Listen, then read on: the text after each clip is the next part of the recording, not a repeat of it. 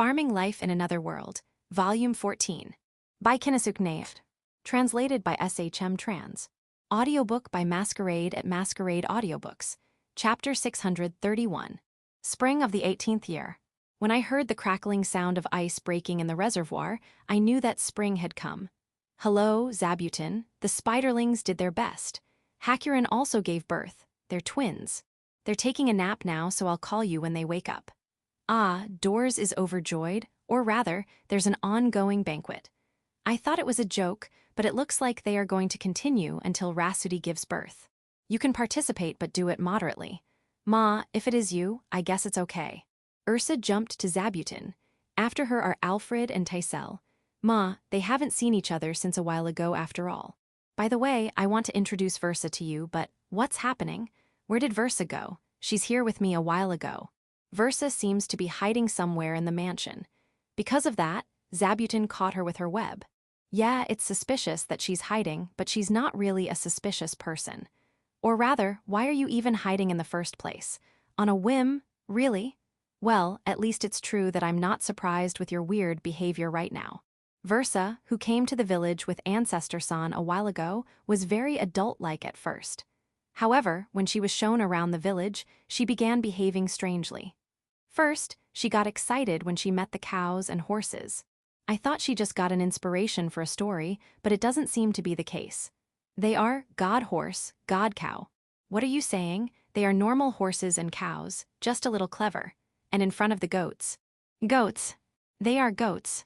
When she muttered that, the goats charged at her. It hurts more than expected, right? I know it too well. However, don't throw snowballs at the goats. You won't hit them and you'll just get caught with their momentum. When I took my eyes off her for a moment, she was already being chased by chickens. She might have tried to take some eggs. You have to take the eggs they'll allow you to take. If you take anything else, you'll be chased. Yeah, it hurts. I know it too well. God bird. Can you stop attaching God to anything? Look, the chicken leader started to chirp for backup. Shrine under the big tree. Eyes, my ice. Well, I warned you that it's shining. But it is not glowing that bright, so you don't have to exaggerate your reaction. Hikaru, who was born a while ago, is brighter than that. For the time being, calm down first and pray. No, I'm not forcing you. You don't have to if you don't want to. When she saw the phoenix chick Aegis walking through the hallway of my mansion, Versa hid. I don't think Aegis will attack you. That's not it? Then, why? Versa observed Aegis for some time and got in touch with him normally after making some conclusions. I wonder why. After seeing the banquet of Doors group, she was surprised and joined them. She's strangely familiar with them. No, it's not a bad thing. By the way, when Doors and Jurar have the opposite opinion, why did you put your hand on Jurar's shoulder? Is your hobby starting to act up? That's not it? Good. However, Mark, Dorame, Domain, and Quarren have wives. The most you should imagine should be holding hands only. Good. Make sure to keep that in mind. HNN, what's up, Dorame? Your wife, Graphaloon, is taking care of Rananan, so it's your chance to help her. Ma, it's your only chance to take care of her since Rhapsody is pregnant. That's your only choice. By the way, don't approach any men in front of Versa. Yeah, me included. When she came into this village, she promised to refrain from her hobby, but that's exactly why I should refrain from getting close to other men too. I can never be too careful. So, let's go back to the topic. Why did you put your hand on Jurar's shoulder? Ah, the Dark Dragon was an ally during the Ancient War, so you are thinking of Jurar's ancestor. She was full of energy when we talked about the old Dark Dragon. When the Fairy Queen and Versa meet, they both freeze. It lasted for a while, and when I began worrying about what to do to them, they suddenly approached each other and shook hands. It looks like they've reached an agreement. I asked the two of them what kind of agreement it is, but I didn't get anything. They both lived long, so perhaps they don't want me to hear an embarrassing old story. Ma, since they were eating pancakes acting friendly with each other, I guess there's no problem. By the way, Versa is impressed with the dishes made by the Oni maids. She was also surprised when she saw the world tree. I know that the Oni maid's food is delicious, since that's the dish that won her the cooking competition in Village 5, but you don't have to cry over it. I thought Versa was already calm, but it looks like I still need to be careful. Currently, Zabuton is now untying the web that binds Versa. I haven't introduced her yet. She's Ancestor-san's wife. HNN? Do you know each other? No, no, no, no, no, no, no, no, no, no, no, no. There's no way we know each other. Versa, you don't have to deny it so desperately. Ah, Zabutin. I don't know if you already know her, but she served the evil god Ragiel as one of the commanders of the 37 Legatus Legionis Versa. Why are you interrupting me? Since you said that I should seal my hobby when I'm in this village, you should also keep that identity of mine a secret. I don't know why Versa would request that, but okay, I promise. Since Zabutin has woken up, it means it is already spring. Yeah, let's do our best again this year. Chapter 632. Kotatsu and Legion Commander. Currently, there's a job that must be done now that spring has come. It's to clean up the kotatsu in the mansion. It has already reached a milestone, as I refer to it, so if I don't clean them up, they will be left out. For that reason, along with Rejinleif and the Oni maids, I went around each room in my mansion. The resistance was intense, but I managed to clean up kotatsus one after another. However, as expected, the kotatsus being used in the banquet will be a bit tricky, so I thought of a strategy that uses Hikaru and Himiko as decoys. Malbit sneaked into a kotatsu and resisted, but she was forcefully removed by Rejinleif. Leave it be. You'll get to use it again next winter. There was an unexpected thing that happened. While we were trying to take Guron's kotatsu, we met a formidable adversary. The Orthros Oru resisted fiercely. Oru seems to think that this kotatsu is a symbol of its family bonding with Gurond, Jurar, and Guraru. When I took it up, I was seen as a great villain. It barked at me without hesitation. Oru, I am not the type of person who likes to flex, but remember this, the lord of this mansion is no one else but me. In addition, I will never leave a kotatsu in this room as an exception. Those who want to use this will definitely gather here.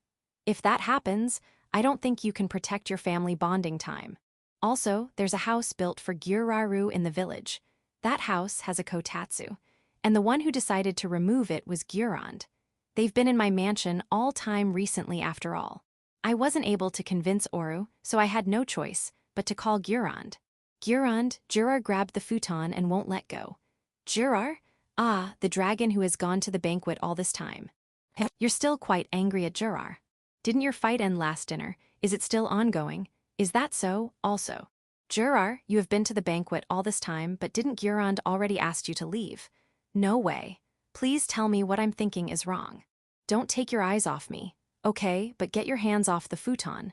Another family bonding time in the kotatsu. Because of that, you don't want me to clean it up yet. I will only wait for a day. You should make up. Oru, I know you're on Gurond's side, but don't bark at Jurar. I'm sure he's reflecting. You're reflecting, aren't you? Aside from Gurond's kotatsu, the only remaining kotatsu is the one in my room. Ma, there shouldn't be any problem. Kuro and Yuki, who usually use it, came out of it when we came. Let's clean this up quickly. Kuro, Yuki, we'll just clean up the kotatsu. Do you really need to whine that much? It's useless even if you look at me with those eyes. But Ma, I'll leave it here until I clean up Gurond's kotatsu. I'll clean it up tomorrow. I heard an Oni maid who was cleaning up the kotatsus with me say something. She said I'm spoiling Kuro and Yuki. Yeah, I'm aware. Versa is sitting on a chair with a cat on her lap.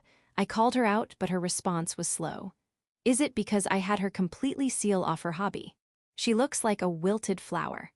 I want to ask Ancestor-san, but he had accumulated work while he was talking with Versa in the coastal dungeon, so he said he won't be able to come to the village for a while. Because of that, I became Versa's guide in this village. Since I decided to accept her in this village, I won't just leave her be as she came. But what should I do? Why do you have to keep your being one of the 37 commanders of the Legatus Legionis that serve the evil god Ragiel before you seal your hobby a secret? Especially against Zabutin. No way could she be one of your fellow commanders. No, she's not. We've only met for a while, but I don't think Versa will lie to me. So, what's the reason? Versa responded slowly as I began to listen patiently. The evil god Ragiel had a premonition that he would be defeated before a certain battle. Therefore, he left an order that seemed to be a last will to the 37 commanders. For example, build a small force in the north. For example, protect the south fort. Don't give it to anyone. For example, hide in the west and wait for the right time. There was no time, so he only left simple orders. As for Versa, the command she received was, forget that you were ever a commander and live as you like. I see. It is a violation of the last order of the evil god if you call yourself one of the 37 commanders. However, Versa can't forget the evil god and the other commanders who fought with her, so she still refers to herself as a commander while hiding. Okay, but why do you have to keep it a secret from Zabuton? Could it be that Zabuton is one of the Legion commanders? No? Right. I can't see Zabuton as a member of a noisy group. The Legion commanders are the Phoenix Chick Aegis and the Fairy Queen. By Aegis you mean the bird that can move faster by running than by flying that we've met a while ago? Right. And the Fairy Queen you are referring to is the freeloader that plays with children or eats pancakes. Those two are commanders. Are you kidding me? The reason why Aegis is weak is because he's still a chick. No, well, I guess so, but he's still a chick, so his memories from the past have not returned yet. When he grows up and regains his memory, he'll be the king of the sky again that can burn down a country alone. Memory. Are you saying that once he reaches adulthood, his personality or bird status will change? Will he still be the Aegis that I know, or will he turn to the Aegis you know? It will still take a lot of time before he recalls his past. About 500 to 600 years in the future? Good. Is it really good? I got anxious. Let's pat Aegis next time. So, the Fairy Queen lead the elusive fairies and torment their opponents with her inexhaustible power? No, well, surely it's possible given the ability of the Fairy Queen. She's the 5th or 6th scariest commander? I can't imagine. In this place, I can only see her playing or doing something she wants. No, I'm not saying you're lying. But the Fairy Queen being a Legion commander. I should keep it a secret too, right?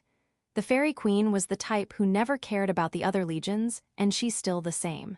There should be no problem if I talk about the past, but that's not necessary, so I better not. I understand.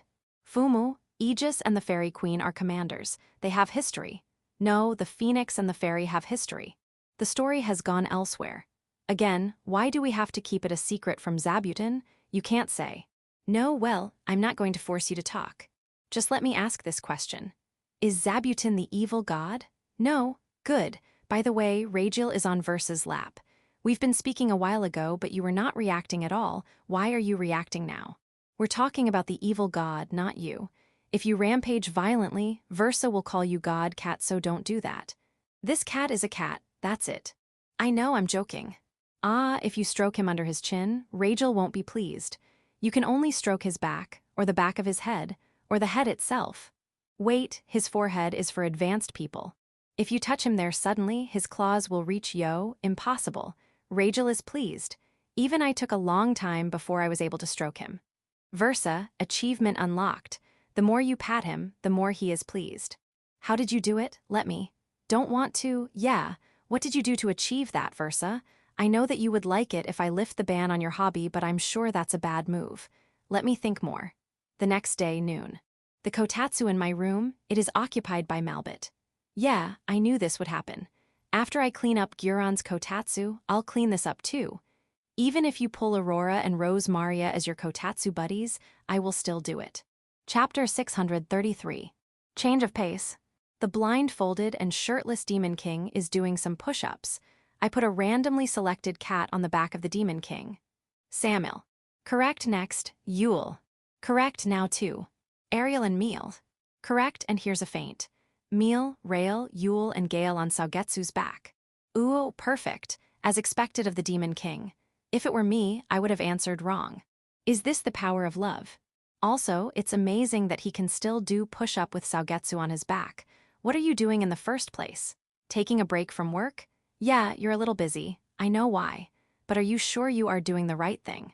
I think you should have done something else that would be considered as taking a break. Outside the room, there are countless of Kuros already stretching their backs and warming up. Looking up, the spiderlings are also looking at me with eyes full of expectations. I was not playing with the cats, it was the Demon King who was playing with them. After this, I still have to attend an important meeting with the civil servant girls. The Kuros and the spiderlings backed down. However, they looked like they were just abandoned. I can't bear to see them like that. Let's put today's work at the end of the day. I took the Kuros and the spiderlings and headed to the forest. Hunting? It's very convenient since all the Kuros and Spiderlings can play at once. The only demerit is there's a risk of injury, but given their experience, they are rarely injured.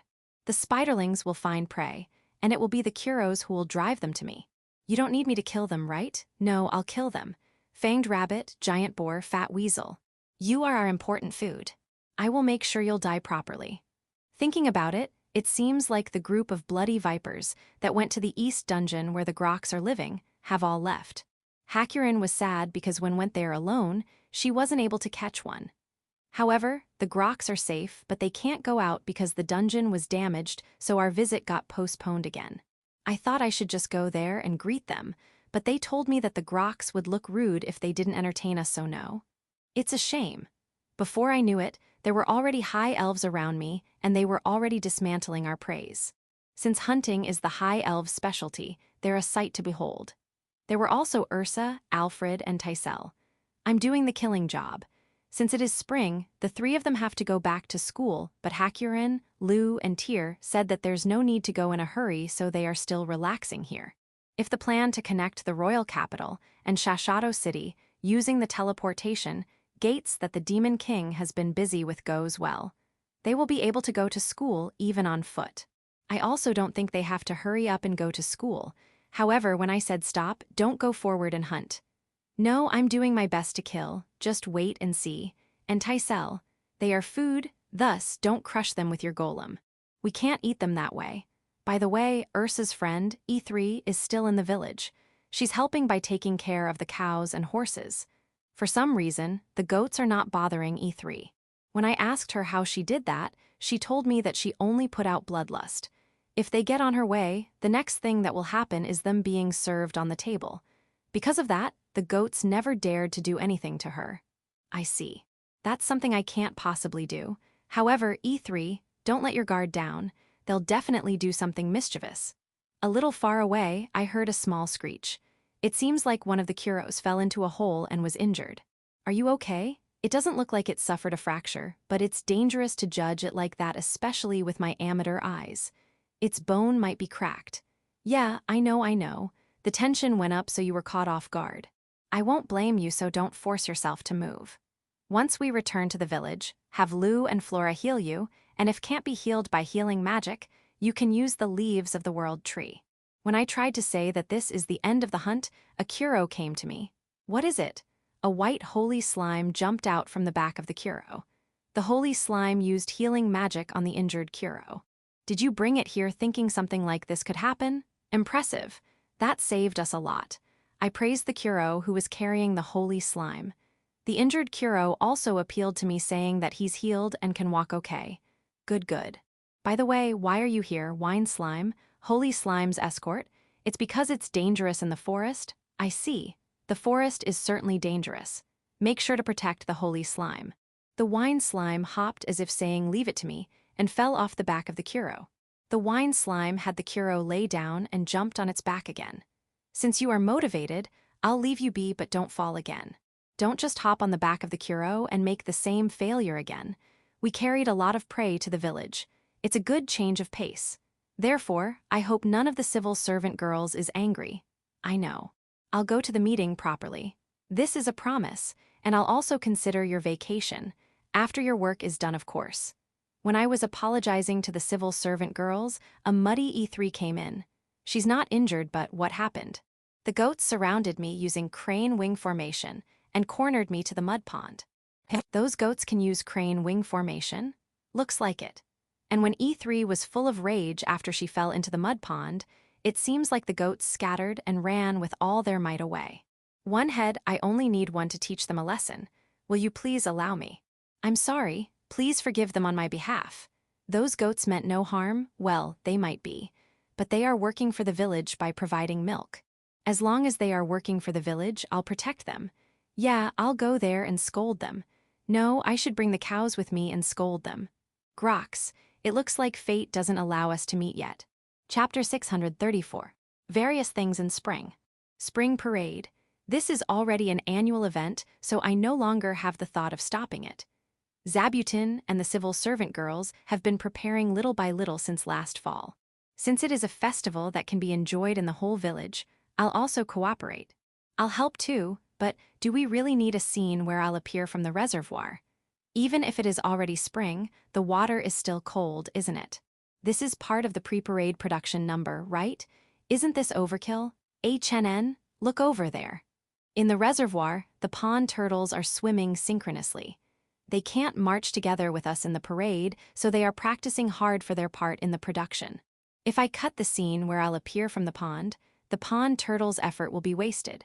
It seems like I have no choice but to do it. However, it would be nice if you could cast some magic that will raise the temperature of the water. I'm not telling you to make the whole pond warm. My request only includes the place where I'll appear. That would bother the pond turtles. Can you at least do something for me? The wilted Versa is getting better. She struggled a lot, but she found an easy way out. In Big Tree Village, her hobby is strictly prohibited, but it is okay if it is another place. Thus, when Versa feels like doing something for her hobby, she'll go to Village 5.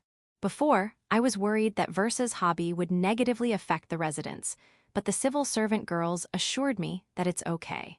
The civil servant girls said that it didn't even affect the Demon King's kingdom. It seems like Versa's hobby of stories involving same-sex relationships has deeply penetrated the kingdom, and there's even a genre called Versa. I'm sure that's not a coincidence. The Versa genre has numerous factions and can already be considered as a polished literature. Even now that the progenitor has appeared, there will only be a little effect. After hearing that explanation, I couldn't be relieved. However, I leave them be because I thought it would be too dangerous to get involved. But I have one strict order. Only read a Versa book away from public's eyes. In response to this, Versa and the civil servant girls replied altogether. This is not something anyone will show in public. Then why did you let me? Last time in your mansion. You only show it to the people who come to your mansion. I see, I don't know the rules well. Whatever it is, I'll leave Versa's matter to those who understand. In the ranch area, a herd of cows and a herd of goats are confronting each other. The number of goats is overwhelmingly higher. They were very confident after driving E3 into the mud pond. Both herds advanced. The goat formed a crane wing formation to wrap the herd of cows. In contrast, the small herd of cows individually plunged into the herd of goats. They are kicking out the herd of goats as if saying their formation is useless. Found your match. Yeah, goats. You remember me for help only at times like this. Don't use me as a shield. Also, don't try to go to eat the leaves of the world tree without permission. You'll be bound by the silkworms of the world tree. The cows are doing their best to hold back, so there shouldn't be anyone who will get a fracture or something. Endure it. If you can't, ask the holy slime to cure you. Lou will be out for a while. Lou's with Beazle. They are setting up short-range teleportation gates. They are building a pathway connected by the short-range teleportation gates. The locations have already been secured, so they are scheduled to come back in less than half a day. Just when they are already installing the short-range teleportation gates, a little problem has occurred. The villages and cities where the short-range teleportation gates are installed had a role of resting place for the travelers so far. By installing the short-range teleportation gates, they will be freed of that role and at the same time lose the benefits they had from that role. Because of that, the short-range teleportation gates users will be forced to stay overnight in those places, but that's the problem. If you want to forcibly have the travelers stay, that means there should be available accommodations even if they are not the best. However, there's no way to increase the number of inns by 20, 10, 2, or even 1. There's a lack of materials and manpower. Even if they manage to do something about the materials by using money, human resources are not something they can simply gather. Managing accommodation facilities can't be instantly learned. There's a limit in allocating people who have experienced working in the existing inns to a new inn. In particular, the villages on the way don't even have a single decent accommodation. The only solution is to issue camping permits in those villages. Building a decent inn in those villages is already a challenge. In other words, the accommodation problem won't be solved even if they try their best. The Demon King is not an idiot. He already expected that problem, so he already laid groundwork like having the Dalfon Company and Goron Company to take care of the accommodation problem. Though he laid groundwork, The villages and cities where the short-range teleportation gates will be installed said, if you're going to build inns yourself, stop forcing travelers to spend a night. It seemed like they hated the big change in their lives caused by large numbers of guests. In addition, hearing the idea of being no longer forced to spend a night, the merchants of various places expressed approval. The Demon King got worried for days, nights about the ending of the villages and cities that will only be transition points. But since they themselves said that it is not necessary, he can only withdraw. The mandatory overnight stay was scrapped. The reason the Demon King was playing with the cats of the village is to heal his fatigue from the plan revision. Since they will only serve as transition points now, they'll change the installation position of the teleportation gates to a more convenient one. After that, they only need to think about the problems that might be encountered. While I was being impressed by the Demon King in serious mode, I was taken away by a civil servant girl. It seems like we have a meeting. During the meeting break, I eat zenzai with mochi. This mochi is a surplus that wasn't consumed during winter. It's an excellent preserved food, so we don't need to consume it all, but even if we made this mochi for winter, I'll eat it when I can eat it. What about Kuro and Yuki Zenzai of Village 5? According to the original plan, that food cart will only be operated during winter, but residents wish that it will still run even though it is no longer winter. However, since it is a different season, I feel like it should sell something else. Should I shift it to a ramen food cart like what I did for a while? No, it's so popular. So popular that I was troubled. Also, it takes too much effort. Selling zenzai is good because of the simplicity of preparing it, since it has come to this. Yeah, food carts can also serve soba, roasted potato, teiyaki, takoyaki, crepe, melon pan, ice cream, sandwich, warabi mochi, and shaved ice. Thinking about the season, which should be it, this kind of thing is something that I need to speak up at this meeting. After I finished eating zens, I came to that conclusion: some of them are still eating. Yeah, you don't need to hurry up. Eat slowly. Chapter 635. Food and Music Culture. The phoenix chick Aegis is growing, but still a chick. It's been a while since the Orthros Oru has been here, but it's still a pup. The Fenrir puppies also had a fairly long period of being puppies. Hito, Yauko's daughter, still looks like a child even though she's more than 100 years old. On the other hand, the Ainikos and kittens can already be called as adult cats. The Kuros also become adults in no time. Is there a law about it or something? It's different for every race. There's no point in thinking about it, so don't care about it too much. That's what a passing by high elf told me. I see. Since I have no choice but to not care, I won't care. As for Saugetsu, he has a big body but he's still young mentally, so he's still a cub. Thus, I decided to treat him that way. I got complaints from the Anikos, but I don't care. Village 1 seems to be researching non-stop during winter. I received reports from the research from time to time, however, nothing useful, but it doesn't matter. There are always failures in research. Continuing research is important. It may be painful to see wasted food with each failure, but if you succeed, food culture will progress. Also, it is not like they never achieved anything. This is dry and not delicious. The Fairy Queen is currently with me for some reason, and she's complaining while tasting the prototype. It's not delicious? I see. The prototype that the Fairy Queen is eating was a mochi mixed with rice flour and cornstarch. In short, a mochi with filling.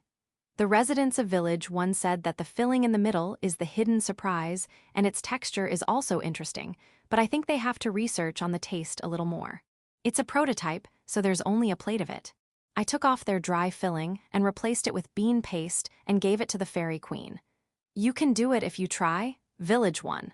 Fufufu, it is still sweets. I made another one. This time, the filling is ice cream covered with chocolate. I handed it to the Fairy Queen. A revolution in the world of sweets has come. It's good that you're satisfied.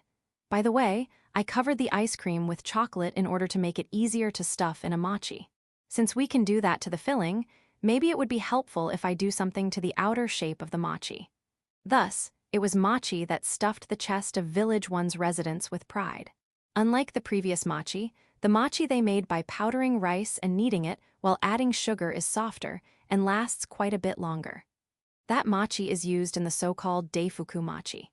Deifuku mochi is mochi with filling. Mochi is already sweet and delicious alone, and now it has fillings like bean paste, strawberry jam, ice cream, and so on. When I made some as samples, the fairy queen praised me as a genius. No, it is not my idea, so my chest is not stuffed with pride. The holy maiden, Cells, who participated in the test tasting, is pleased that the products of Corin's sweet hall in Village 5 have increased. The seasonal dango that we were making and selling so far was only different in raw materials or color. However, with this, we can develop further. I don't really mind if you have that plan, but if we can't make a mass production system, won't the people of the Church of Village 5 be overworked? Also, is it all right to have religious people do this? I heard rumors that most people who are working in the church are involved in the production of goods sold at Corin's sweet hall. That's a false rumor.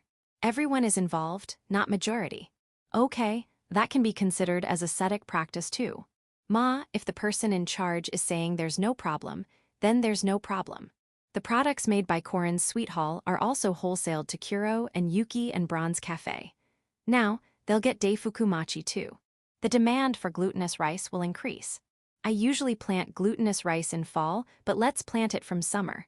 I've already finished my spring plowing. Seeing Cell's motivation, I decided to plow a field of glutinous rice. Better late than never. Karaoke seems to be popular in Village 5. Of course, it's not the karaoke I know. A singer stands in the center of the big stage and will sing loudly with the help of magic, and accompanied by musicians' performances which are lute, harp, drum, and flute. What part of it is karaoke? If it is only the musicians playing, you might think of it as a normal orchestra. Well, I think so too. This karaoke thing is the new job of the noble ladies that are Yuri's acquaintances. Yuri can't perform with them since she's too busy teleporting around. The noble ladies want to work with Yuri as a band, but she's too busy performing her main job. Especially now that various places are struggling to adjust to the changes made by the short-range teleportation gates. Because of that, they are in a state where they can be called jobless. Yuri is worried about them, so she arranges them as 5-Kun's assistants. It seems like they have more sense of rivalry against 5-Kun than Yuri against 5-Kun, so they are unwilling to do that job. Thus, I came up with this karaoke. There'll be a band who will perform for people who want to sing, but it seems that there are surprisingly more people who want to sing than expected. Perhaps because Village 5 is basically made up of migrants, there are many people who sing songs of their hometown and people who cry when they hear them. They'll receive revenue from the singer, and the audience can watch and listen for free. At first, they started it in a small place, but it has become so popular that they had to rent a big stage. I think that the big stage is already enough, but according to the reports I receive, it's getting more and more popular. Everyone has the guts to sing. So I named this musical activity karaoke. It's a mistake of mine. There was a question in a misplaced document that was sent to me, and I mistakenly answered it. I'm currently reflecting. And the reason why withdrawing that name is so difficult, it's because they thought the name karaoke sounded good. The they I'm referring to are the civil servant girls. By the way, of course, the karaoke singers are basically amateurs. Of course, that means their singing ability is also at that level. In other words, even if a poor singer sings, magic still amplifies it. That caused a little noise problem, so it seems like several music classes were started to teach songs. Do your best.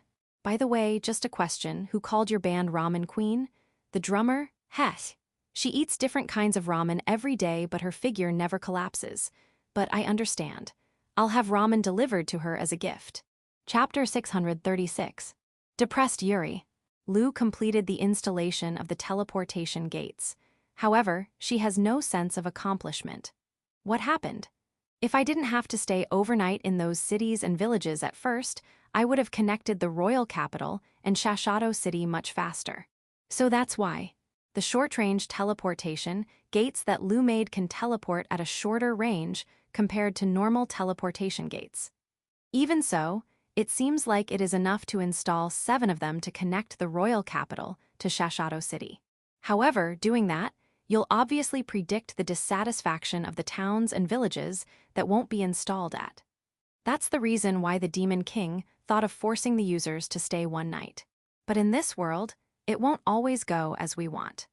Installing the gate means they can be used immediately, and since she has completed the installation, it means the royal capital is already connected to Shashato City.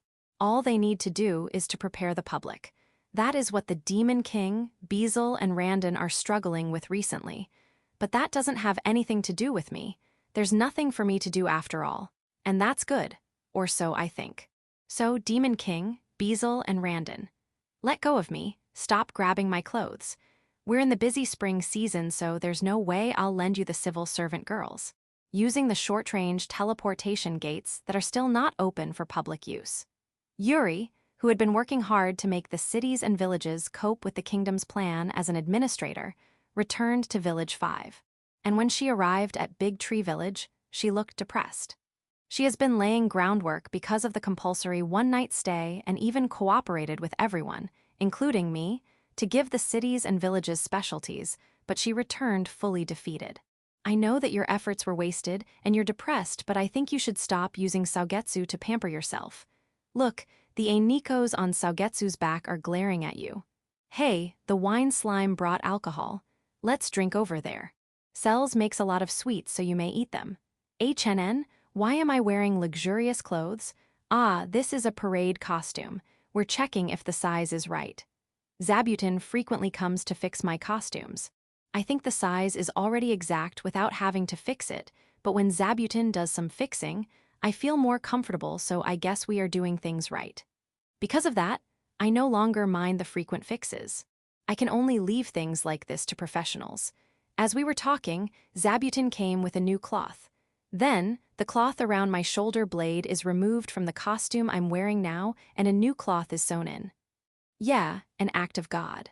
I also want Zabuton-san's clothes to sew. Yuri is unusually pampered by Zabuton. However, Zabuton is busy today, so don't ask anything big. Or so I tried to, but Zabuton said that I should leave everything to her. Is it really okay? Oh, okay. Instead of making everything from scratch, she'll just remodel her clothes and turn them into new ones. Are you fine with that, Yuri? It seems like she has no problem with it, so she went back to her room to choose clothes. I hope this will make her feel better. I'm now drinking with the wine slime. I shouldn't get the clothes I'm wearing dirty, so let's refrain from eating and drinking. The wine slime can drink the alcohol it brought alone. Saugetsu, who's now freed from Yuri, went for a walk with the Einikos on his back. Ere, why is Yuri not coming back? It's been quite a while, right? While we were waiting, Zabuton even fixed my costume 3 times. What happened? Did she take her clothes directly to Zabuton? But Zabuton said that she didn't come to her. However, I can't just go and barge into Yuri's room to check her out. Yuri is unmarried. Even if we are close, we still have to take some distance from each other. Thus, I had an Oni maid nearby and Zabuton to accompany me to Yuri's room. Yuri's in her room. Yuri has changed into an exercise clothes and was doing some muscle training. She looks very serious. As for why, looking at her, she looks like a boxer who's forcing himself to lose weight before a match. So that's why she didn't come back. She has grown. No, I shouldn't comfort her half-heartedly. Looking at some expensive clothes scattered in her room, we quietly walked away. Ordinary clothes are free size, but custom-made clothes are precisely adjusted. Hearing the Oni maid said that, I looked at the clothes I'm currently wearing. I'll try to not get fat too, and Zabuton. I'm sorry if this will take you time, but please go to Yuri's place at the right time to adjust the size of her clothes. A sudden diet is dangerous. If it is only size adjustment, can't the spiderlings do it? You want to secretly adjust all her clothes? Okay. No, I would like her clothes to be adjusted, but not all. Yeah, just select some that she won't notice. Yeah, let's not spoil her. Yuri has to get over this herself. Malbit is lazing around the guest receiving room. Even during winter, she's always been lazing around.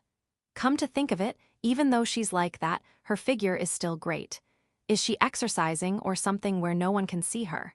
That's normal for angels, because excess nutrition goes to our wings. That's what Ruintia said to me. After that, she asked Malbit to put out her wings. Malbit refused to put them out intensely. Chapter 637. Safety Check and Wing.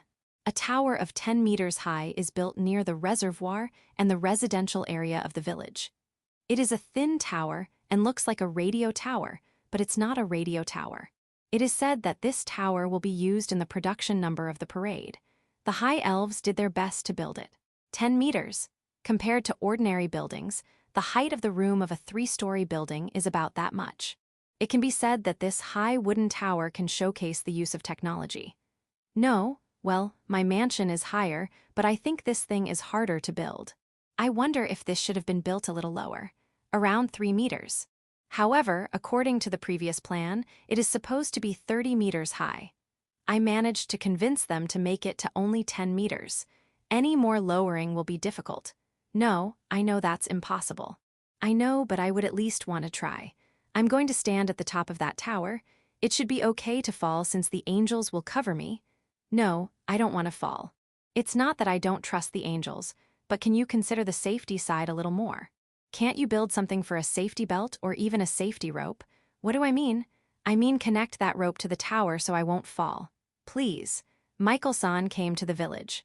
It is probably because the short-range teleportation gates were already installed in Shashato City and Village 5. Though it is still not open to the general public, he can use it to visit us here easier. After his greetings to me, he went directly to the hot spring area. Is he tired? Take your time to relax. In addition to Michael-san, Glatz visits more frequently. Until now, it is not possible for him to come here without Beasel's help, but with the installation of the short-range teleportation gates, he can now go to the village on his own. This is also favorable to Beasel. Now his trouble has been reduced. Renana is also happy to see Glatz. That's a good thing. However, can you stop flirting in front of the entrance of my mansion every day? Red armor and white armor, the doorkeepers, are troubled. I'm not saying that you are forbidden to flirt. Just do it in moderation. Yes, moderation is important. Some people are stimulated by your flirting. Who? You mean you won't understand until I tell you? Very well, I'll be clear. Lutir Ria and Hakurin Senna. I'm glad you understand. With the opening of the short-range teleportation gates, Asa, who was in the royal capital, came back. Ursa and the others are happy to reunite with him. I heard that you'll be back this spring, but I never thought you'd be this early. When the spring parade is over, I'm going back to the school. You're happy, aren't you? Asa has been smiling for a while. And what's with that bulk of paper you brought? Souvenir? Ah, not souvenirs as expected. You want me to lend you an empty room? Okay. Asa took Ursa, Alfred, and Tysel to that empty room, along with that huge pile of documents. Paper is valuable, so they are only used when necessary. Compared to the amount we're handling, those are not a lot. While I do agree with what the civil servant girl said, I instructed Anne to bring tea to Ursa's group when the time is right. Also, are Earth and Metora, who are still at the royal capital, okay? No contact is a good evidence that they're okay. When I was thinking so, Asa came. My apologies, I forgot. Here are Earth and Metora's letters. Seems like they are still energetic. Preparations for the parade are in progress. Given the current situation, Malbit was forced to put out her wings. The angels will participate in the parade after all. Malbit can no longer hide it. 8. Malbit's wings are thick and feathery. I feel like it's 50% more gorgeous. They look like winter wings, and I already feel warm while looking at them. I think there are birds with wings like these. However, from the angel's sense of beauty, it looks like it is not that gorgeous since Tyr, Ruintia, and Kirbit go hand in scolding Malbit. I don't think it's bad, but I will never say that out loud. However, Malbit is Malbit. She didn't give Tyr, Ruintia, and Kirbit a damn. She has assumed a defiant attitude, and she even began eating sweets in an ostentatious way. She's really fearless in some aspects, until Aegis suddenly defended Malbit. He seems to be angry at Tyr, Ruintia, and Kirbit for bad-mouthing those wonderful wings. As for Aegis, it looks like Malbit wings are not his object of admiration. The glances he sends to Malbit are filled with respect. Aegis is protecting them with honest intent. However, seeing Aegis' attitude, Malbit stopped eating sweets, blushed, and hid her face. She doesn't care if she's scolded, but it seems like she can't endure being praised. I see. Start dieting today. Work hard. And Aegis, I won't talk about your personal preference, but don't you think the wings of the eagle are better? If I were to say it myself, I think they are really cool. Right after I said that, I was lightly tackled by the eagle who came from somewhere. It might be an instinctive reaction of someone who got embarrassed, but that's quite painful. By the way, Reginleif didn't give a damn when she saw Malbit's wings. Some of your elder sisters had wings like that. No comment. A safety rope was installed in the tower. Though it was installed, what's the point if the other end is connected to the base of the tower? That's supposed to prevent one from falling down. Check the length of the rope. I checked it myself to ensure safety. It's for me after all. Chapter 638. Rhapsody's Delivery and Earplugs. The preparations for the spring parade are over. However, the parade has yet to begin. In fact, it was the dragons who asked in secret to postpone it. The reason is because Rhapsody is about to give birth. I'm worried about Rhapsody too. I also think that if she gives birth during the parade, it will cause a lot of confusion. Giving birth. The parade ended up becoming a waiting game for Rhapsody to give birth first. I wanted to be there when she gave birth after all. However, that's only a secret between me and the dragons. We have to do it in order to not put pressure on Rhapsody.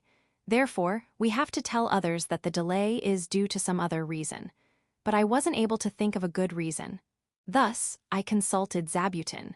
At the end of the day, Zabuton proposed that it was postponed because of her. When I asked her if the others would be convinced with that, she said it should. Good. And thanks, Zabuton. I have to show my sincerity.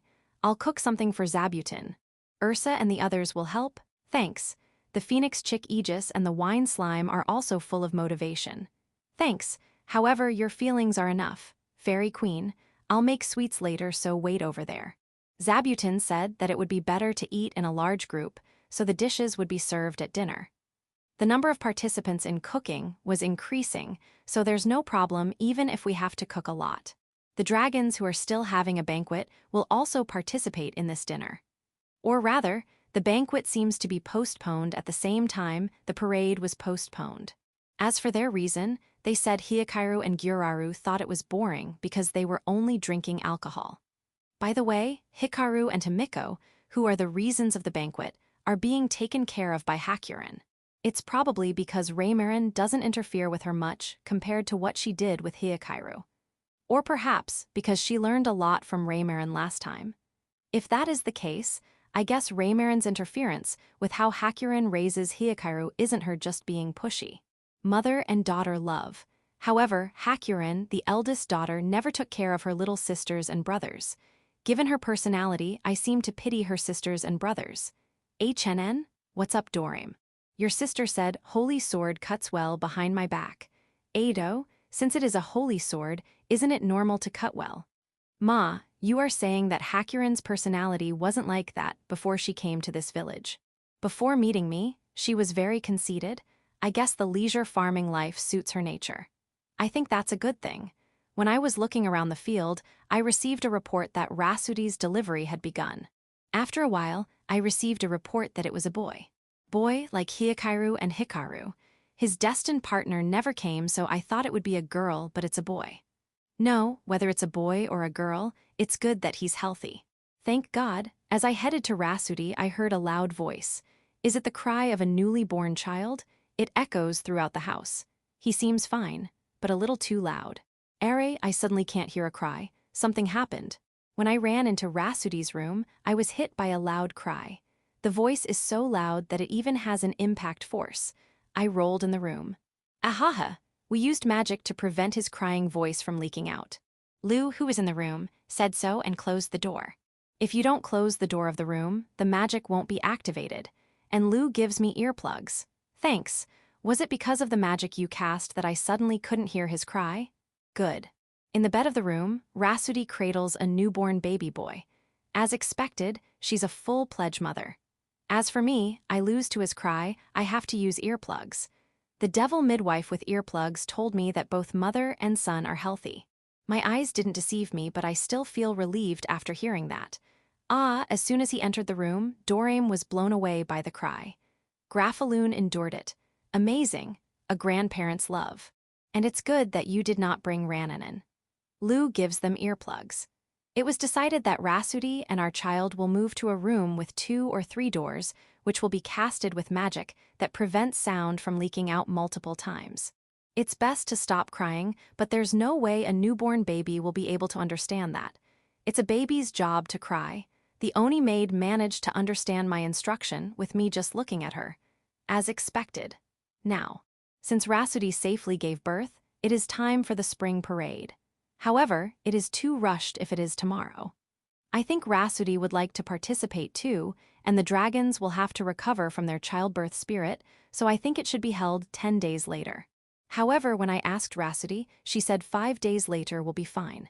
In the meantime, I'll make some earplugs. Chapter 639. Attempted kidnapping. The surface of the water of the reservoir is so quiet that there's not even a single wave. I stared at it and jumped. Since I jumped from the top of the tower, I should have jumped from 10 meters above the water surface. My thoughts accelerate as soon as I begin to fall. Why am I doing this? What did I do wrong?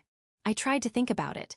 Before I knew it, the tower that should have been by the reservoir is now at the reservoir. The high elves are smiling because they worked very hard to build it. For some reason, I had been set up to dive from the top of the tower to the reservoir. The civil servant girls came up with this after reading old books, lots of old books. At the top of the tower, there's a 1-meter board that was attached sideways. That's the jumping board I used to jump down towards the reservoir. The rope tied to the belt around my ankle had been changed to Zabutin's web. It is properly connected to the top of the tower. In other words, I am bungee jumping. Zabutin said that I won't be damaged in any way because the web she made for it is stretchable. Thanks. However, why is it 10 meters long? That means I have to fall deep on the water first before getting pulled up, right? You made it wrong, Zabutin. Zabutin's not on my side. I'm almost at the water. Whatever. It seems that when the evil god descended to the planet long ago, he fell into a pond. At that time, his body directly hit the surface of the water. A stomach blow. Since this is a reproduction play, they all expected me to make my belly hit the water first from a jump of 10 meters, which I refused. So, immediately after jumping from the tower, I put my legs together, crossed my arms in front of my chest, and pulled my chin. As for why I pulled my chin, it is to prevent Zabutin's web to wind around my neck. I see. That would be dangerous if the web wrapped around my neck while I'm in the air. Then I'm now thinking if this web is even useful, but let's not mind it. My feet hit the water. There is no shock, which is unexpected. I dived from my feet and went into the water up to my head. Given the season, the water should still be cold, but the pond turtles have been warming the water where I'll fall in advance. Because of that, the water temperature is fine. My body sank into the water deeper than I thought. I'm now far from the water's surface. However, with buoyancy, my body immediately returns to the surface of the water. HNN? Fast. But it's not because of the web of Zabutin. The water itself is pushing me up. The moment I noticed that, I was thrown into the air from the reservoir.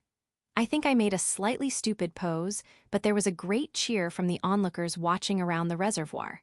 Once again, I dived into the water and the water pushed me up again and flew over the surface of the water. There was a great cheer again.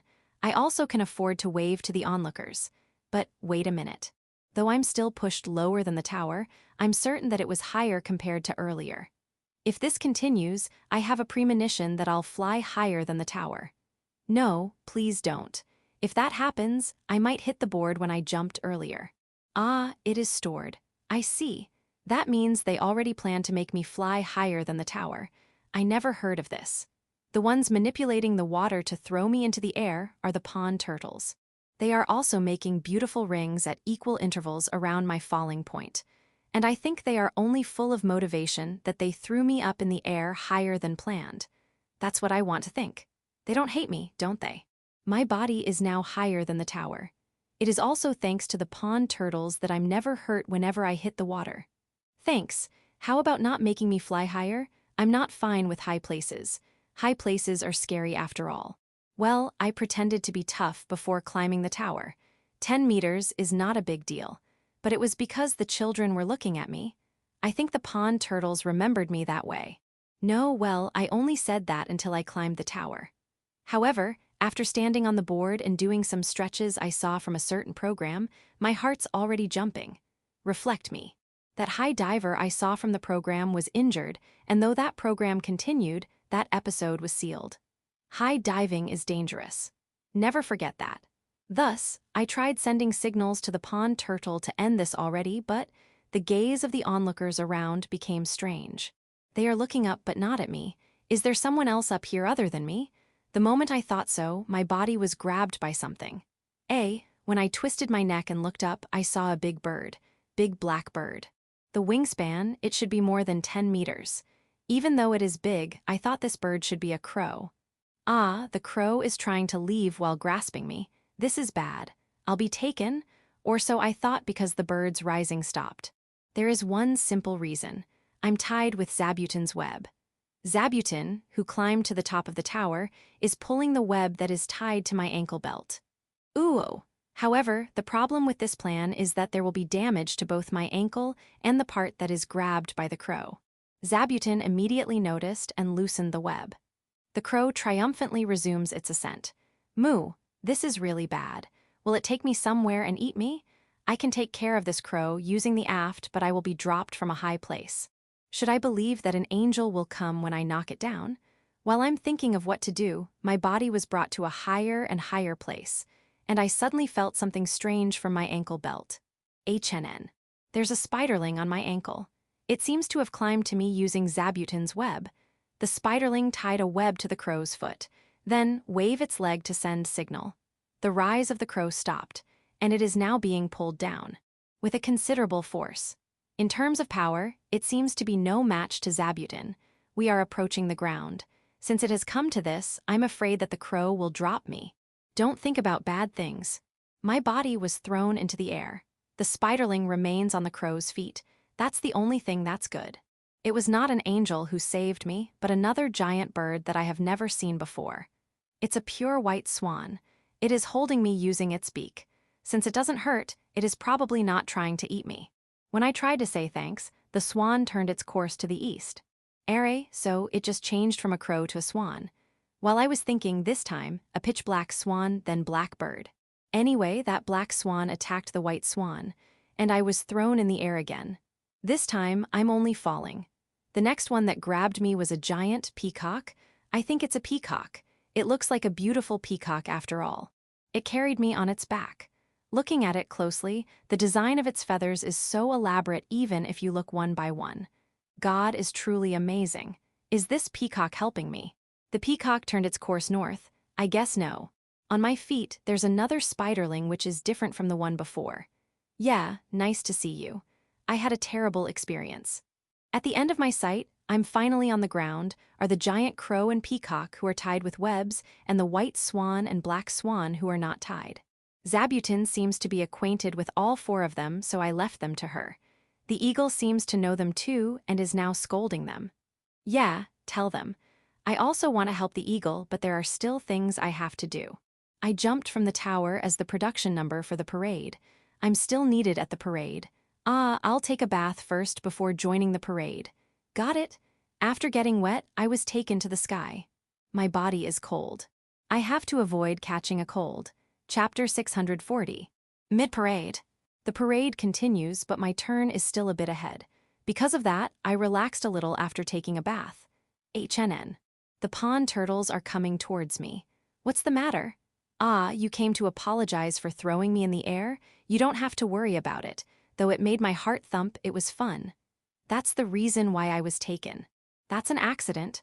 No one could have predicted it. Also, though it is a dangerous situation, none of those birds has ill intent. If they have any ill intent, the angels and dragons would have done something. That's one of the reasons why I was calm back then. But I'm still thankful that the spiderlings came to me. Anyway, you don't have to worry about it. If you want to pay me back, do your best in the parade. It's your turn now, right? The fact that I had to jump into the water as an opening act is already a preview that this parade is water-related themed. That's the reason why the pond turtles are assigned here and there. The pond turtles have been practicing diligently when they heard they'll be relied on.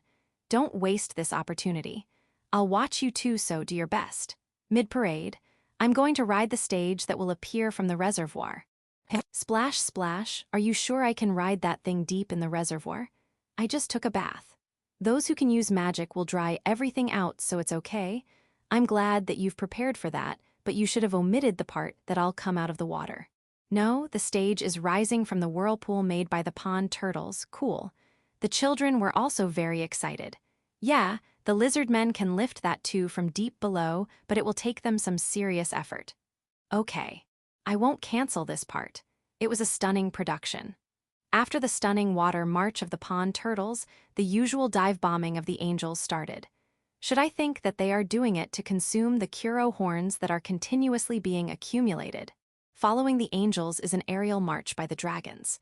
I'm already used to seeing it, but their low-altitude flying is very intimidating. Dors and Raymarin, Jurar and Gurand, Dorame and Grafaloon, Maxbergak and Soyern, Quarun and Sariern, Demame and Quan, and Hyakairu and Guraru. It seems like couples marching side by side. I haven't approved the marriage of Hyakairu and Guraru yet. Hakurin and Hells did not participate in their march because they have different roles. Rasudi is regretful, but she has just given birth, so she has to rest. But she seems to be okay already. Then the dragons fall into the reservoir one after another. They did not have an accident or anything, it's part of the plan. The dragons fell into the reservoir, transformed into their human form to prepare a place for the next dragon that'll fall. The reservoir is quite wide, but it's too narrow for multiple dragons. By the way, did you really voluntarily cooperate with this kind of production number? Are you sure you don't have complaints? Ah, you find it fun because it's an unusual experience. As long as you don't have complaints, there's no problem. Dorame's way of falling by bouncing twice on the surface of the water was a stunning performance. Even the onlookers responded positively, but go take a bath soon. After the dragons, it was the universal ship's turn. It slowly descended from the sky over the reservoir. On the deck of the universal ship, Hakurin in red and Ursa in blue are doing some spear dance. Although it is impossible to see their performance from the ground, their production number is being broadcasted in various places and cheers started. It is rare for Hakurin to hold weapons, but it looks like she can properly use a spear. When did you practice? Or can she already do that without practice? I know Ursa can use a spear. She can use all kinds of weapons since a while ago. Their cool performance, HNN. I want to watch them seriously, but I can't help but smile. I'm glad that Ursa's performing with Hakurin. When she first come here, she was much closer to me. Anne, who's next to me, muttered as if sulking. Yeah, she certainly did. When they first met, Ursa is afraid of Hakurin, but sticks a lot with Anne.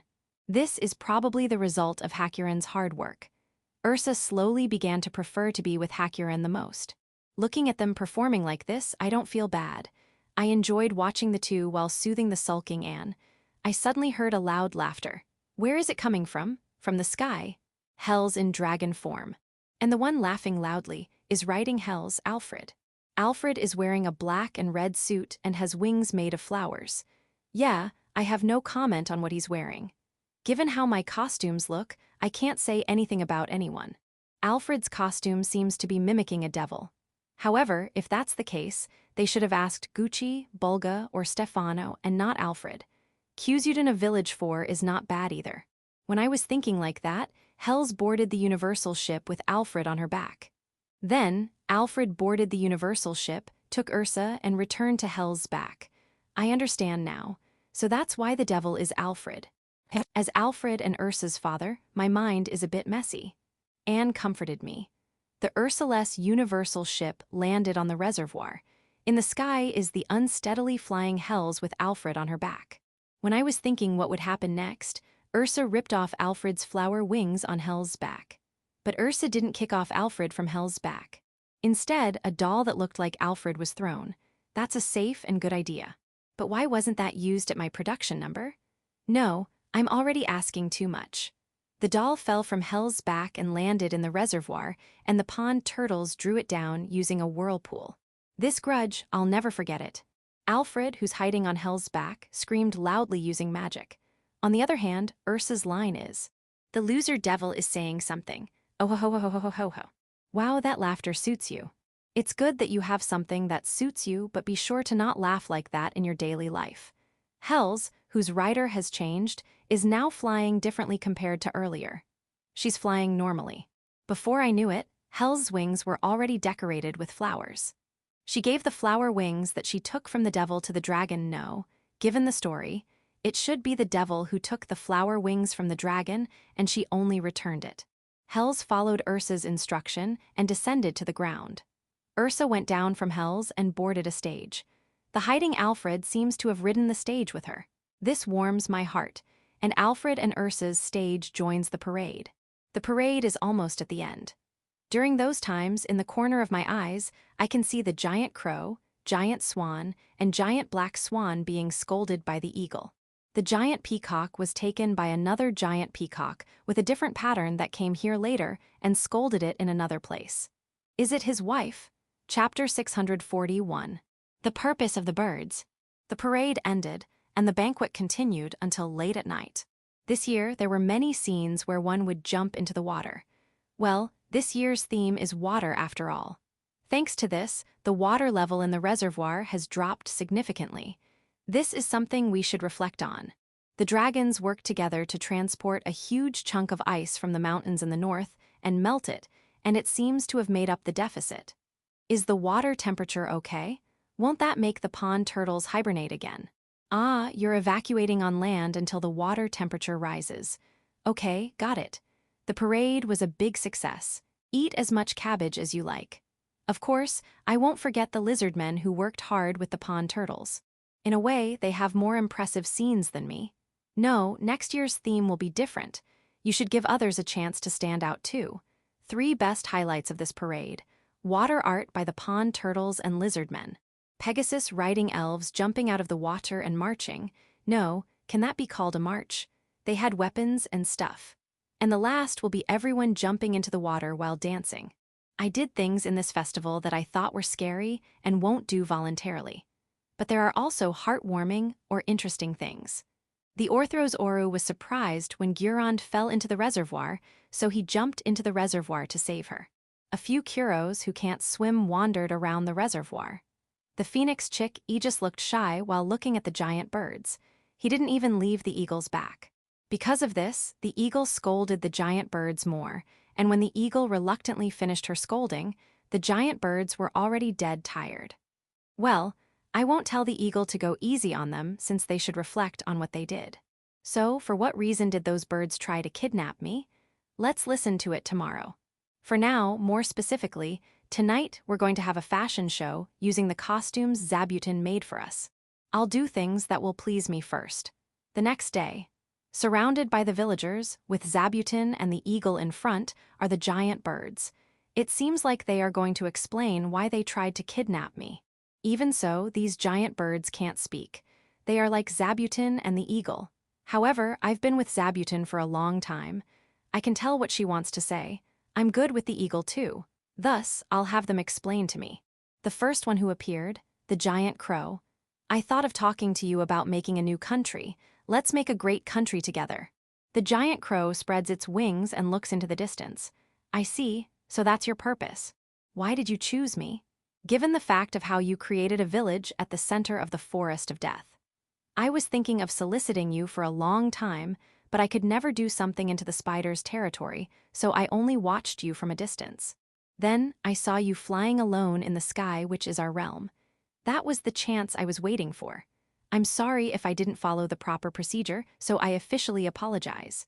The giant crow gave me a beautiful stone, which I don't know where he took it from. I guess this is a nuisance fee. I took it without hesitation. Are, I thought Lou would jump on me as soon as I took it, but she didn't. Instead, the dwarves started making a commotion. Why? Ma, let's hear it later. So, once again, do you want to found a nation with me in a new land? I appreciate your invitation, but I'm not leaving this village. I see, such a shame. I can understand its depression, even without being translated. I feel like I did a bad thing, but I won't leave the village just because of that. I won't leave this place for others.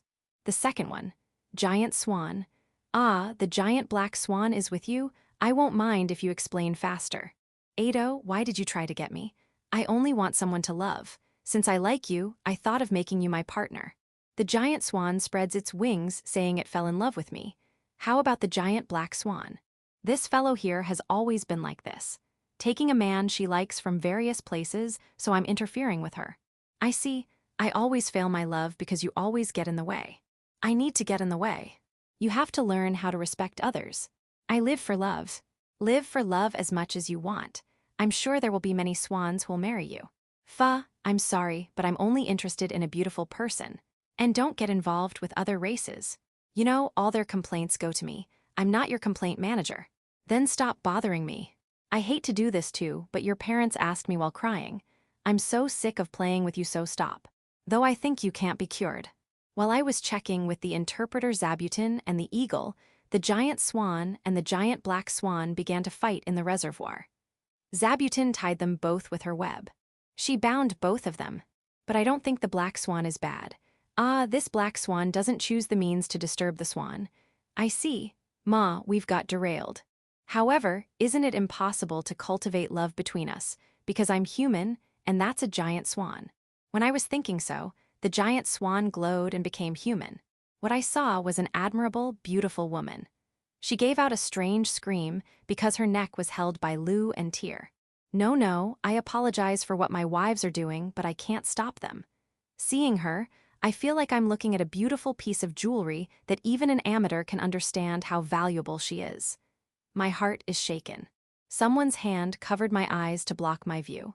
Don't be deceived. Our race can transform to any appearance we want. When I was thinking who it was a woman similar to the swan woman. Given the color of her clothes, and in contrast to what the white swan was wearing, are you black swan? Yes. As you can see, I can transform too. I can even transform to a figure identical to her. Hearing Black Swan's words, I calmed down. Her true identity is a giant swan. Please wait, I was made into a swan by a curse. This is what I truly am. That girl is trying to fool you.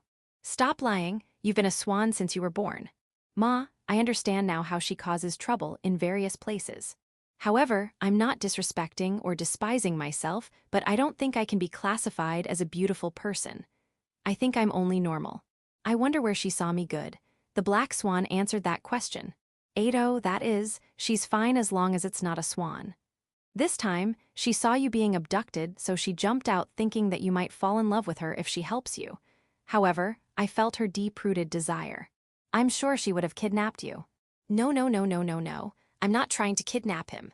The swan denies it, but from what I heard and what they've done so far, I'll take the black swan's side. Black swan, do you have anything you want to eat? I guess you had it hard. You don't need to hold back. We have a lot. Also, you don't have to cry, swan, be quiet, you're too noisy. However, you can talk when you transform. Why didn't you explain everything in your human form in the first place? Last one, giant peacock. It's your habit to join festivals, so you only came here to celebrate. Since you saw there's an air battle happening when you arrived, you participated. So you mean no harm, huh? However, it has been a rule that when going to a festival, there must be two of you, but you came alone. So that's why you were being scolded by the other giant peacock. It got angry because you left it behind. Then, I'll leave this peacock to the other peacock. By the way, thank you for coming to our festival. To sum it up, the crow had had its purpose, and the swan took advantage when everyone's guard was down. The crow apologized properly, and since Zabuton and the eagle scolded it instead of me, it gave something as compensation. And it looks like it is reflecting on its action. The problem is, the swan seduced Gulf's son and is now being pinned down by Gulf's son's wife. I feel like that's too big of a problem to get involved. Chapter 642. Swan's Pond. Night. The surface of the reservoir was lit up in there. A giant swan was swimming gracefully. And the dance of the giant swan began before anyone knew it.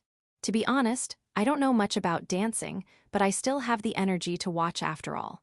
However, even I notice that every move of her is calculated, including how she scoops water with her wings. Amazing. I'm so impressed, but I never thought that it was still too early to be so. The black swan participated in the swan dance. The performance of the two swans was more amazing than the solo dance earlier. I don't know what's amazing with it, but I know it's amazing. I keep on watching until I forget the time. Until a while ago, you wouldn't think that they were fighting in their human forms. Since you can cooperate like this, why do you even have to fight? I can't help but think. When their dance was over, they formally introduced themselves to us in the middle of the reservoir. The residents who were watching them responded with a big applause. Then, loaves of bread were thrown like balls. This is the swan's request. If we thought the dance was great, They wanted us to throw bread.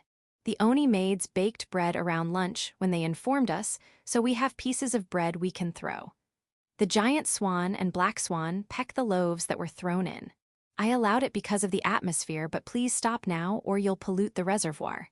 HNN, the pond turtles will be eating the sunken loaves of bread? Great. Ah, children, don't throw near them or you might hit them. Ursa, don't throw with so much power. It looks like a bullet. Giant peacock. What are you going to do? It is now your turn to perform. Can you do something after their dance? Got it, let's reschedule your performance. It's okay. The Demon King will do his best to perform now. It seems like he prepared a lot of things because he did not stand out at the parade. The next morning. Yeah, I think the Demon King did his best. Thus, let's not talk about it. Let's forget what happened for the sake of the Demon King. I patrolled around my mansion then and had breakfast. After that, I looked around the field. It's my usual routine in the reservoir. The giant swan and black swan were sleeping. You were the stars last night. Are you so tired? Their sleeping posture is the same and they look good, but they're big. Can't they turn to normal swan size? When I returned from looking around the field, I found the normal size peacocks perching on the roof of my mansion. So they can turn to normal size. If possible, please stay that way. By the way, that place is where Aegis used to. It looks like Aegis is with them. It seems like they're getting along well. Also, I'm not going to ask why, but the eagle is sulking in my room. I don't mind if it's sulking, but why does it have to do it in my room? Well, let's not mind since I don't use it during daytime. And Demon King. If you want to sleep, don't sleep in the guest receiving room and find an empty room somewhere. If you don't sleep in the guest receiving room, the cats won't go to you. I see. Sleep until you feel better. Lunch. The giant swan and the black swan came to me in their human forms. The swan is wet. What happened? Ah, she tried to seduce a villager gulf, and the guardian wife hugged her, and Germans suplexed her to the reservoir. You bounced on the water 3 times? Do it again, I want to see it, forgive my rudeness. Go and take a bath. Also, remember your role. Are you really a god's familiar? Yesterday, after a series of scolding, the giant swan claimed that she's a god's familiar. However, she has nothing that can prove it. Only her words. However, since the giant black swan reluctantly admitted it, I believed it as the truth. I already said I believed it, but the swan still wants to prove it, so yesterday's dance was supposed to be a dance for God. Perhaps she wanted to show off. The giant peacocks also rode in the flow. It seems like the peacocks are spirit beasts. I don't know what that is, but is it similar to holy beast? I was informed before that holy beasts are beasts that approached godhood, but completely different. You did not evolve from beasts but creatures directly created by God. I see. Then, I asked if the giant crow is a holy beast or a spirit beast like them, but it seems like it is an incarnation of the sun god. What a heavyweight. However, I didn't doubt them. I was convinced for some reason. But what about Zabuton, who captured the incarnation of the sun god, and the eagle, who scolded it? Can the incarnation of the sun god be caught or scolded? There are several more incarnations of the sun god, so it's okay? I guess so. The crow seems to have decided to not perform like the swan's dance. Instead, it enjoyed drinking with the dwarves. It seems like it is still sleeping even though it is almost afternoon. I guess it was the influence of alcohol. It doesn't really matter. This afternoon, Ursa, Alfred, and Tysel will return to school. I'm going to miss them again. Ursa is reluctant to leave her new brothers and sisters, Hikaru and Himiko, and is even thinking if she really needs to go. If you want to see them, you can just come back using the short-range teleportation gates anytime you want. If you worry too much, you might hurt the feelings of the other children. Last night was also their farewell party, so I only needed to see them off. HNN, the giant staggering crow, who still looks drunk, showed Ursa's group the right path. West. The royal capital is indeed west of here, but they'll use the teleportation gate of Big Tree Dungeon, and it is south of here. Yeah, sorry. After the children went west a little, they went south for the Big Tree Dungeon. I'm sorry I made you follow that crow a little. Chapter 643. I did not forget. After dinner of the day, when the children went back to the royal capital, Dors, Raymarin, Jurar, Gurand, Mark, Sogern, Dorame, Grafaloon, Hakurin, and Rasudi gathered in the guest receiving room. It is a meeting about the name of Rasudi's second child. Before giving birth, Rasudi had already decided names of a boy and a girl, but shortly after giving birth, Rasudi no longer wanted to use any. I feel special power in him. I think a name, based on that, should be better. Doors and the others agree with her on that matter. We should have thought of a name immediately, but it was postponed until now because of the parade. I did not forget. Until we decided his official name, we have been calling him Rasudi's son or Dorame's grandson, so I really want to decide as soon as possible. Don't support thieves. The result of the discussion that lasted until midnight. Name. Kukulkan. It is the name of a powerful dragon but loves peace. As for me, since Rasudi's fine with it, I have no objection. Yeah, I don't really have any objection, it's true. I'll probably turn it to Hinokukulkan or Hikokulkan if I'm the one who'll decide. I'll just accept Kukulkan honestly. Breakfast without Ursa, Alfred, and Tysel. I'm kind of lonely. Fortunately, E3 is still here. No, I have nothing to do with this. There's a reason why she did not go to school with Ursa's group. Not because I forgot. Well, if I forget it, I'm sure E3 will remind me. The reason E3 is still here is to settle her mahjong winnings with the dragons. I thought it was being liquidated every time, but it looks like they can't be liquidated instantly. What are you betting in the first place? It seems like the dragon's bets that won by E3 are worth more than she can handle. Ma, even I will be troubled if I'm suddenly handed with a mountain or a castle I've never heard of. Just being given with managing rights over those are already too much of a problem. Let's say you wouldn't mind it at all, but please stop betting things on that level. You never felt you're going to lose, so you go for it, and that amount is not that significant to you. Gambling is scary. After breakfast, the liquidation took place, and I got involved. I mean, they did it in the village. I purchased everything that E3 won from the dragons. The payment is products of the village. There shouldn't be a problem with that, because we'll send her the village's products gradually per season and within the scope of common sense. There's no way we'll pay her all at once. I feel like the number of partners that the village must share its crops with per season has increased. It seems like the dragons don't want to buy back what E3 won from them that I bought. They told me to give them to Hyakairu, Rananen, Hikaru, Himiko, and Kukulkan when they grow up and travel for fun. Should I really give children something that disturbing? A dragon's name comes with honor and title, so they will not be harassed. Then, they should be fine, but don't bet on those kinds of things from now on. And E3. Here's a barrel of gold coins. What do you plan to do with it? No, it doesn't matter even if you keep it as it is. Well then, I'll keep it in the village's warehouse. I'll give you a certificate. It is easy to get in trouble if it is written on paper. I'll look for an item of similar value at the warehouse then. I found a bracelet that looks good. It is a bracelet that emphasizes a thin design. Given E3's hobby, this should be okay for her, so let's replace the certificate with this. Lou also said that it is about the same value as the barrel of gold. Are you telling me that this is a magic tool? I see. Then teach E3 how to use it. Thank you. E3 is scheduled to return to the royal capital via Beasel's teleportation this evening. Dragons, don't invite me to play mahjong. Noon. Versa came back from Village 5. She should return every day, but recently, she seems to be making progress in writing that she even built a workplace in Village 5. She started hiding there. Because of that, she did not participate in the parade. I did not forget to invite her. I have been contacting her every day since a few days ago. Besides, the civil servant girls have been visiting her to listen to her stories. Thus, even if she complains that she was not able to participate, it is not my fault. And looking at it, she was surprised upon seeing the giant crow, swan, black swan, and Mr. and Mrs. Peacocks. I only want to verify, but are you acquainted with each other? That's not it. You only know the man-hunting habit of the swan. I see. Can you think of any measures? Just think of her as a disaster and give up. No, I only casually asked you. What about Village 5? I heard that your activities are getting bigger and bigger as your comrades gather more and more but don't cause trouble for Yauko. It is a virtue to do your activities in the shadows. Though you have factions, please have them compete only with your works and never use force, okay? I pray she won't forget that. Afternoon.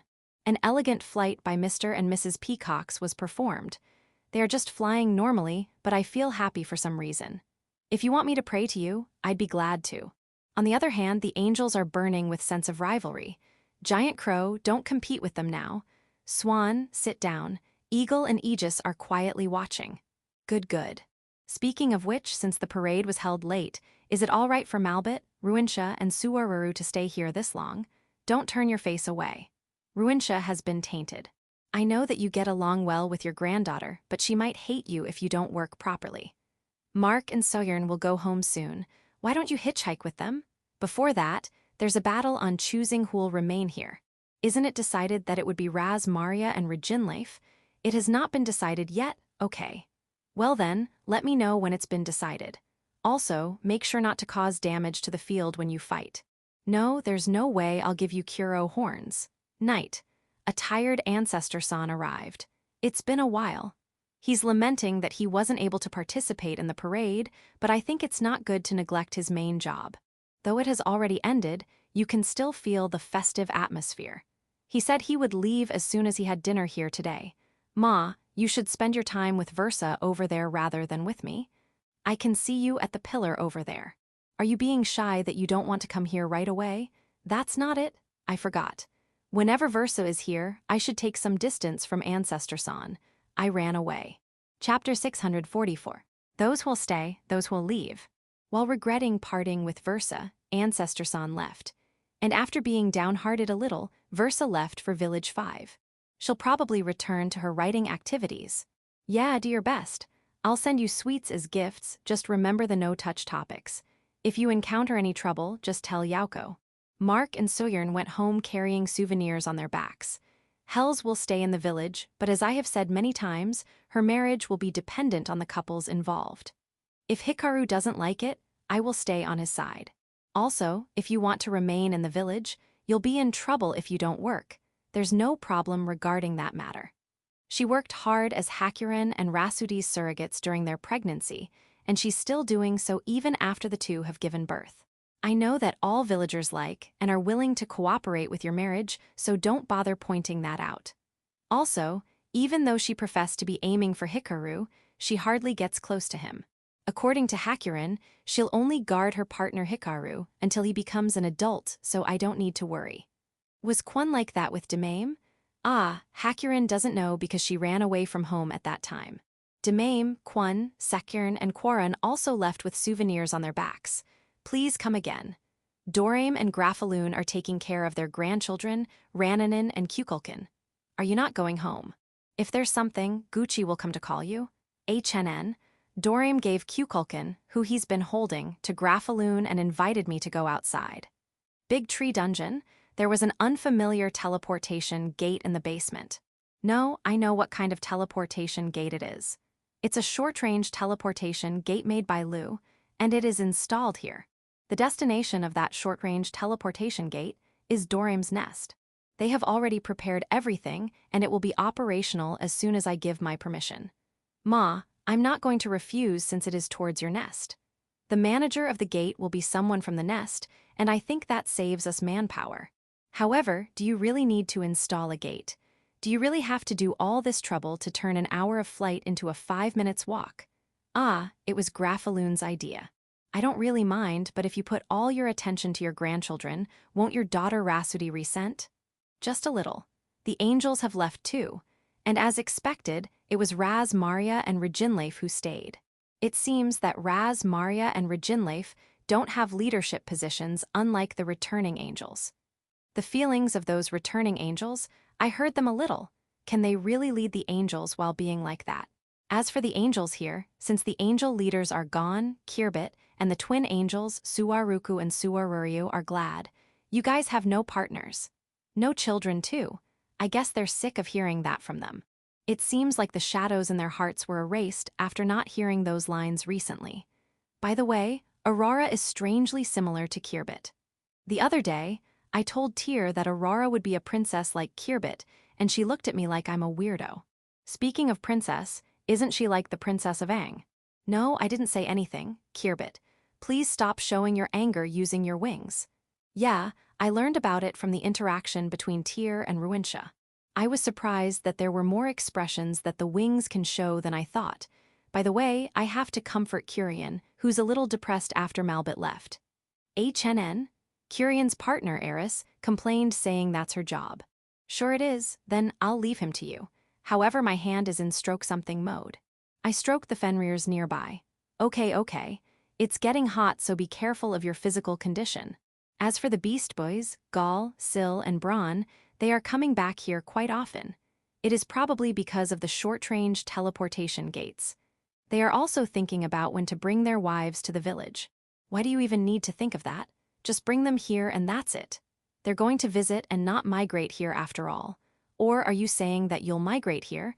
You have to talk to your wives about things like that. You can't just decide that on your own. Also, Daga said something to me a while ago. You are really trying to go to the forest with just the three of you? You can't do that. If you're going to go to the forest, you have to be with the Kuros or the Spiderlings. If you don't, even I will scold you. Ma, since Daga already scolded you, I won't say much. By the way, what is the purpose of you trying to go into the forest? You're not just being daredevils, aren't you? You want to train? Were you in that much danger in the kingdom? No, it's the other way around. The Demon King's kingdom is too peaceful that you thought you'd get dull. Honestly, I don't know how you feel, but if you want to train, think of your safety first. You have to remember that you are already married. Can't you just train with Daga or Gulf? You want someone who won't hold back and shows no mercy. How about asking Hakurin to help you? After giving birth, she said she wanted to rampage because she wasn't able to move a lot for a long time. You only want to train and not become legends. Are you telling me that you'll become legends if Hakurin trains you? Then, how about someone else? What about Jirar? In fact, he's been telling me from time to time that if he has anything that he can do for the village, I should just tell him. Harvest time is still far ahead, so I think he'll be a great training partner for you, hey? Don't run away. Jirar knows how to hold back. Probably. The Fairy Queen was taking a nap at a branch of the World Tree. That's some high-level dexterity. Speaking of which, I wish to thank the Fairy Queen for safe births. Not only for Hakurin and Rasudi, since I'm sure she's the reason why giving birth has never been a problem in the village.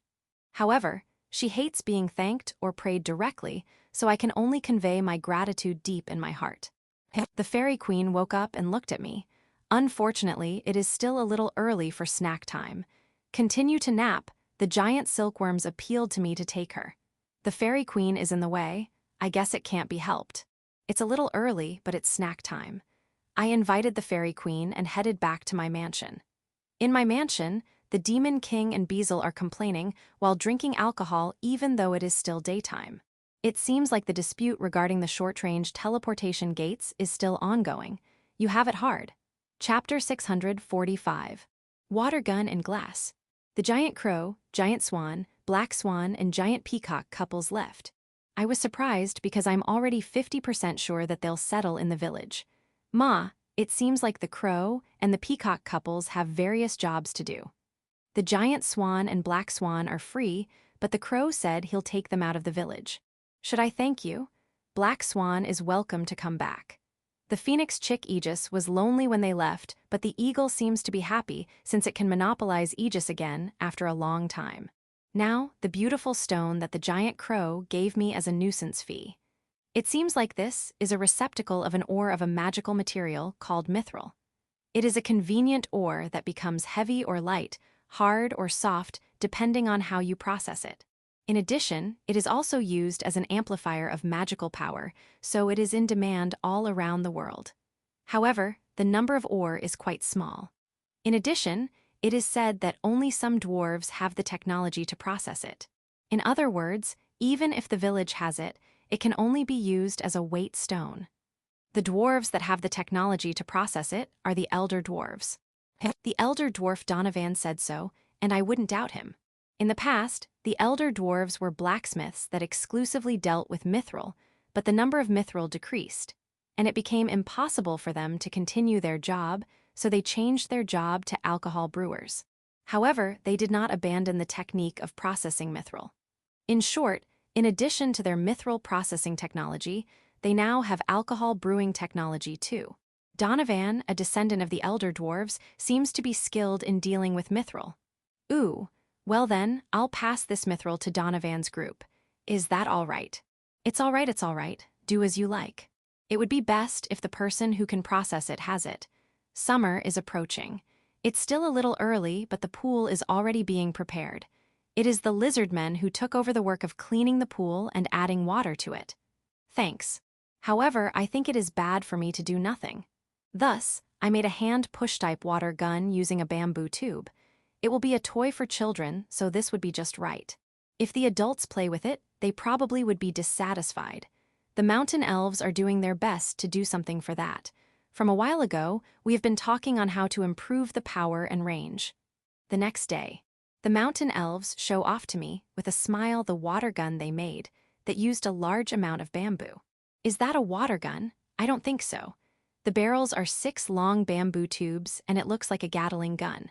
Moreover, the user has to carry a water tank with several magic stones in it. I tried to test fire. The countless wooden boards placed by the pool are blown away, and there's even a loud impact sound each hit. Yeah, it's a water gun since when the barrels rotate, water bullets will shoot out, but this is technically not a water gun. This is a Gatling gun. The water tank that I had to carry on my back was quickly emptied and the test fire was over. Then I put the bamboo tube from the tank to the pool. Then, I moved the lever again several times. It started firing again. Using the water from the pool, it seems like it can be fired continuously until the magic power of the magic stones is consumed. I see, using this is now prohibited. Yeah, no one should use this. The wooden boards that were blown away are mostly cracked. This is not something that can be used to people. No, I understand the power of technology. Supplying water, increasing pressure, and shooting are done in each barrel to shorten the firing cycle.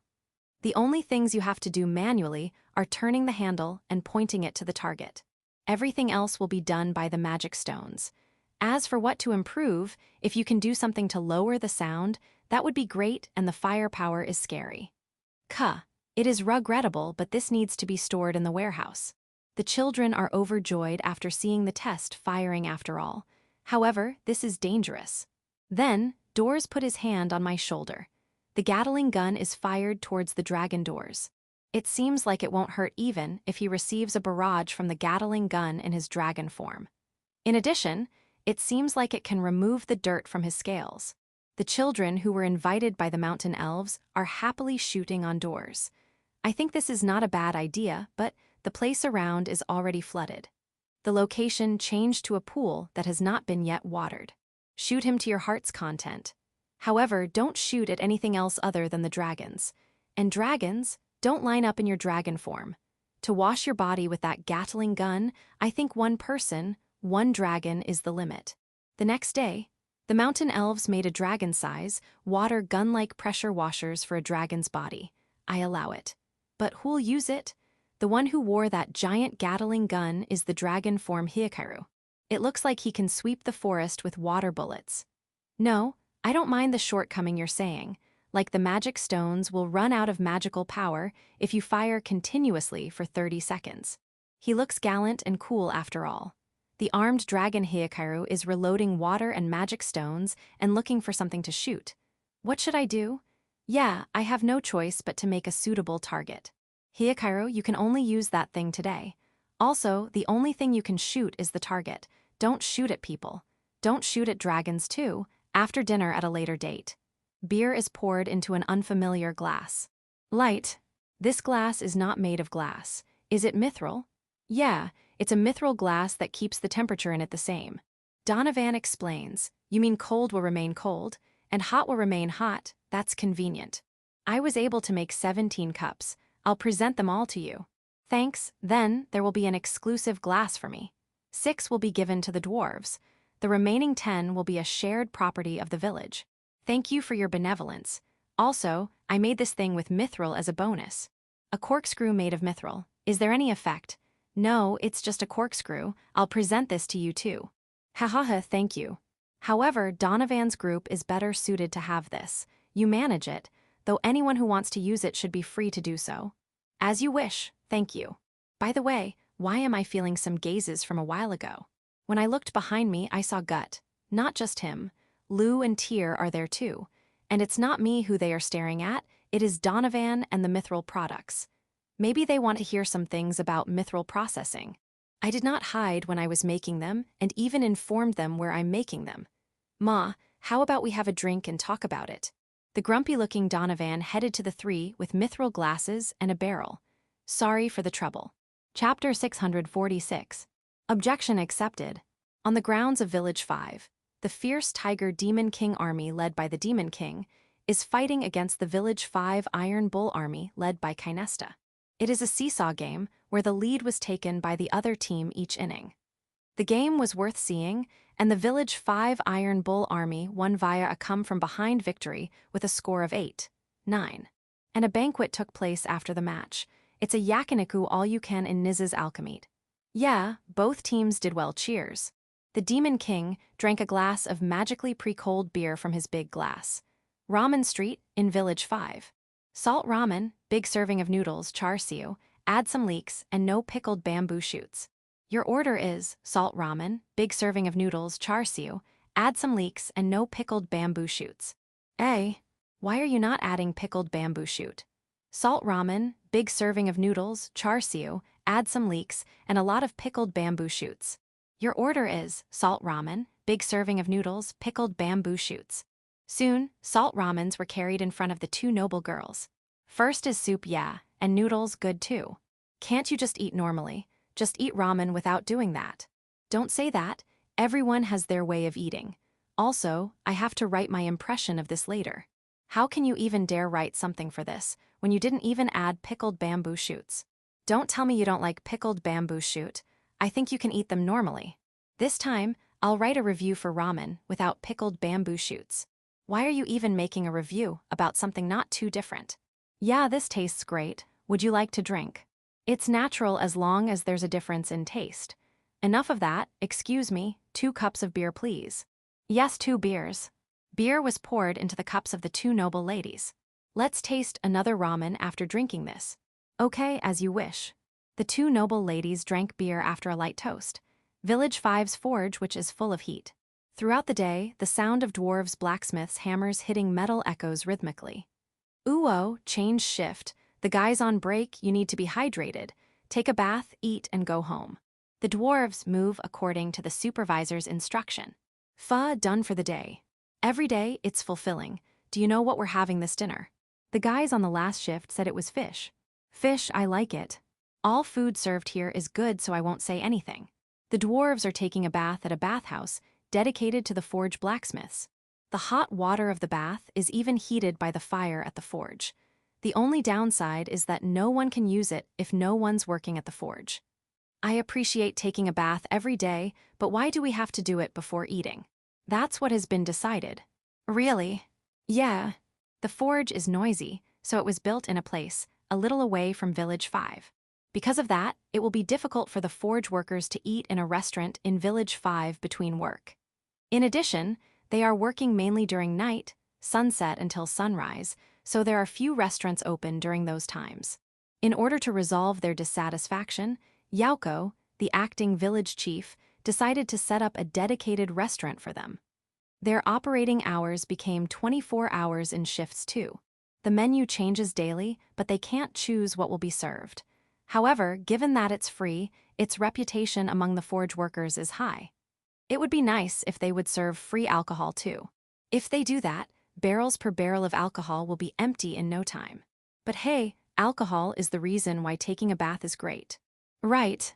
A cold beer while soaking in hot water after working is the best. I won't exchange this with anything. Of course, I feel the same. The young dwarf blacksmith paid a medium copper coin and asked for an additional beer. The work time of Village 5 guards is fixed, and there's a regular night shift. In fact, there are a lot of people who want to be on night shift all the time because they are considering all the perks of working at night, like good pay and free midnight meal. However, the biggest attraction of night shift is that they are resting during the day. Noon, sitting on this empty terrace seat, watching other people work and drinking, this is the best. By the way, the disadvantage of this act is the resentment of the guards on duty. Next training, I'll personally make you feel hell. W8, you can't do that. 80, I think the place doesn't matter. Drinking will be the best as long as you're with your boyfriend. You don't have a boyfriend. Ehaha Ado, I'm sorry. Writing up a manuscript. Writing it in desperation, but completing it anyway, going to bed after. Sleeping to death. And upon waking up, drinking alcohol while checking the manuscript is the best. No, the supreme. You're not drunk in another sense, are you?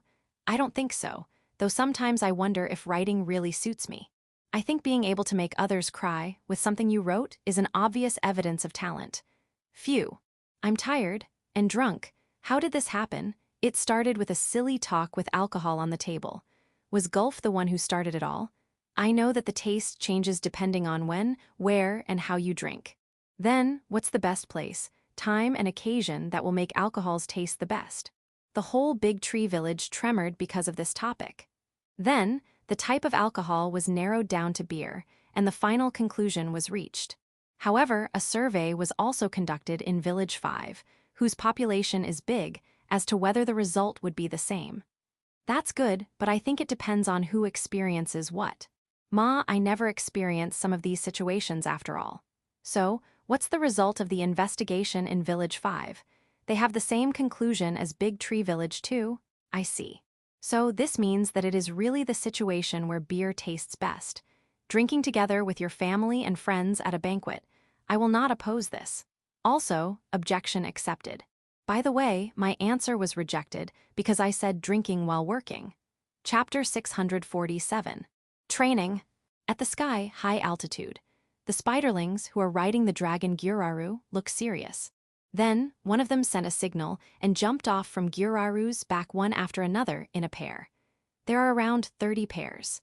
The spiderlings that jumped out used their legs and poses to control the direction of where they were falling. There are 30 pairs of them, but they are moving like one creature. And that creature has a purpose, the flying eagle.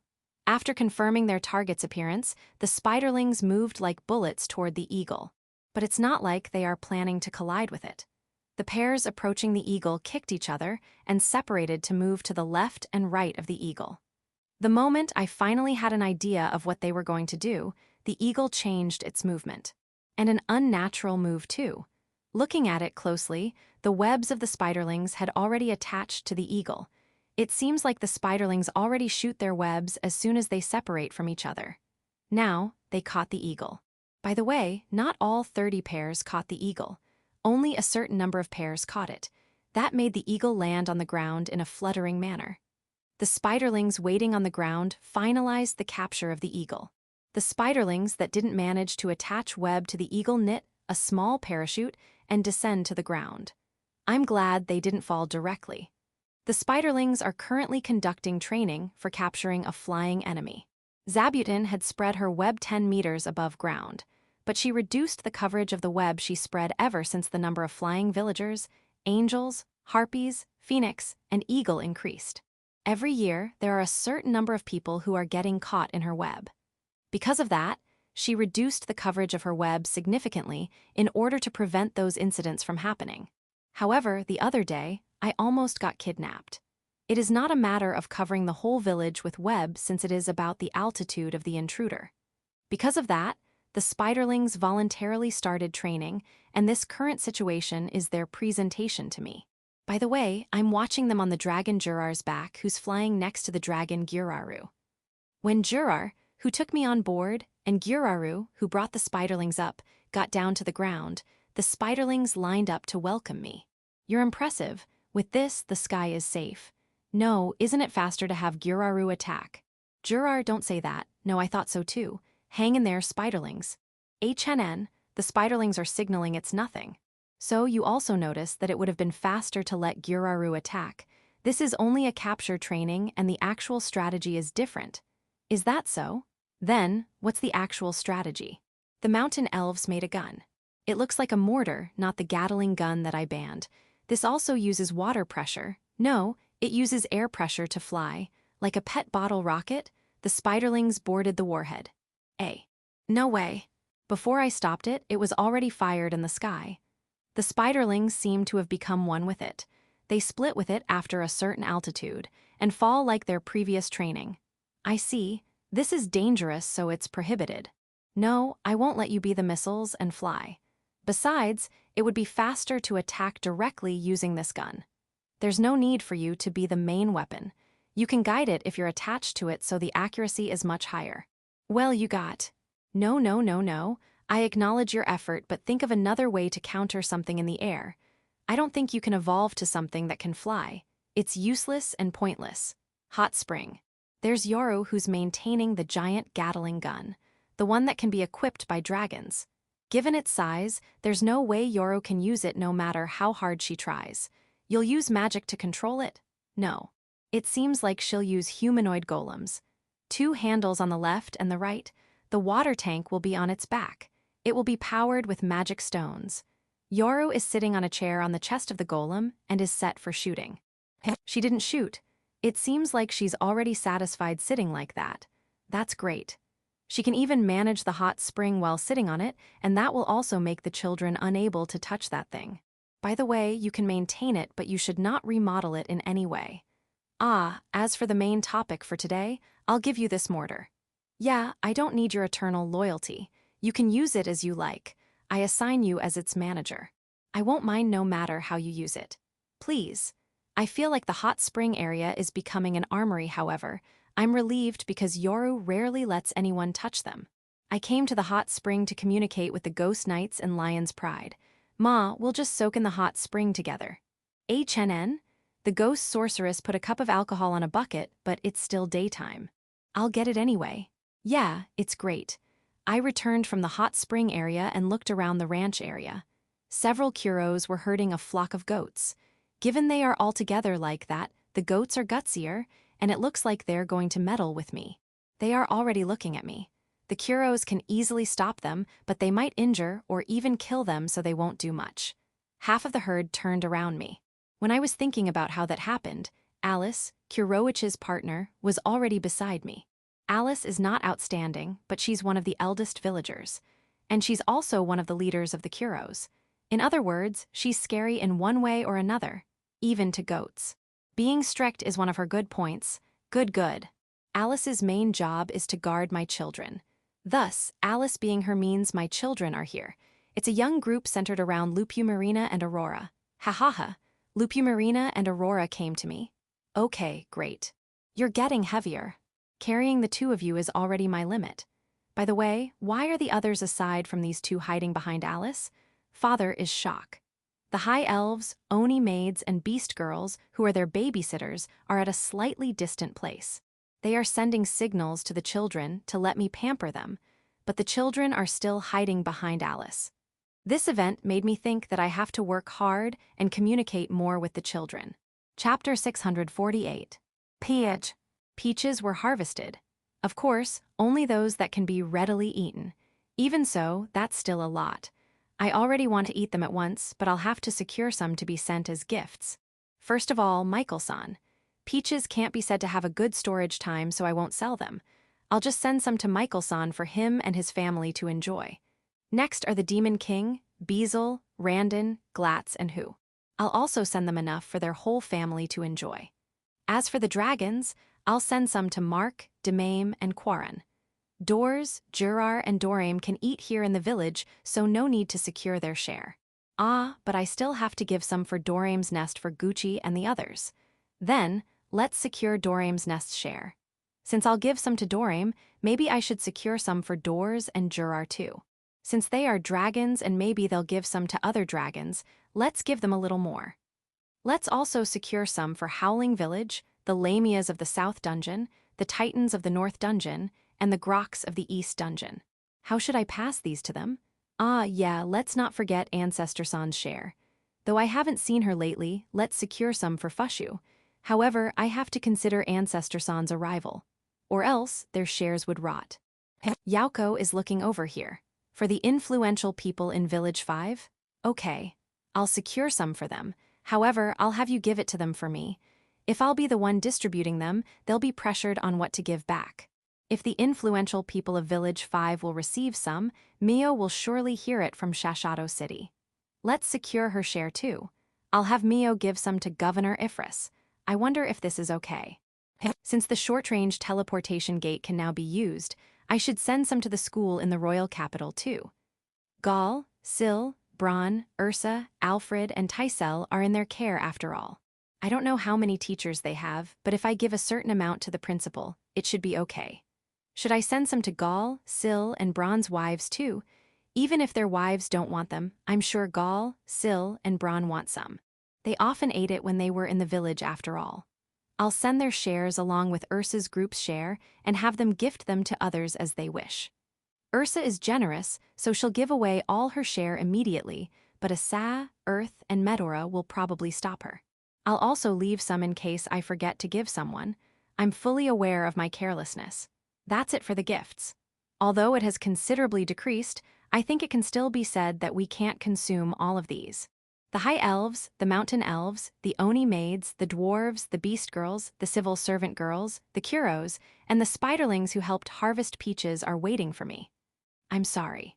My children are looking at me with eyes full of expectations too. They helped in harvesting too. All right, everyone, let's eat. On my signal, the spiderlings controlled their webs to peel the peaches, cut the fruit, and remove the seeds. Thanks, yeah, I'll eat it now. Sweet. After seeing that I had eaten, the other began to eat too. The peaches cut by the spiderlings disappeared before they even got on the plate. Amazing. However, I shouldn't eat too much. If I eat until I'm full, I can't eat dinner and Anne will glare at me. HNN? One of the spiderlings asked me on what should be done to the seeds. Peach seeds are used by the dwarves to brew alcohol, so put them in a barrel. Ah, it's not for brewing alcohol, but to make alcohols smell good. The end product will be an alcohol that smells like peach. Ah, you don't need that much, so if someone else needs them, I should give it to them. But who would want them? The fairies in the flower garden? This is the first time I've heard of this. Take the fruits to them and not only seeds. If we only give them seeds, won't it look like we're bullying them? All right, I'll secure some for them or else we might eat their share. The rest will be dessert after dinner. Leave some for the people who aren't here. For Lou? Yeah, Lou likes peaches. I'll secure her share at once. Of course, for my other wives too. There was a response from the royal capital after receiving peaches. Aside from thanks, to summarize it in one word, it should be more. I think peaches are valuable because they are rare. That's why don't brag them around. Now that you are being asked by someone you can't refuse, you're coming to me crying. Ah, yeah, this is mainly Tysel's fault. Tysel did not eat her share but sold it to the Dalfon Company. It seems like the Dalfon Company sold them for a sky-high price, which made peaches a rumored phantom fruit in the royal capital. The nobles of the royal capital started moving when they heard about it. The nobles mobilized their network to seek the phantom fruit, and when they find someone who has phantom fruits on hand, they'll pressure that person. The Demon King and the 4 heavenly kings weren't able to refuse because of relationships. The school principal was severely affected too. It seems like she has been receiving noble guests every day who were searching for the said phantom fruit. They are hoping that maybe she can give them even one. And of course, they are offering to pay her at a high price. I found out everything with the help of Medora's letter. Thanks to the short-range teleportation gates, we can receive letters immediately. Ursa and Alfred ate and distributed their shares to the other students. I wish Tysel would learn from them. It looks like Earth wants to use peaches as a dessert in his cafe. I have no problem with that, but it can only be sold for a limited time. Also, there might be a commotion since it is the rumored phantom fruit. I'll write him a letter saying wait for the rumor to go down first before starting. Then I received another letter. It looks like an excuse letter from Tysel. To summarize, she never intended to sell them. She only gave them to her friend at the Dalfon Company. That friend of hers thought that she should give her something in return, so she sold it at a high price since it's super rare. Tysel wouldn't lie about this, so it should be true. And it looks like she's in trouble too, because it caused an uproar. I see, so she wants me to send more to appease the uproar. It can't be helped. That's the plan, but I was a step too late. Michael-san is already shaking hands with the civil servant girls. Just now, Michael-san, who heard the rumors of the phantom fruit in the royal capital, signed a contract dealing with the peaches. Sorry, Tysel. The surplus peaches of Big Tree Village will go to the Goron Company. Next time we'll harvest peaches, I'll send them to you so I can only have you wait until then.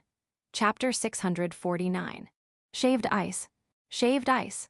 A simple sweet that can be made by just crushing ice and putting syrup on it. In addition, Ice can be easily produced with magic, so it's a well-known food in Big Tree Village. Some people eat it in their warm rooms during winter, but it can be said that shaved ice season is summer. Therefore, I will do some maintenance on the ice shaving machine. Before I managed to do it, the mountain elves already did some maintenance on it. It seems like the ice-making machine was never left idle. You just cleaned it. I'm planning to ask Lou to make ice and use it. I understand. Start the preparation. I know, I'll let you taste the new flavor. Lou ate shaved ice and was in agony because of headache. She probably had a brain freeze. If you eat cold things in a hurry, it seems like a phenomenon that your brain will make you feel pain in order to make you remember your mistake. There are individual differences. There are people who experience it and people who don't. Of course, that's only from a hearsay I heard from somewhere. There seems to be a variety of methods to deal with it, but I think the most effective is drinking warm tea. Next to Lou, who's drinking warm tea, the fairy queen, who was invited to eat shaved ice, was enjoying her second cup without a problem. This is the first time I've tasted this green tea flavor, but it's not bad. It goes well with small mochi and bean paste. Thank you for your compliment. Also, that small mochi is called shiratama. Well, shiratama is also a kind of mochi, so it is indeed a small mochi. HNN? One of the Kuros, Kuroni wants some shaved ice too. This is unusual. I don't mind, but eat it slowly. Ooh, there's a chance that it will block your throat. Don't touch the shiratama. Kuroni, why are you putting your leg on me? You want to eat shiratama? Got it. I'll cut it into small pieces. However, it won't be delicious if you only eat shiratama. It's not even sweet. Eat it with sweet shaved ice. And there's Kuroni who's in agony with a headache. I even reminded him to eat slowly. Ah, if you don't eat quickly, the other Kuros will certainly gather. You don't have to mind something like that. Here, warm tea. The fairy queen wants another serving. Got it. Lou wants another serving too. Ah, another serving of tea. Okay. And as expected, the Kuros indeed have gathered and asked some. Lou, please make more ice. For the large number of Kuros, I made shaved ice enough to fill a large tub. Due to the weight of the shaved ice, the central part has become solid ice. Failure. It was okay before I put in some green tea syrup. Let's just make shaved ice for each of them. Shave ice, pour syrup, add fruits. Red bean pastes and shiratama are popular toppings too, and so does headache. When the Kuros are done eating, the next batches of shaved ice are for the spiderlings who helped me shave ice. The mountain elves remodeled the ice shaving machine to a humanoid golem, but the others won't enjoy it if I didn't make it myself. Let's have this golem work at a store or something. Thus, I asked the spiderlings to help me. By the way, we're running out of shiratama. I tried eating shaved ice myself. My syrup is strawberry flavor. Green tea syrup is already out of stock. It is delicious. I'll eat more. Strawberry flavor again. The taste is a bit different. Is this difference caused by different ice? Actually, it seems like it is hard for Lou to make ice, so I thought of helping her a bit. The way Lou makes ice is to create it from nothing using magic and make it bigger. Because of that, I thought it would be faster if I'll just prepare water first and have her freeze it. As a result, it was less labor-intensive and it was also much faster. However, there's a big difference in taste. Ice made from pure magic tastes better. I don't know why, but there's a clear difference in taste. Even I noticed it. I guess taste is directly proportional to effort. No, it might be the difference in how they freeze. There should be a clear difference in taste between the ice from the refrigerator and ice from an ice factory. Further study is required. Ah, they are both made by Lou? I'm sorry. Please try a little harder.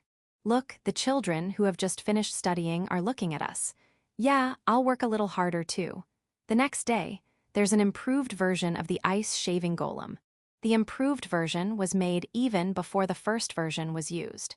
It seems to have improved in terms of performance. But that's not the reason why I didn't use it yesterday. For now, let's check it out. It looks really powerful, but it has dropped the ice thrice already. It's because the ice slides? Well, obviously. The ice that fell to the ground, it's a waste, but we can only throw it in the reservoir. I'm sorry for the Fenrir who made ice using magic. And finally, after shaving several pieces of ice. Let's get it, 1 cup only. As expected, this can't be used. Also, don't make the face of the golem look sad. I saw you doing something on its back. Chapter 650. Former meal. Gluttony, the love of dainty food, is a great sin. A group of people claiming to be religiously affiliated seemed to have visited Yauko, the acting village chief of Village 5. They appealed to her that the residents of Village 5 have to change their eating habits and their love of dainty food. The religious group was polite and followed the proper procedure, so Yauko did not judge their request herself and brought it to Village 5 Council. The council debated about the request and came to the conclusion of letting the words below be posted in various parts of Village 5. Pay attention to overeating. However, make sure you eat all your food. Determine the right amount to eat before ordering. The issue should have been over with that. Think about the food you formerly eat before coming to Village 5. Be grateful to the food of Village 5.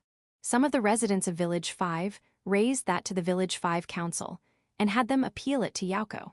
Hearing about the details, they said that recently, the young ones have already forgotten their painful life before coming to Village 5 and are taking the food in Village 5 for granted. They said that every once in a while, everyone should take time to eat their former meals so that they would again recall how fortunate they are to be living in Village 5. They said that they should have everyone do it once in a while. The residents were polite and followed the procedure, but Yauko just scoffed it off. The reason is simple. If you really want to do it on your own, don't force others to do it. That's it, and that's what happened. The residents of Village 5 who appealed to Yauko held a meeting and decided to do that every 10 days. I received reports about it from Yauko. Although I scoffed it off, it was a thought-provoking appeal. However, that doesn't mean that it would make you want to eat your former meal, does it? Yeah, why would one want to eat something unpalatable if you can eat something delicious? Yauko said so as she drank her alcohol after meal. Then, I asked a nearby Oni Maid to get additional ham and alcohol. This ham is a sample made at a ranch near Village 5, and Yauko seems to like it quite a lot. I also think that the taste is not bad. However, I think that the ham made in Village 2, which we usually eat, tastes better. When I was thinking so, Hito, who had just come out of the bath, came to Yauko. She usually takes a bath with Yauko, but Yauko returned late today. I had her take a bath with the High Elves and Ria. Sorry, I had Hito take a bath before you. Okay. While I was patting Hito's head, I gave my thanks to Ria and the other High Elves who bathed Hito. The next morning, looking back at Yauko's report, I thought a little. Before I came to this world, I was hospitalized because of a serious illness. At that time, I was initially on a hospital diet, but after a few years, it became a liquid diet, and in my last year, IV.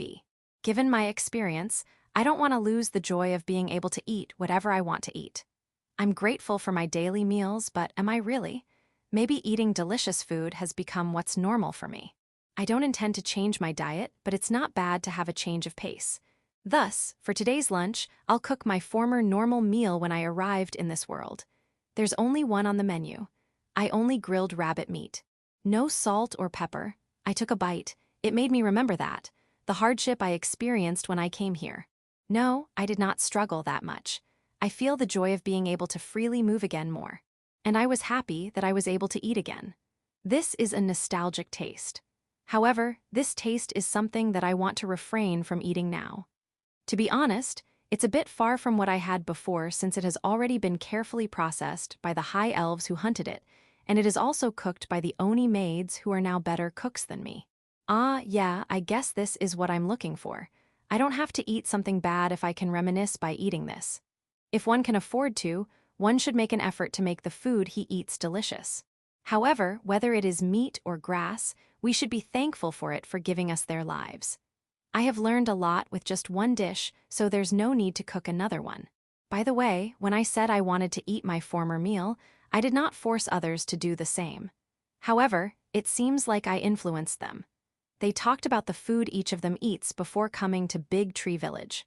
Harori salad. It seems like the High Elves used to eat that grass. However, Harori, I seem to have heard it somewhere, but wasn't it poisonous? It has edible parts. It seems like it can be eaten by soaking it in water to remove poison. However, it seems like your stomach will still hurt. It is just a stomachache, it won't kill you. As long as it fills our stomachs, it is okay. That sounds like a very fierce diet. The food that the mountain elves usually eat is called grilled whole pointed spear poison lizard. It has poison and lizard on its name. Isn't that poisonous too, or is it only named that way? Ah, it is. It seems like the poison of the pointed spear poison lizard can only make you faint, and there's no other physical effect. However, you won't immediately faint after eating it. You'll have around an hour before you faint, but you'll already be staggering while eating it. I can't help but laugh while I imagine them staggering while eating. Looking at them, their eyes are saying that they don't want to eat it again. Yeah, let's eat a lot of delicious food tonight. The Oni maids were protected by Lu, so they never worried about food. However, the only cooking methods they know before coming to this village are grilling and boiling, so you can imagine the taste. That time, none of us were dissatisfied with what we ate, but compared to what we are eating today, our former meal's taste was too flat. I don't want to go back and taste them again. I understand. By the way, tonight's dinner. Say no more, we'll cook with all our hearts. Thanks. The lizard men and harpies were protected by the angels, but it seems like they were looking for their own food. What kind of protection is it then? You can say that our races are more of their races subordinate rather than protection. If the lizard men or harpies are in trouble, the angels will come to aid us. That's what the lizardman Daga said.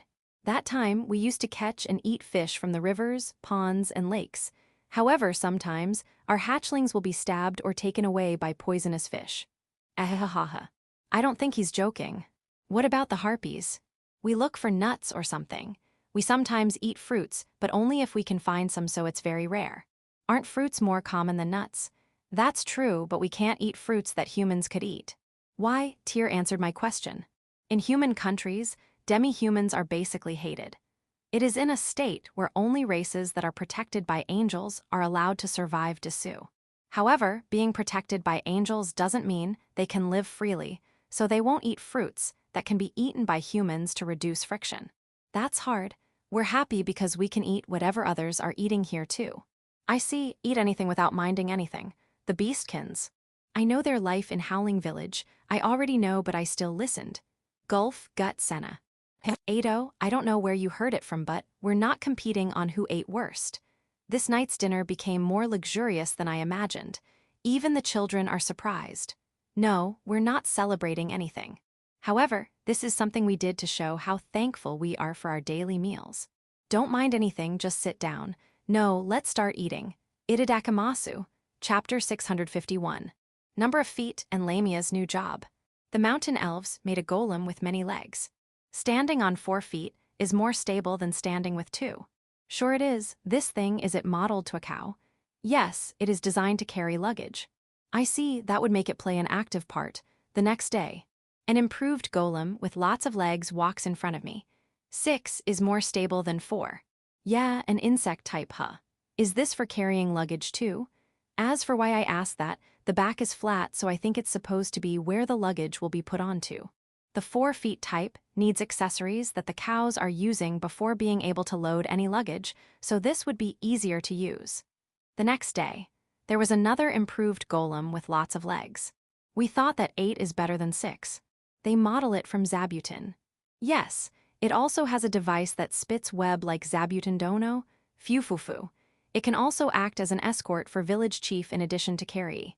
While the mountain elves are explaining, the 8-legged golem was destroyed by red armor and white armor. An instant kill. As for why red armor and white armor did that, they said it was an accident.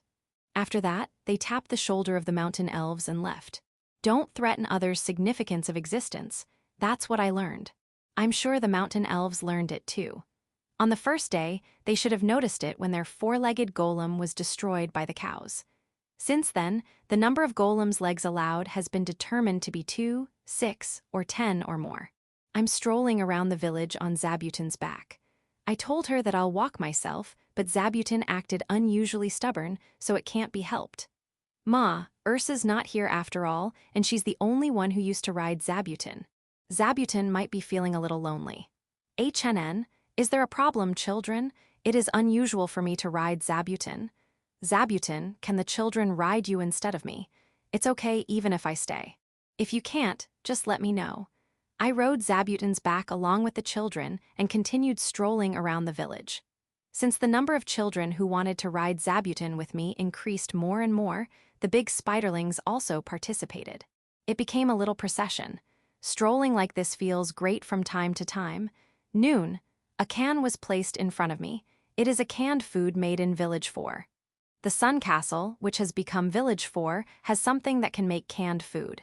Until now, it was mainly used for preserving processed seasonings, but at the same time, they are studying how to preserve fruits for a long time by canning. This can is the result of that study. I slowly open it using a can opener and pour the contents on a plate. From the can, 3 peaches, peeled, cut in half and seeds removed, came out with lots of syrup. Those who saw that cheered. This canned food was actually made 2 years ago, and it doesn't look rotten at all, it looks fresh. The only thing that's left to do is to taste it. When I tried to, the Oni maid stopped me and brought the peaches soaked in syrup before the Fairy Queen. Without hesitation, the Fairy Queen stabbed a peach with a fork and ate it. Delicious. A loud cheer arises. Belle, Goo, and Kyuzuden of Village 4 are the happiest. Though they can only produce a few cans in a day, this is still a big improvement. When they first tried it, they just canned a whole orange with skin. The oranges were either damaged during transport or rotted. From there, they tried hard to remove oxygen from the can, which is the reason for spoilage. As for the anti-shock measure, they add syrup. The end product is this canned food. Amazing. I nodded with satisfaction, and when I tried to get another can, I was stopped by the Fairy Queen. The thing inside it is already rot. If you want to open another one, pick the next one. You know the state of whatever inside it without opening the can. I see, there were 10 cans but 3 were rotten. Belle, Goo, and Kyuzuden are depressed. I know that you want to aim for perfection, but we're talking about food here. It's impossible to make it perfect with just that. 7 are successful, so you only need to improve your research a little. I think this is going to be a lot of fun. Good luck, I'm expecting good from you. And let's ask the Fairy Queen to cooperate as the checker. It's very convenient to know the state of what's inside without needing to open the can. You want sweets? Okay. You'll be rewarded with the contents of the canned food. Logistics of Big Tree Village and Doraem's Nest is handled by the Lamias. It is known as the Lamia Transport. Even now that Big Tree Village and Doraem's Nest are already connected with short-range teleportation gates, I don't plan on stopping Lamia Transport. However, there's no point in continuing it since carrying goods now is similar to a simple stroll to both places. As a result, the Lamia Transport was abolished. The Lamias strongly asked me for another job. It's okay, I have already thought of new jobs for you even if you didn't ask me. I won't leave you out since I'm the one who abolished your job out of convenience. I have 2 jobs for you. One is guarding Doraem's nest. Ma, even though I said guard, there are almost no intruders, so it will only be on paper. In fact, your job there is being training partners of those who are in Doraem's nest. If you are fighting the same enemies, you'll be rusty in no time. Gucci, Doraem's butler, is looking forward to training with you, seeing how you performed in the martial arts tournaments. The reward will be Big Tree Village's crops like always, and you'll also be paid with money that the Demon King's kingdom is using if you wish for it. The other job is helping out in Big Tree Village. This is an extension of the jobs that you have been doing so far, which are helping in the brewery, guarding the dungeon, etc. Your main job will be guarding the fruit area and harvesting and processing fruits. So far, the fruit area has been left to the Kuros and Spiderlings, but I want to reduce the Kuros guarding the fruit area. I'll leave the security of the fruit area to the Lamias. Do you want them? Hearing my suggestions, the Lamias took both jobs, thanks, and the Titans are looking at us from a distance. Yeah, you guys are also included in Gucci's invitation. You can also train with them. There's also a request from the Minotaurs of Village 2. They want help with farm work. Village 2's sericulture business seems to be pretty good, so they are planning to expand it, but they can't leave out their farming work. Yeah, I've also planted trees that the silkworms can eat there, so they are busy taking care of a lot of things. I wonder if you can help them. Ah, you don't have to reply immediately. You don't have to.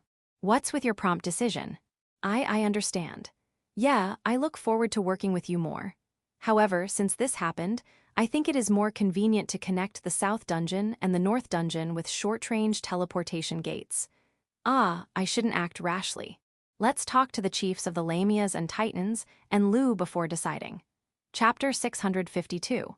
No Fat Villager. The Kuros in the village have jobs assigned to them. One of those jobs is guarding the fruit area, but that is something that the Kuros dislike. It is because when an intruder infiltrates the area, they have to defeat it without using magic, and without using the trees since their claws will scratch them. They can't kick the trees or use them in any way for movement. In short, their mobility, which is one of their strengths, is greatly compromised. Moreover, the smell of flowers and fruits in the fruit area makes it difficult for them to detect intruders with their noses. Simply put, the fruit area is not a suitable place for the Kuros to guard. I only noticed that recently. It's all my fault since I left everything related to security to the Kuros. Sorry. Thus, I thought of having the Lamias guard the fruit area instead of the Kuros. This fruit area, we will not let anyone touch this place. The Lamias are full of spirit, but don't overdo things because you're still on your trial period.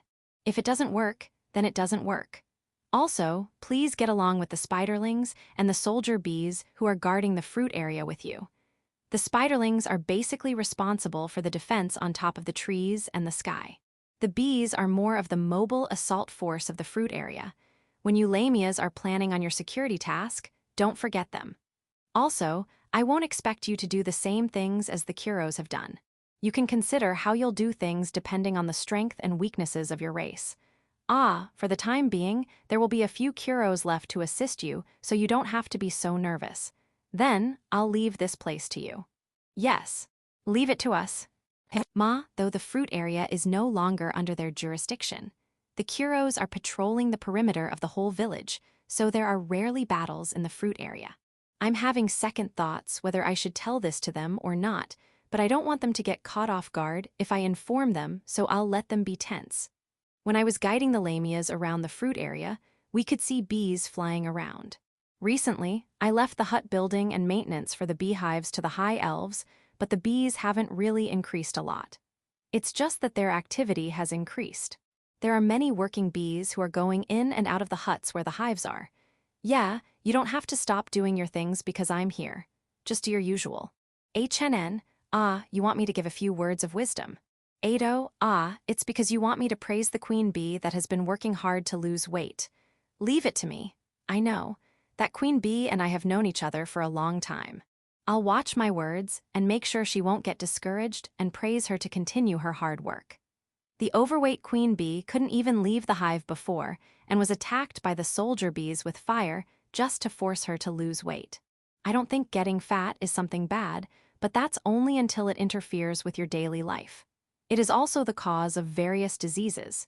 In that respect, there are very few fat villagers in Big Tree Village. The dwarves are chubby, but I heard that it is only a characteristic of their race. Aside from the dwarves, the minotaurs and the titans look a little plump. There are few fat people. No, there are no fat villagers. What does this mean? The normal constitution of the people of this world is not getting fat. No, there were fat people in Village 5 and Shashato City. Even the queen bee gets fat. It is not that it is difficult to get fat. That means, no way, the nutritional value of the food in this village is low.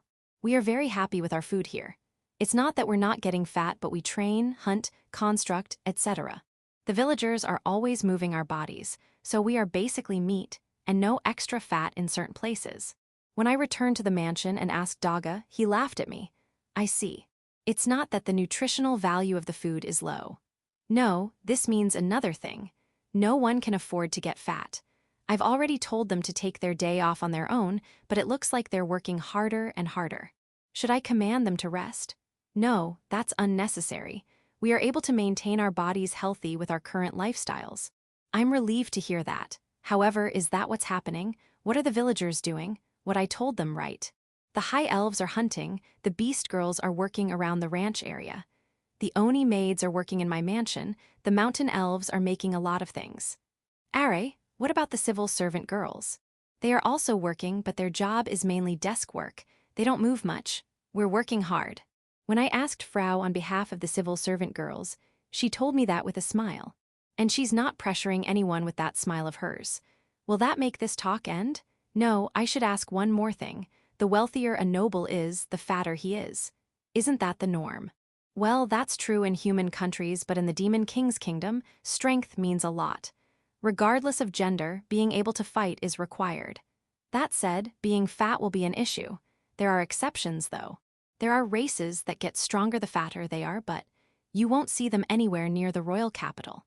I see, I get it now. Let's calm down a little, take a deep breath. Inhale, exhale.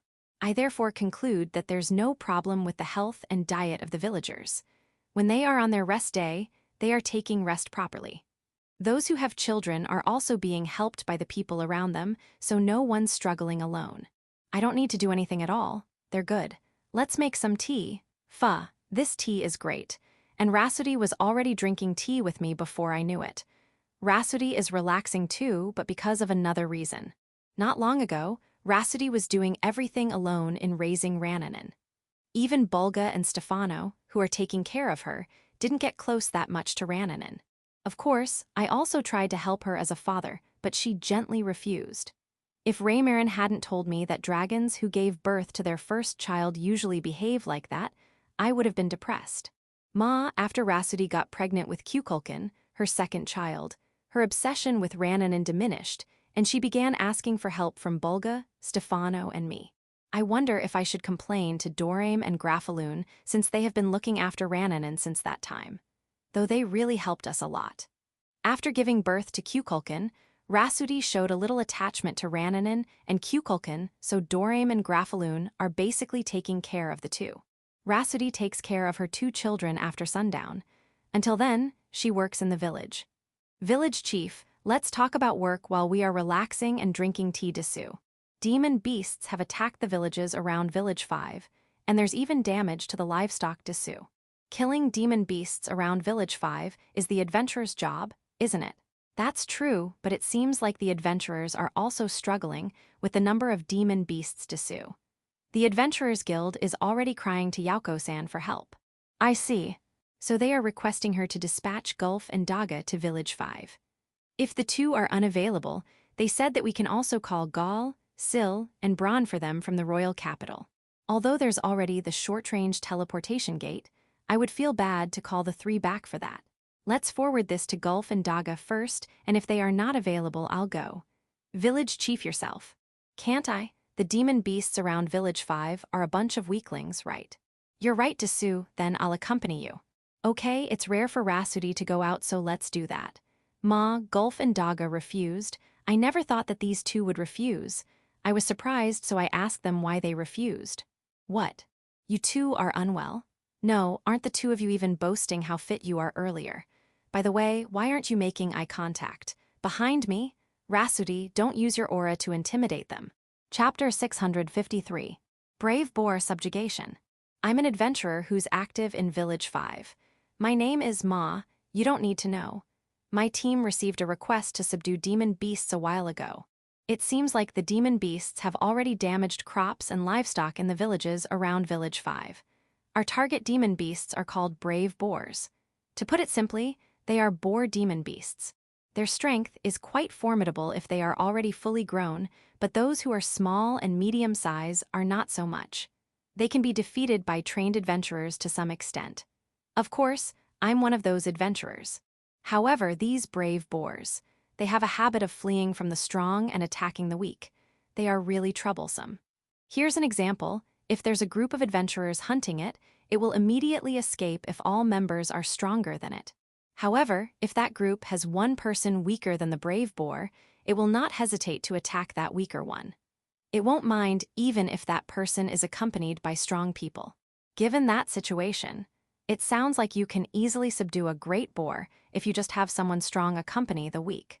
But the brave boars move as a herd. Therefore, there's no way adventurers can protect their weak members. Really troublesome.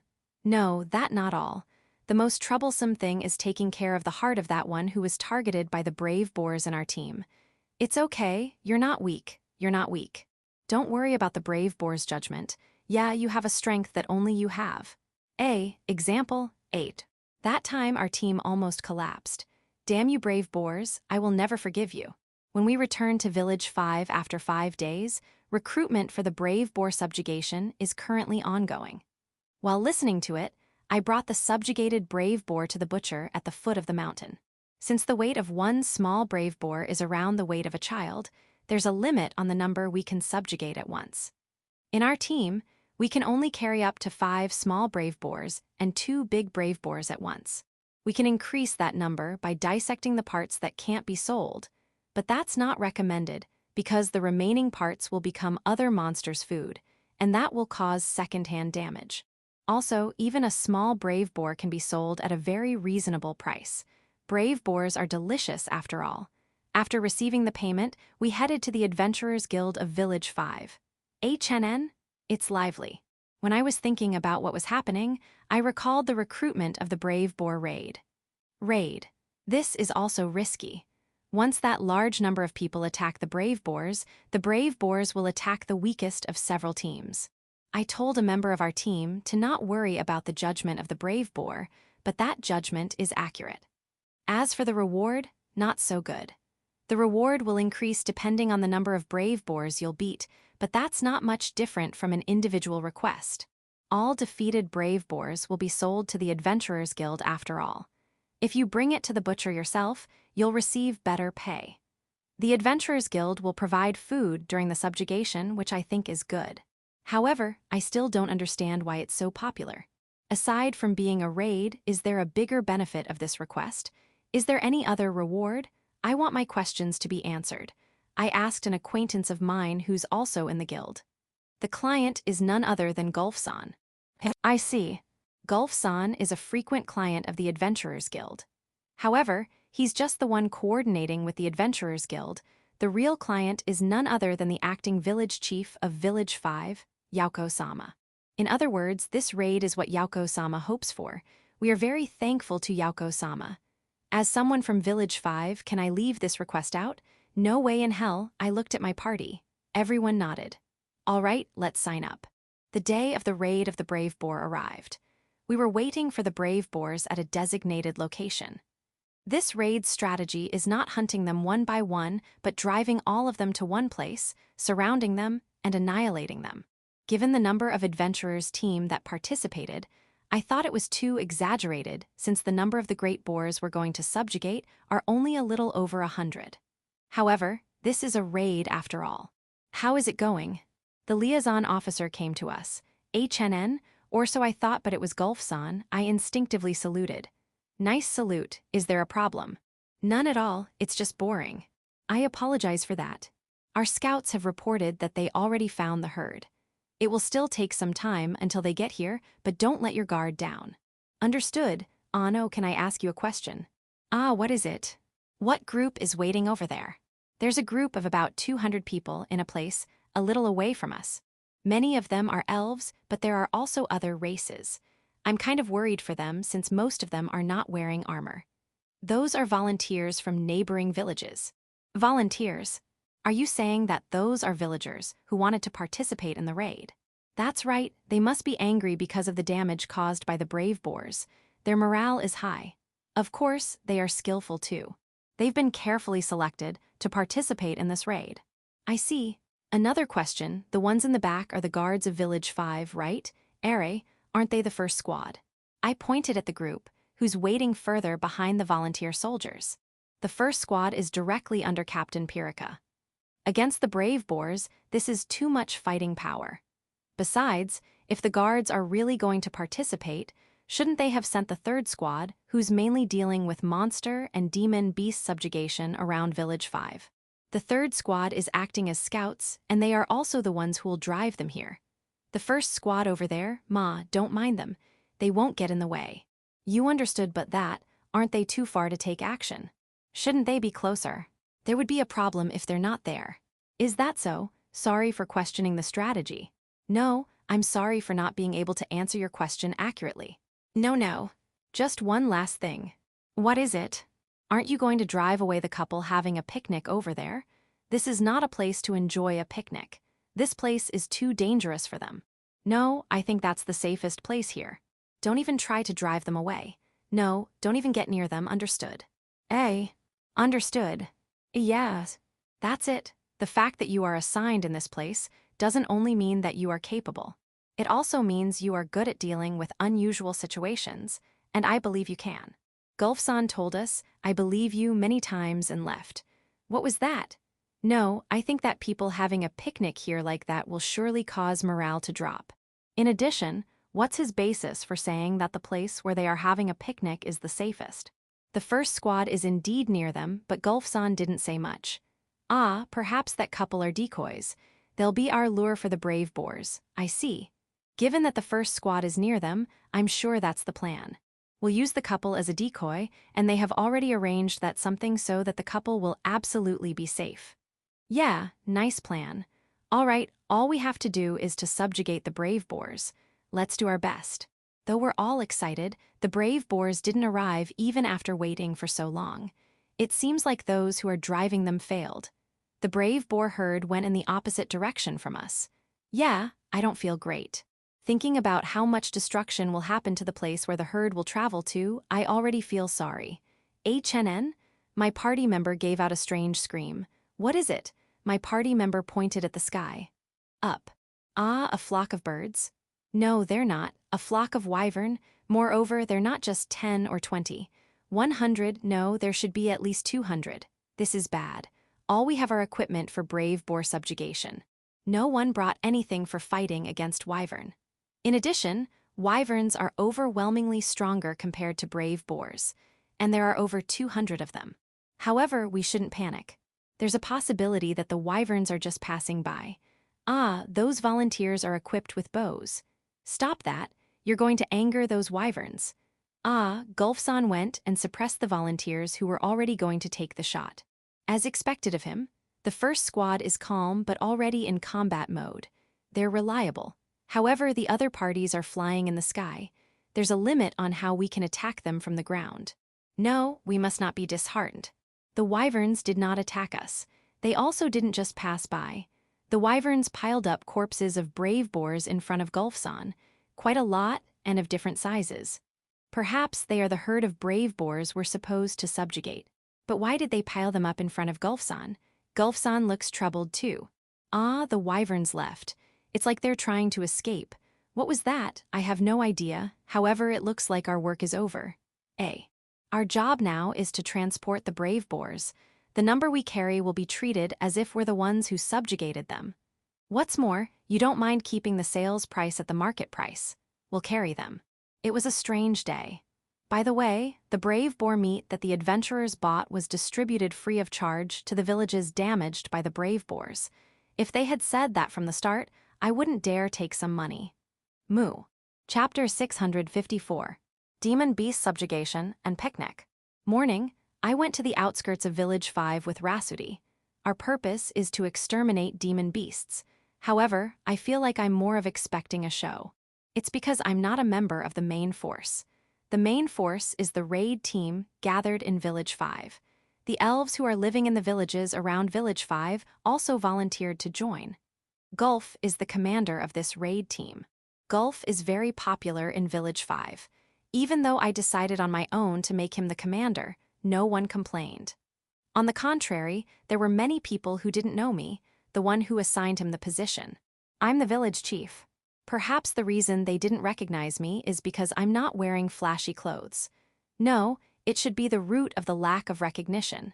I should have prepared a little more. The demon beast subjugation ended without anything out of ordinary. The herd of demon beasts that we are targeting entered the encirclement of the subjugation team, but for some reason, they immediately escaped in the opposite direction from where we were. They sprinted with all their might.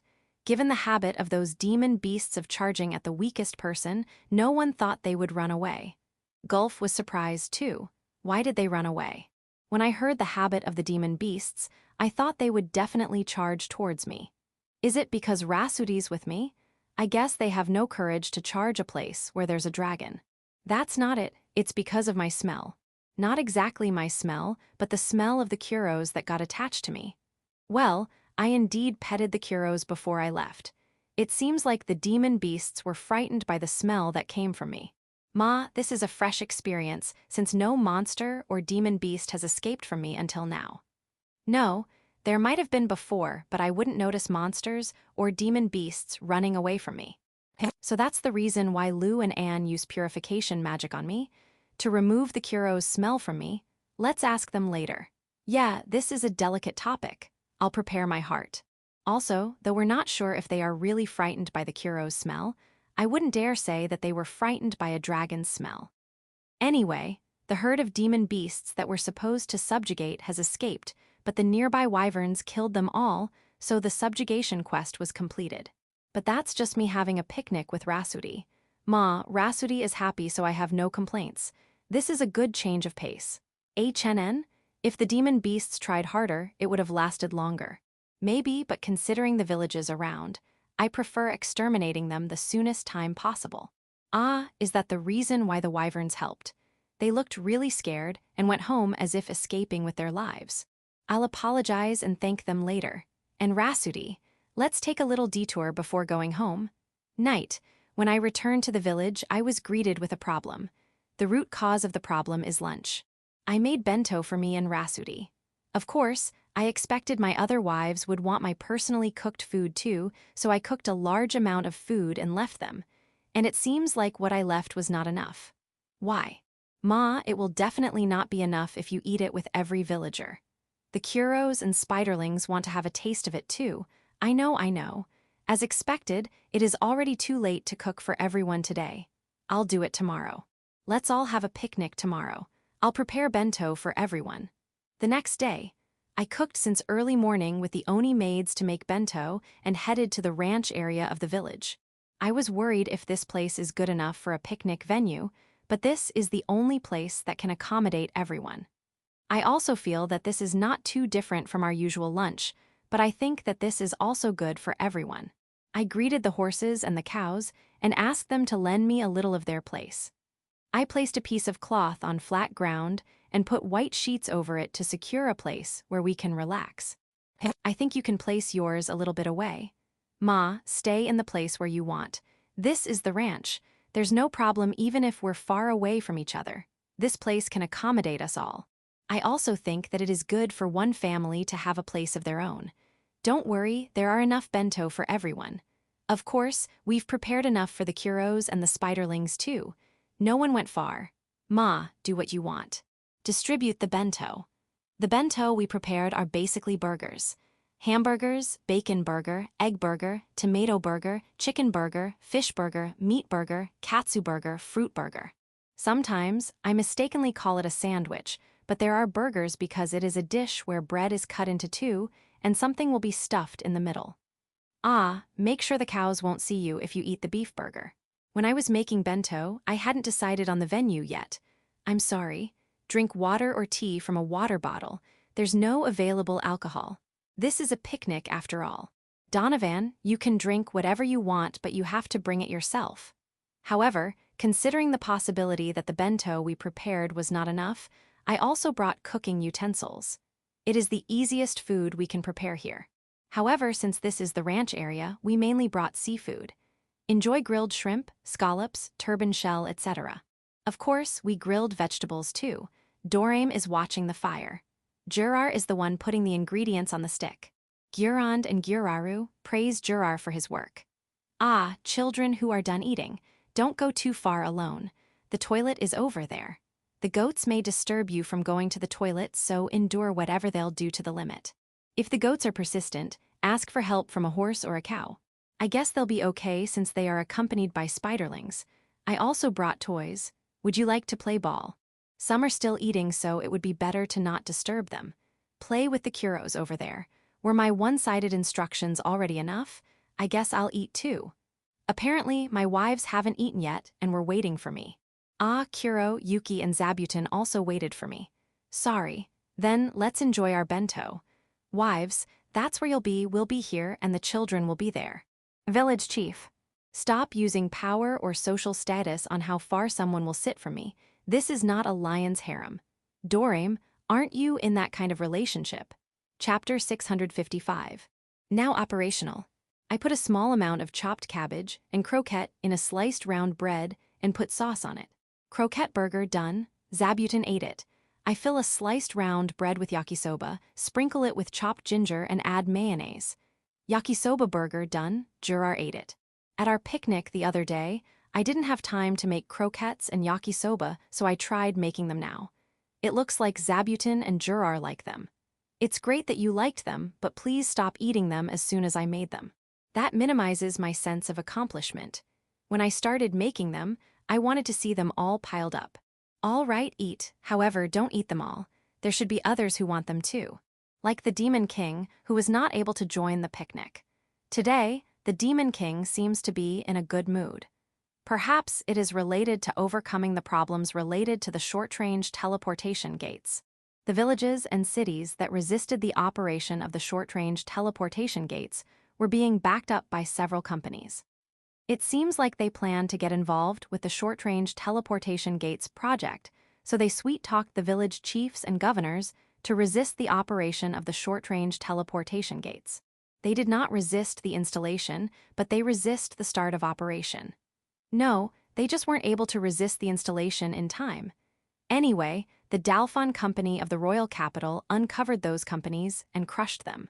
After that, Beazle said that full-scale operation of the short-range teleportation gates started. Since I'm an investor, I would love to see the short-range teleportation gates to be fully operational. Those made it easier for anyone to travel to and from the royal capital. If I feel like I want to see Ursa and the others, I can go there immediately. Big help. Even though I find it great, a troublesome situation also has occurred. Glatz is commuting from the royal capital to Village 5 to Big Tree Village using the short-range teleportation gates. When it was in the testing period, the waiting time to use the teleportation gates was almost zero. Therefore, commuting time was the sum of the travel time from my mansion to Big Tree Dungeon, from Big Tree Dungeon to the basement of Yaoko's mansion, and from Yaoko's mansion at the top of the mountain to the foot of the mountain where the short-range teleportation gates are installed. According to my experience, that should be around an hour. However, when the short-range teleportation gates become fully operational and open to the public, there are different procedures that one has to go through, like inspections, which are required before using each teleportation gate. And of course, there's waiting time. The commute time has increased significantly, around 2.5 hours according to my experience. That's tough. It's a 5 hours round trip. Renana told Glatz that he doesn't have to go back every day, but Glatz says that Big Tree Village is their home. He said that if he couldn't see Renana's face every day, he would resign from the army. As a result, sending and picking up using Beazle's teleportation magic resumed. Seeing Frau and Freysha every day healed Beazle with such work. Ma, I don't want Beazle to be burdened like this, so I'm thinking of a solution. First move, prepare a room for Glatz and Renana in Yaoko's mansion and have them sleep there. Renana will commute from Yaoko's mansion to Big Tree Village to work. Glatz will commute from Yaoko's mansion to the royal capital to work. Renana likes this setup, though she'll be burdened by it a little. Another one is speeding up Glatz's travel time even a little. We thought of securing a big horse that even a minotaur like him can ride. I asked Michael-san of Goron Company to do it for me, but it seems like it will take time for him to be able to purchase one. That's all I can do.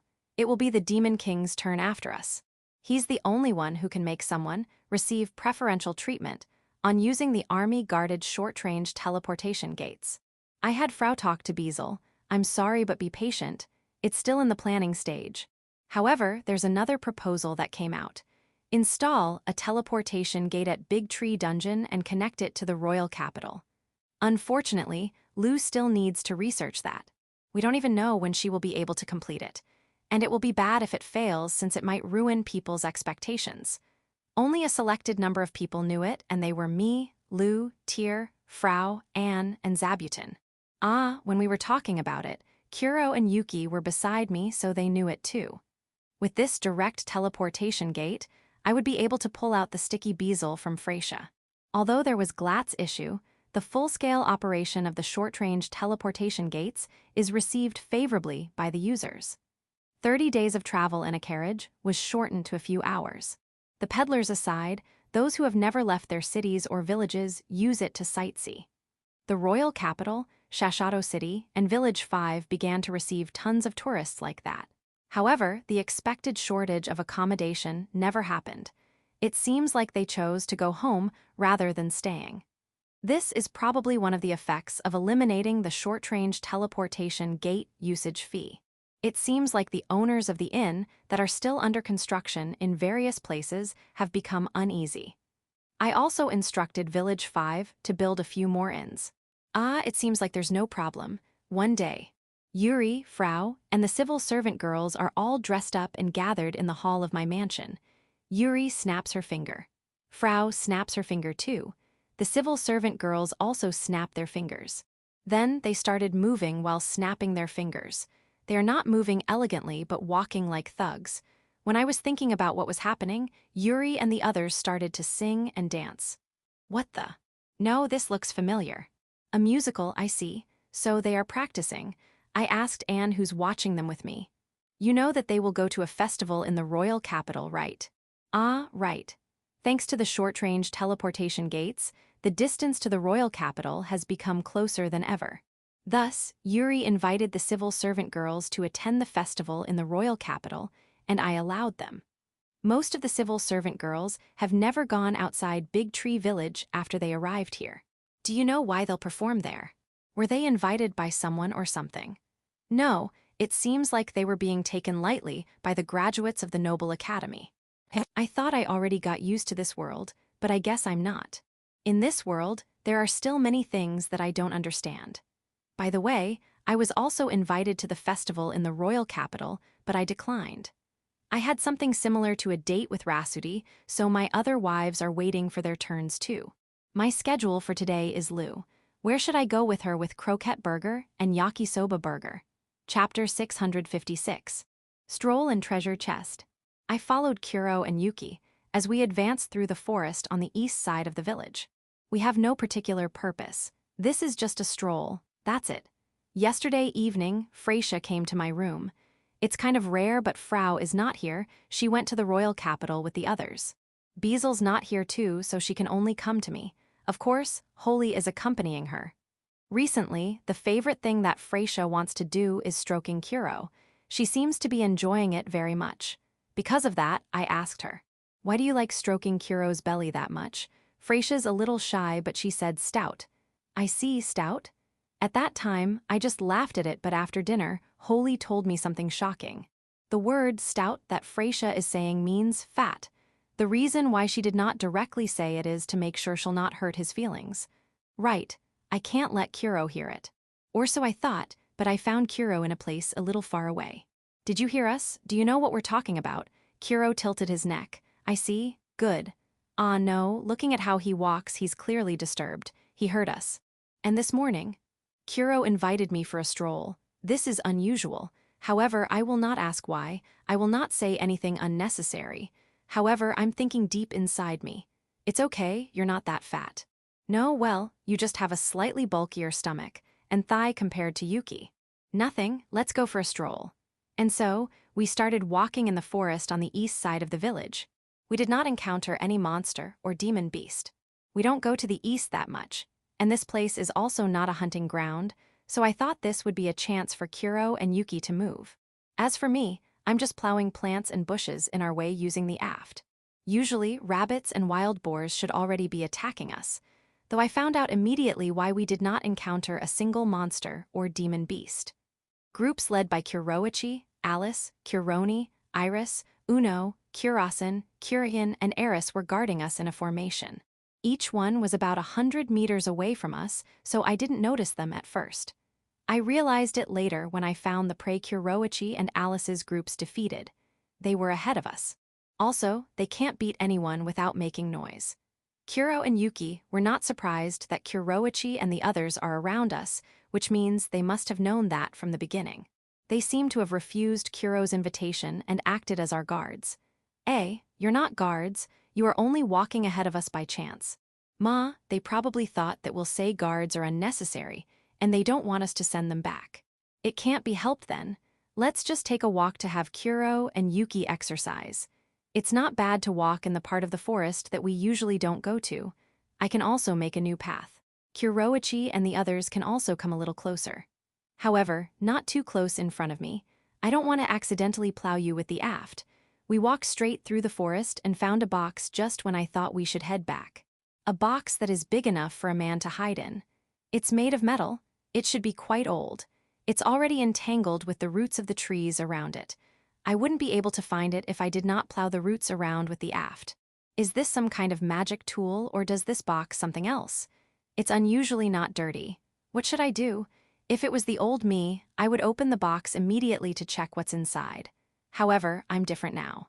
Lou and Tyr repeatedly taught me to be careful and not just open any strange box I found. There might be a trap in it. Thus, I won't open it without asking anyone. I think I shouldn't touch it too. I'm kind of anxious, so I plowed the roots entangled around the box using the aft. It's not open, and I didn't touch it, so everything is all right. However, looking at it closely, this is not just a box.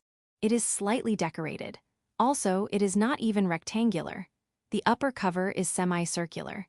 In other words, it looks exactly like a treasure chest. There's also a keyhole. Ma, I'm kind of anxious about what's inside. If I plow the box, I might be able to see what's inside, but I might trigger the trap. It could be a poison trap. If the box is filled with poison, the poison will immediately spread around the moment I plow the box. It could also be a teleportation trap. The moment it activates, it will teleport everything around it somewhere. It will be best if I don't do anything unnecessary.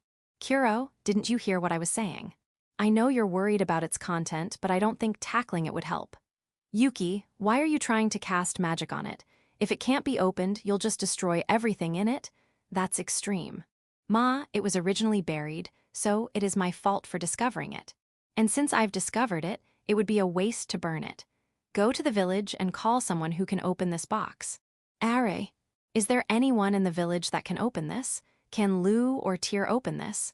The two of them can investigate what kind of trap is inside it using magic, but I don't think they can pick the lock. No, wait. There is a keyhole, but it doesn't necessarily mean that it is locked. Also, how can there be a box with a trap in a place like this? Then, is this an empty box? Is that even possible? Dangerous, and I was thinking of opening it. I can't do that. Though there's a possibility of this being an empty box, there's also a possibility that it contains something extremely dangerous. Safety first. For the time being, contact the village and tell them I found a mysterious box. Chapter 657. Not a monster in treasure chest clothes. I have no name, I'm a mere box with ego. A box whose purpose is to protect what's stored in me. That's all, but I have to tell you one thing. I'm not a monster treasure chest mimic. Just treat me as a magical creature for storage. I woke up from a long sleep. It was probably because I was hit by something. I'm shocked. However, that won't make me open my upper lid. If you want me to open my upper lid, you must have the key. Phew-ha-ha-ha-ha. I never would have thought that I'd be in a situation where I'm surrounded by a group of terrible demon beasts. What should I do? Should I open my upper lid? Wait, stop. One of the black demon beasts tried to use magic on me. Don't you know that it might even destroy whatever's inside me? That's the plan. Are you sure about that? Don't you care what's inside? Yo, good, human over there, nice block. It's great that you stopped it. Well done, but who are you? That demon beast is obviously stronger than you, right? Are these demon beasts your familiars? Mama, good. Good job, human. I'll give you the right to see what's inside me. But I'm not giving it to you, just look at it. If you look at it, you'll probably be satisfied and go home. He almost got close to me, but why did you stop? No, well, it doesn't matter if you leave now. Yeah, I think that would be the best. The demon beast tamer and the demon beasts stood at a place that is around 50 people 80 meters far. It can be said that they are quite far away, but they are still at a distance where I can see them. The area around us is a forest, so I can only see them because there's a strange straight path between us for some reason. One end is me while the other end is them. Is this how they found me? There's nothing around me. What happened when I was sleeping? And what are those demon beast tamer and demon beasts doing there? Ah, they're eating? Why there? And more demon beasts arrive. They are the same demon beasts, but how many of them are there? Too many to count. After a while, many people gathered around the demon beast tamer. What are they talking about? I have good ears, so I can hear their voices even at this distance, but they are talking all at once, so I don't understand anything. However, there are some of them who are looking at me from time to time, as if thinking how they are going to deal with me. I'm expecting a gentle treatment if they can until I saw the Godkins. I became uneasy. They're violent. They might even attack me with magic like that demon beast earlier. I expect a lot from the dwarves. Sky-high expectations. Dwarves look rough, but they like to craft. I'm sure they'll suggest to the demon beast tamer to use a key to open me properly. Elves, I guess they're okay too, but I don't really care about them. I only focus on those I'm interested in, and I don't care about those that I'm not interested in. Ooh, it seems like the discussion is over. What's the result? Thud, thud, thud, king engine roaring. It seems like it was the worst result. They threw stones at me. You're going to break me by stoning? These fools. No, they're smart. Thinking of me as some kind of trap, they're doing the right thing. But I won't forgive you. Also, can you even throw stones that far? They stayed at the place where they ate, which is quite far. That's 50 people far. They can't hit me with stones at that distance. Phew, these fools. The moment I thought so, something super fast passed near me. It sank on the tree behind me. It came from somewhere far. Yeah, it's not just something, I know what it is. A stone. A stone as big as a human fist passed right by me, at an invisible speed. Straight, I mean a straight line. Is that even possible? I mean, can a stone fly in a straight line even if it came from a distance? Considering air resistance and gravity, it should change its trajectory, right? It means it was thrown with so much power that it ignores the effect of air resistance and gravity. Who can do that? That white woman. What is she? Dragon? That white woman gives off signs of being a dragon. Ah hey, demon beast tamer, don't give her another stone. Graze, it grazed me. It grazed me. I heard a chun, I'm scared, this is bad. Ah, she's already about to throw again. That pose, I had a hunch, it will hit me. Array, I missed. The white woman tilted her neck. Lame.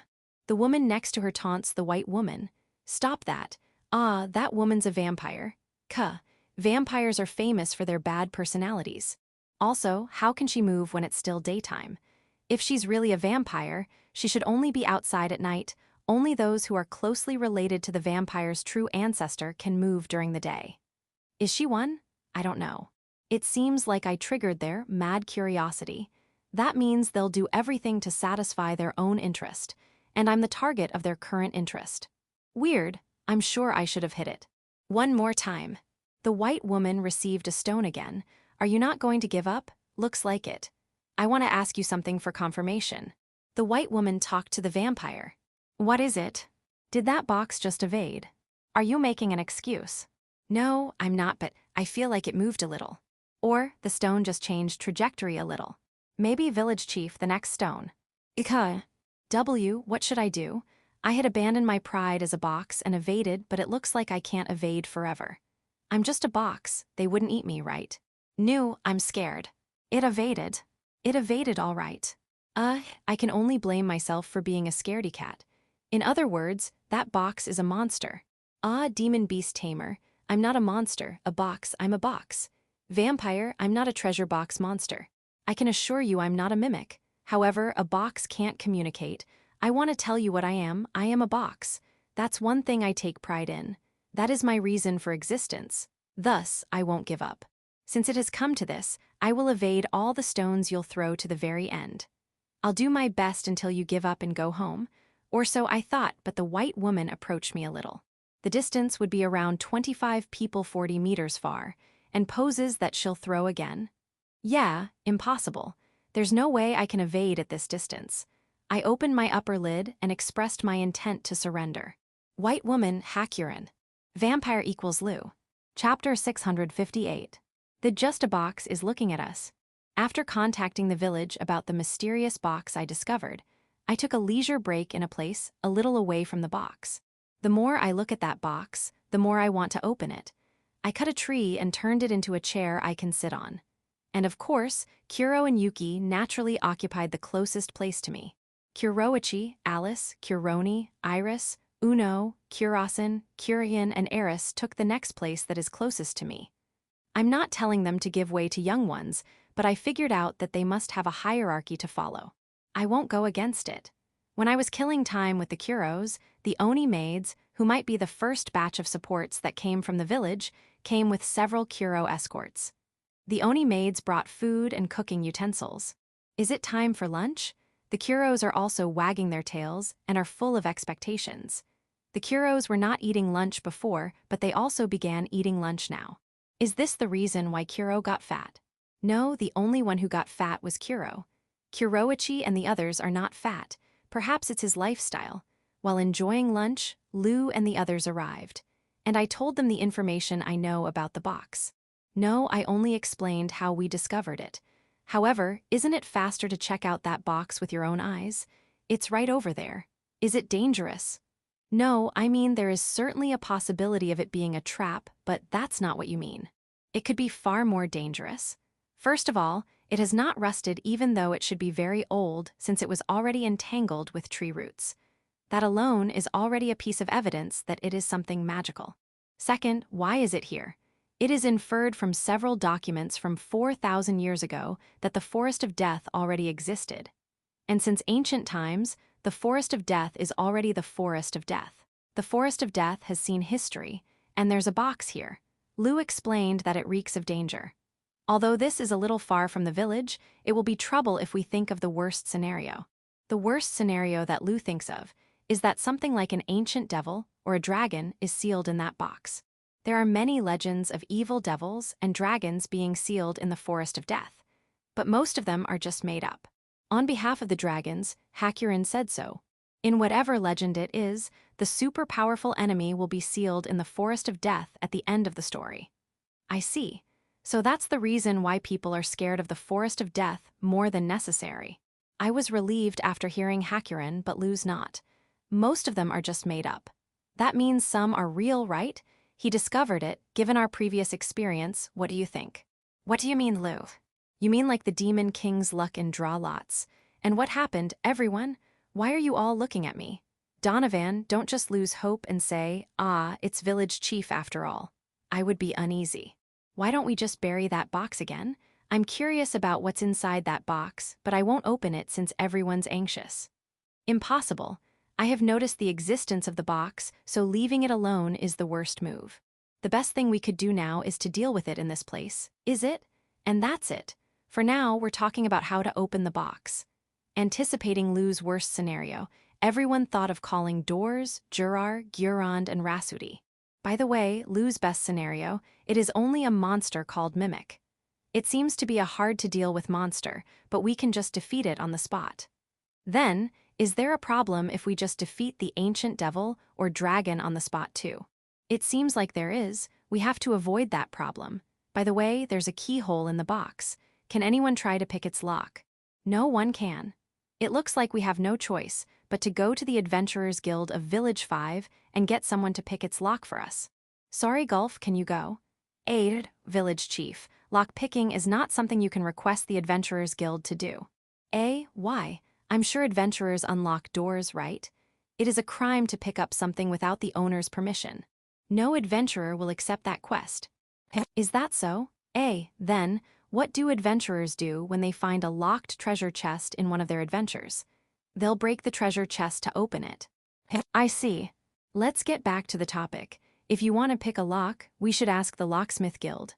Locksmith Guild, that exist? Yes. However, if you're going to ask them to, we have to bring it to them.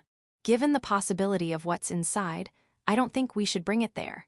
You mean, the best way to deal with it is to break it like the adventurers? I see. So, is that the reason why Hakurin is holding a stone? A stone was thrown to the box. Since Hakurin is not holding back, it will be blown to smithereens if hit. She missed. You'd like a rounder stone? I carved a big stone with the aft and gave it to Hakurin. The box evaded. Great, it's only a mimic. Lou is delighted. So that's a treasure box monster? Hakurin? The box can evade, so you want to get closer to it to make sure it can't evade. Do your best. Hakurin seems to be annoyed because she can't hit it. When Hakurin was about to throw, the box opened by itself. Lou, what's happening? It surrendered. I see. Wait, Hakurin, stop, it already surrendered. Don't throw a stone. I immediately stopped Hakurin. Is the box looking at us? No, it doesn't have eyes. So, Lou, is this a mimic? It doesn't look like it. It doesn't have a digestive system, so it's not. It's just a box. Can a box evade a stone or open itself? It is like Quentin, though it's not an intelligence sword, but an intelligence box. It's not a mimic, so it is a normal box inside. Lu took out a large book with elaborate design from the box. It is a magic book, so Lu is jumping happily. Check it first if it is safe to look at. And this box, can an intelligence box talk? Can you communicate with us? How about answering yes or no by opening or closing your lid? I closed the lid of the box and asked, do you want to speak with us? If yes, open your upper lid. If no, keep it close. The lid opened slowly. Oh. Adventurers Guild, we have people that can pick a lock, but if they publicize it, they'll be treated as thieves. Locksmith Guild, we don't do business trips since we don't want to be treated as thieves. Thieves Guild, our business trips are top secret. Chapter 659. Intelligence Box. The upper lid of the box opens and closes in response to my question. Amazing, I'm a little impressed. However, I still calmly check the people around me. None of them is doing something like pushing a switch, right? If they are making fun of me, no, it looks like no one's doing anything. Yeah, I guess what's happening is true. However, does a box even need an ego? What's the point of doing that? If I ask the box, it can only answer with yes or no, so I ask Lu. A box with ego, an intelligence box, has two advantages. According to Lu, one of the advantages is crime prevention. By making a box recognize its master, it can be made into a box that no one else but the master can open. I see. Another advantage is organization. Even if you just throw things however you like in the box will organize it. In addition, if the box is experienced enough, it will place the items that its master needs at the most appropriate place, so he can get it easily. It can do that, that's convenient. Yeah, that's why an intelligence box is valuable and expensive. Moreover, given its size, it can be used in various ways. Also, the magic book inside is not damaged at all, which means this box may have function for it. Lu is smiling. Then, can it also organize medicinal herbs? Let's think more. Lu, how does this box organize things? Ado, I know that they can arrange items inside neatly. If you put a book, it will arrange it where you can easily pick it up, or if you have a lot, it will arrange them where you can see their spines. It won't arrange things when the box is open. You have to properly close its lid first before it organizes the things inside. Even if you just throw things, it will organize them once you close the lid. That's right. Can it sort out everything? For example, ingredients? It should be. Lu looks at the box as she answers. The box opens its lid. It's a yes, I see. I made sure there was nothing in the box. I shaved some firewood using the aft and put the shaved firewood in the box. Lu looks confused with what I'm doing, but I only told her to wait a moment. It's embarrassing if I fail. I closed the lid of the box and asked a question. Can we talk? The lid of the box opened, and the shaved firewoods were arranged into letters. Of course, master. I've succeeded. This will make us able to communicate. I tried to brag to Lu, but she looked depressed and pulled me. Is it because you haven't thought of it? Lu shook her head. That doesn't seem to be the reason. Then, why? Lu ignored my question and showed me the magic book she had taken out from the box. She opened the cover page. How to make flying carpet. This book is about making a flying carpet. Lu turns the page and shows it to me. The book has around 200 pages, but only the first 10 pages are about making flying carpets. The rest is like a training diary, or rather, a training method for flying carpet. I might be wrong since I didn't read it carefully. When I said that, Lu was almost crying. When we get back home, please help me translate this from the first page. Lu can't read this magic book. The characters displayed by the box too. I only found out now that the characters of the book are the same as the characters the box used to communicate with us. They are the Devil Empire characters, and I think it should be pretty popular Dessous. Perhaps you can't read the magic book, because it is basically encrypted Dessous. The box wrote those, but Lu doesn't seem to be consoled. But the box did not bother. Flying carpets are also called intelligence carpets, so you can call them my colleagues Dessous. I was also transported using, I remember. What is it? The flying carpet that was carrying me began to rampage over this forest and dropped me. That was tough. Are you injured? Don't worry, Dessous.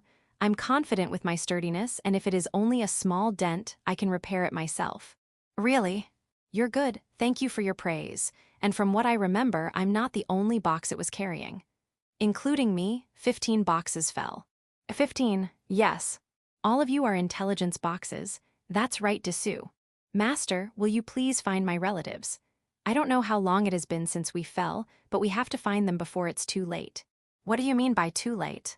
We, intelligence tools, have ego, but if we stop thinking for a long time, we will lose our ego and become ordinary tools Dessous. I also slept for a long time until I was shocked earlier. If I did not meet Master, I would end up as an ordinary box. I understand. Then we'll have to find them as soon as possible. I told those around me to start looking for boxes. 15 boxes. One is in front of me, so there should be 14 more. It will be difficult to find all of them in this forest, but I want to at least find as much as possible. Or so I thought, but we were able to discover the remaining 14 boxes easier than I thought. The Kuros found them in inconspicuous places, and I just dug them up using the aft. The boxes seem to be happy to be reunited given how they open and close their lids. Yeah, none of those boxes lost ego and became an ordinary box. That's good news.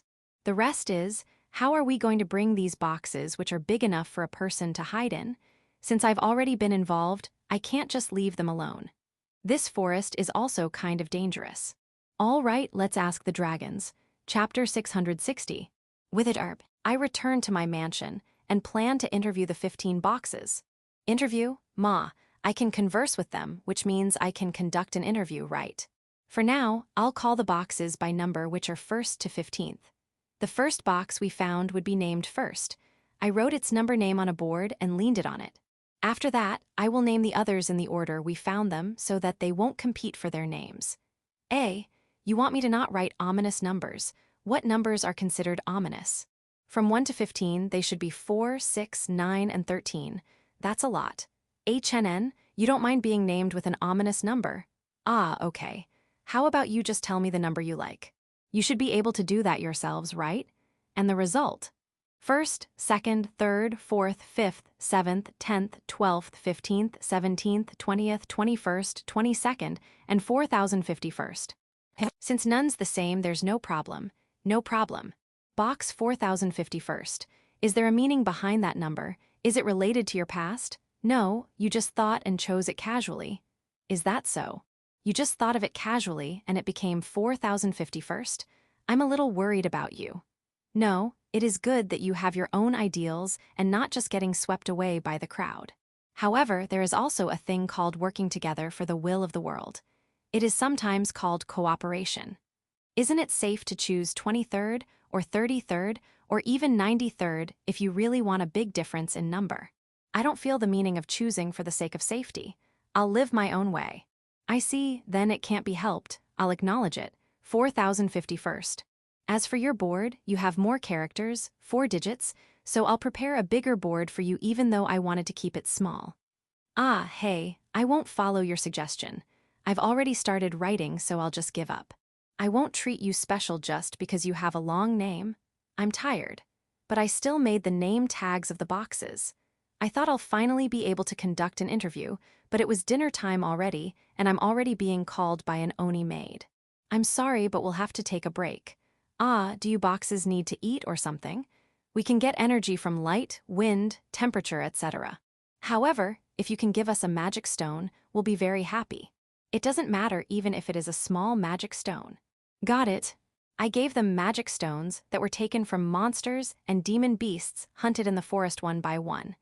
Such a big magic stone. See, can I really eat it? You don't need to hold back. If you want more, I can give you another one. Another one sounds sweet. It was fate that allowed me to serve you, my lord. You're exaggerating. Then, I'll have dinner, so wait for me for a while. I will wait even if it is hundreds of years. I have a track record as evidence. Ha ha ha, stop talking like loyal dogs, and don't cry. Dinner. I explained in detail how I discovered the box to everyone while eating. Lou, don't read a magic book while eating. You can't even read them, right? What are you even doing? Just looking. And stop sulking. You know that only kids do that. Once we're done eating, I plan on checking what's inside those boxes. You're interested, aren't you? Good then, let's eat. By the way, Kuro, aren't you eating a lot today? Can you even eat that much? No, I mean. I turned my gaze to Kuro's belly, and Kuro seemed to remember his diet. His tail that has been happily wagging until a while ago drooped. I'm not telling you not to eat, just don't eat too much. And alcohol. Yeah, you're drinking, right? You even have a dedicated drinking plate. That's not really a problem. I won't stop you from drinking. However, keep in mind that you shouldn't drink too much. Always remember that. It is bad to have the food and alcohol prepared for you be wasted. You can start your diet tomorrow. When I said that, Yuki, who was beside me, scolded me for spoiling Kuro. I'm sorry. After eating, Lou, Tyr, and Anne will check what's inside the boxes. First box had a magic book on how to make flying carpet, but what about the other boxes? I've already seen them when I put magic stones earlier, but there are many things I didn't recognize. All right, let's get it on. The others are waiting by my side. It would be helpful if you could explain to me what's inside the box I'll open. It would be faster to have everyone open a box themselves, but it might cause confusion. Thus, I opened second box. It is packed with withered herbs. Does that mean that these boxes don't have the function to preserve what's inside them? Or maybe it is all right for these to be withered. Master, I'm sorry. We have a preservation function, but we can't stop time, so it would be hard for us to keep plants from withering for hundreds of years. First box explains. I see. No, I don't mind. Second box has done well. I closed the lid of the second box and thought a little. How long have these boxes been lying in the forest? I asked the first box. I'm sorry. We don't know how much time has passed because we have a long-term sleep mode. However, given how the plants have grown around us, we assumed that it should have been hundreds of years. Is that so? There Lou raised her hand. Given the style of the characters used in the magic book, I think it is between 3,500 to 2,500 years ago. I see, but you can't read the characters but you know the style. I think about it. She may have remembered them as patterns and not letters. I answered myself. I will not say anything unnecessary. I didn't say anything but Lou hit me lightly. Let's rejoice since our hearts are connected. Anyway, these boxes fell here at least 2,500 years ago. That means whatever inside them are also at least 2,500 years old. It is not surprising for the herb to wither. It's quite unfortunate, but we can only dispose of. A seed fell down. Is it a seed of that withered herb? Before it withered, the fruit it has dried up and became a seed. Will it grow if I plant it? The second box preserved it well. Let's plant it later. For now, let's keep it in a safe place. Second box wants to keep it inside it. Good. Chapter 661. Inside the box, first part. Now what's in the next box? The third box was opened. There were many small boxes. There were a lot of different things inside it, but they look like tools for alchemy. Some of the tools were damaged perhaps when it fell, but Lou and Tyr still secured them all. I don't mind if you want them, but if someone wants to use them, lend them to that person. Or so I said, but can I do whatever I want with the contents of the boxes? They are supposed to be delivered, but where are they supposed to be delivered? Also, since they should have been delivered for at least 2,500 years ago, the owner probably passed away. No, I shouldn't say that. I heard that Ancestor San and Prada have lived for more than 2,500 years. While I'm being troubled, Anne gave me a piece of advice. Just treat them as foraged crops. Foraged? Are we not going to treat them as lost items? Yes, they are similar to the herbs you can get in the forest. I see, is that all right? Thinking about it a little, adventurers go to a dungeon and keep whatever they find there as their own. I guess they are. I readied my heart and opened the fourth box. Inside are blankets and sheets. It seems like they are normal possessions of the previous owner. Apologies if you find them useless. No, I'm sure we can think of something on how we'll use them. However, even though I said that, they were dyed awfully that they look filthy. Even if I want to flatter the previous owner, it is impossible for me to say they look good. To be honest, I don't even want to touch them. The fabric is also not high quality.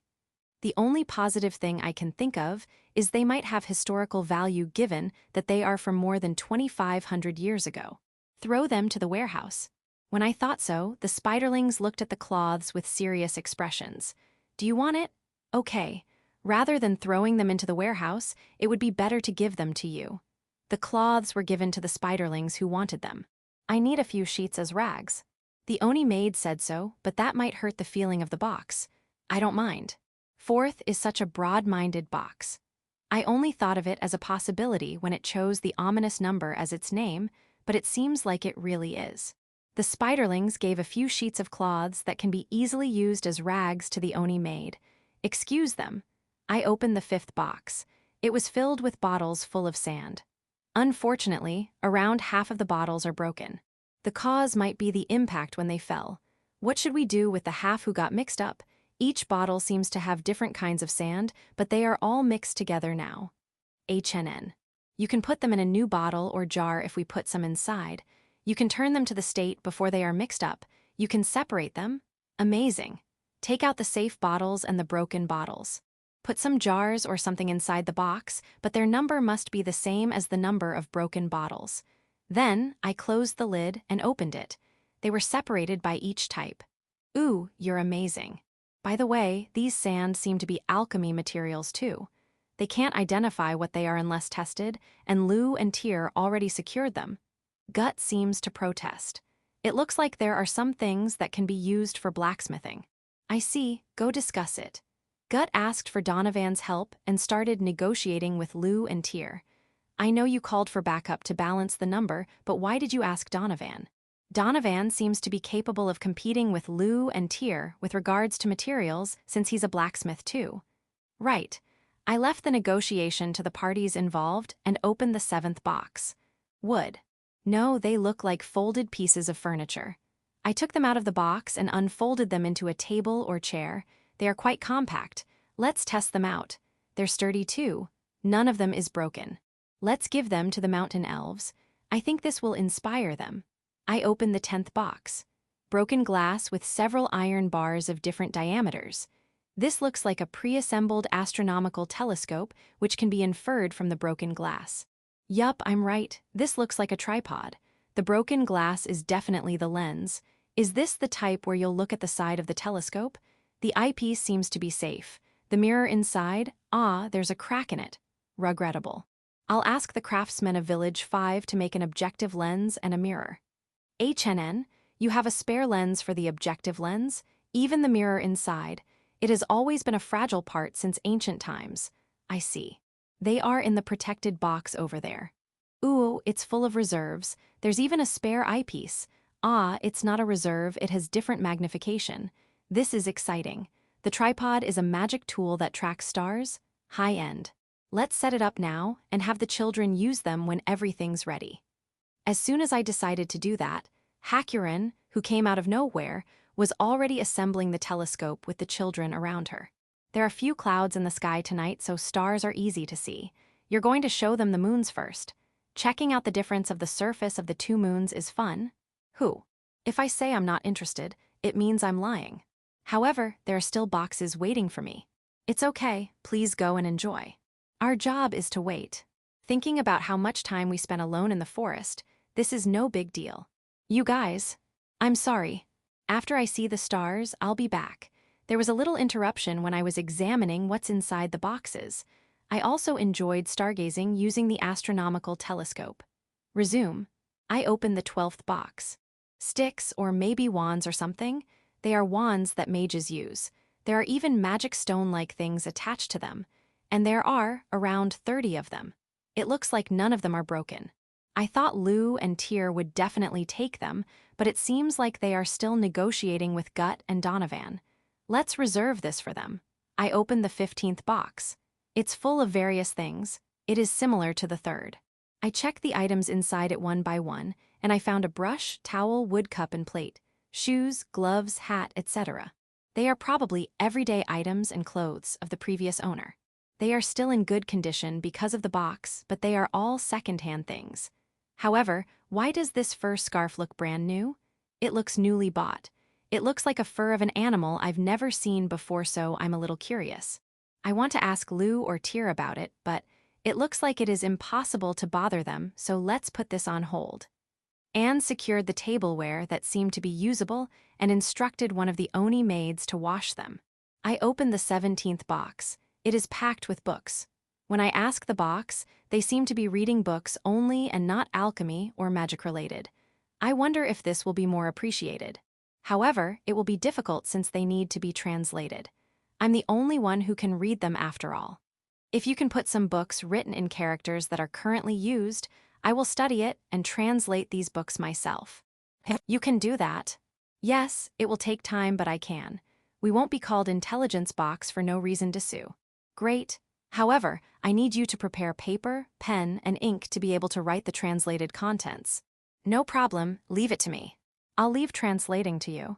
Yes, please leave it to me. The 17th box opened its lid vigorously and replied to me, and the other boxes complained.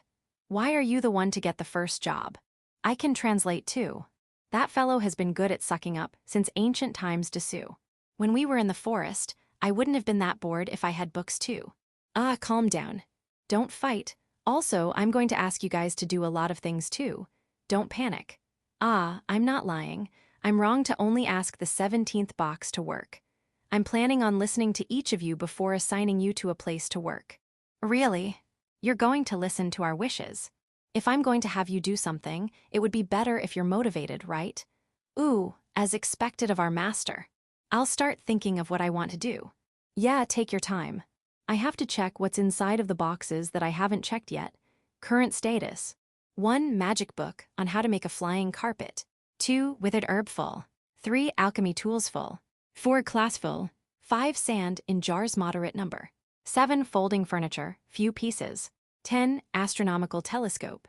12 magic wand 30. 15 daily necessities and clothes. 17 books reading moderate number. 18 unknown. 20 unknown. 21 unknown. 22 unknown. 40-51 unknown. Chapter 662. Inside the box. Latter part. Then let's open the next box. 18th. Inside are different kinds of minerals in the form of big and small bars. It looks like the box arranged them in kinds and sizes neatly. It's easy to understand. Just looking at the bars neatly arranged like this excites me, though I don't know what kind of minerals they are. I should leave these to Lou, Tear, and Gut. After their discussion about the sands in bottles is over, I'll leave a message telling them to check this out. Next is the 20th box. Inside are crystals. It was packed with many crystals cut into the same shape. They are neatly arranged too, and it looks like there's no broken crystal. I hold one with my hand. I've seen a crystal like this somewhere. I wonder where That's it. The crystal Raymarin has given to Ira to record images taken by the camera. It is similar to these crystals. That's right, they are crystals for recording images dessous. I see, is that all? Yes, that's all dessous. How many are there? There are 627 pieces. 627 pieces. With just one crystal, the shooting team is already very active. With that, I think we can expect them to be more active now. When I was thinking so, Doors and Raymarin, who came to see what's happening, were whispering with each other. When I was about to ask what they are talking about, Doors dashed out in his dragon form and brought Belle from Village 4. He's so fast. And Belle checked the crystals inside the 20th box. She had an eye contact with Doors and Raymarin and then spoke with me. I'm sorry to disappoint you, but, well, the format of these crystals is different from the camera Ira is using. In other words, you can't use them unless you have a camera that's in the same format as these crystals. What the heck? No, wait, don't panic. I haven't checked the other boxes yet. Does one of you have a camera that can be used with these crystals? When they heard me asking that, the lid of the 21st box opened. There's a shooting tool here. Well, that's it. What are you trying to say? Is it broken? No, I don't think it's broken. Though I'm not sure if the camera inside me is of the right format. When Belle checked it out, she told me that the format that the camera is using is different from Ira's camera and also different from the crystals from the 20th box. I'm disappointed. However, it's too early to give up. I also have crystals compatible with that camera. There are crystals inside it, and they are of a little different shape. I have 53 of them. So this is a bundle with the camera. Thanks, if I give them to Ira, they'll be useful. When I thought so, Doors and Raymarin barged in. Excuse us, but we want to check the contents. Content? I see. These crystals can be used for recording, but there's a possibility that they have already been used. I think it should be fine, but there's also a possibility that the content recorded on them is dangerous for the current civilization. We want to keep it for now. Yeah, if that is the case, it can't be helped. I don't want to keep dangerous goods after all. I don't need any compensation. Please check them all. HNN. Dorium's butler, Gucci, suddenly appeared and he's now checking the crystals. So he's the one responsible for checking them, huh? Gucci first checked 21st crystals. He's checking them at an incredible speed. These crystals contain stories. They are comedies and there are adventures too, but most of them are about love. I think you can enjoy watching them. You mean, these 53 crystals have no problem? All right. Since they already contain something, Ira can no longer use them. Not all crystals are recorded to the limit, so there are still spaces left. In addition, you have the shooting tool so you can continue to record on them. That's good. Gucci then checked 20th crystals. Given his incredible speed, he managed to check them all in no time. No, the crystals in the 20th box are kind of. Gucci finds it hard to say. Are they broken? They're not, but it's just that cough. What? All of them are about animal ecology. Animal ecology? Are they documentation of a zoologist? I finally got it when Gucci whispered to me. They are all videos of males and females doing reproductive activities. Do you mean male and female animals? Can you be more specific? Humans and elves. I see, not dogs, cats, or chickens. Yes. All of these. Yes, all of them. All 627 of them? All 627 of them. I will explain the details if you wish. No, there's no need. It is already good that we were not heard by the women of the village. Wonderful, though I feel bad for 20th, I will have all of those disposed of as dangerous goods. This format has a lot of enthusiasts, so there's a possibility that a shooting tool compatible with it still exists. We can just erase the video records and the crystals. You can do that. Since it is recorded using magic, the content can be erased if you hit it with strong magical power. However, these kinds of images have strangely strong protection, so it would be helpful if you could give us a little time to erase them all. I understand. I'll leave them to you. If something happens, don't hesitate to break them all. Haha. Gucci politely bowed to me and went to Doors and Raymarin. I'll leave the explanation to you. And Belle, it seems like you already knew the contents, I understand. I'll be silent too if it were me. Now let's move on to the next box. I opened the 22nd box. Empty. I already knew it, but I'm still a little disappointed. It had content when it was being transported, but was surprised when they fell that it accidentally opened its lid and all the contents were thrown away.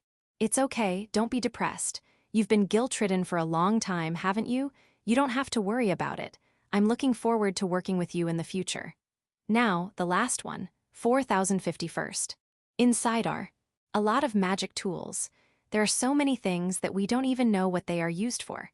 This also included Doors and Raymarin who are checking them out with me. Ma, I don't think there's a problem with them. Are. Doors and Raymarin, what's with that expression? You want to call Gucci about something? You want 1, 2, or 3 things? That's quite a few. I don't mind, I won't tell anyone. I also don't need compensation. Just hide them before Lou and the others see them. Yeah, nice doing business with you. Are, a bunch of keys. What are these keys for? Those are our keys. Right, there are 15 of them. You weren't locked. Won't the items inside you get robbed? That's a common practice during that time. Is that so? Ma, so, they might be common household appliances like refrigerators or vacuum cleaners.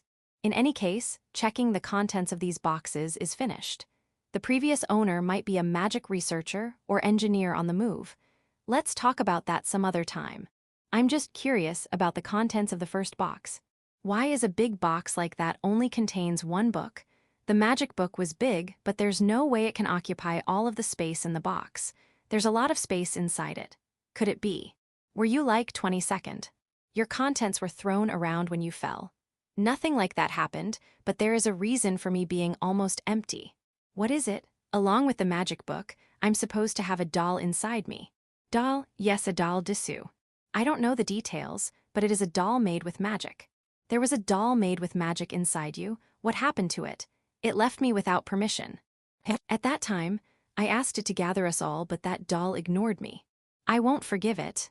No, well, if we hadn't had a conversation, I would have ignored you too. Did the doll leave shortly after you fell? I'm sorry, I'm uncertain of the passage of time. We only can ascertain what time it is when we are fully open. There's also that issue that it was from a very long time ago. If the doll is still wandering around, maybe I should pick it up too, but that seems to be impossible. Side story 1. About 2,000 years ago, I was told by my father about an incident involving a doll rampaging indiscriminately. Doors muttered, side story 2. Video recordings of animals doing some reproductive activities. Versa was next to Gucci. I'm not lying. I know you're not lying. I just wanted to see some of them for character reference. P, please tell me how much of them do you need? I only want to check them out before you delete them. As material, of course.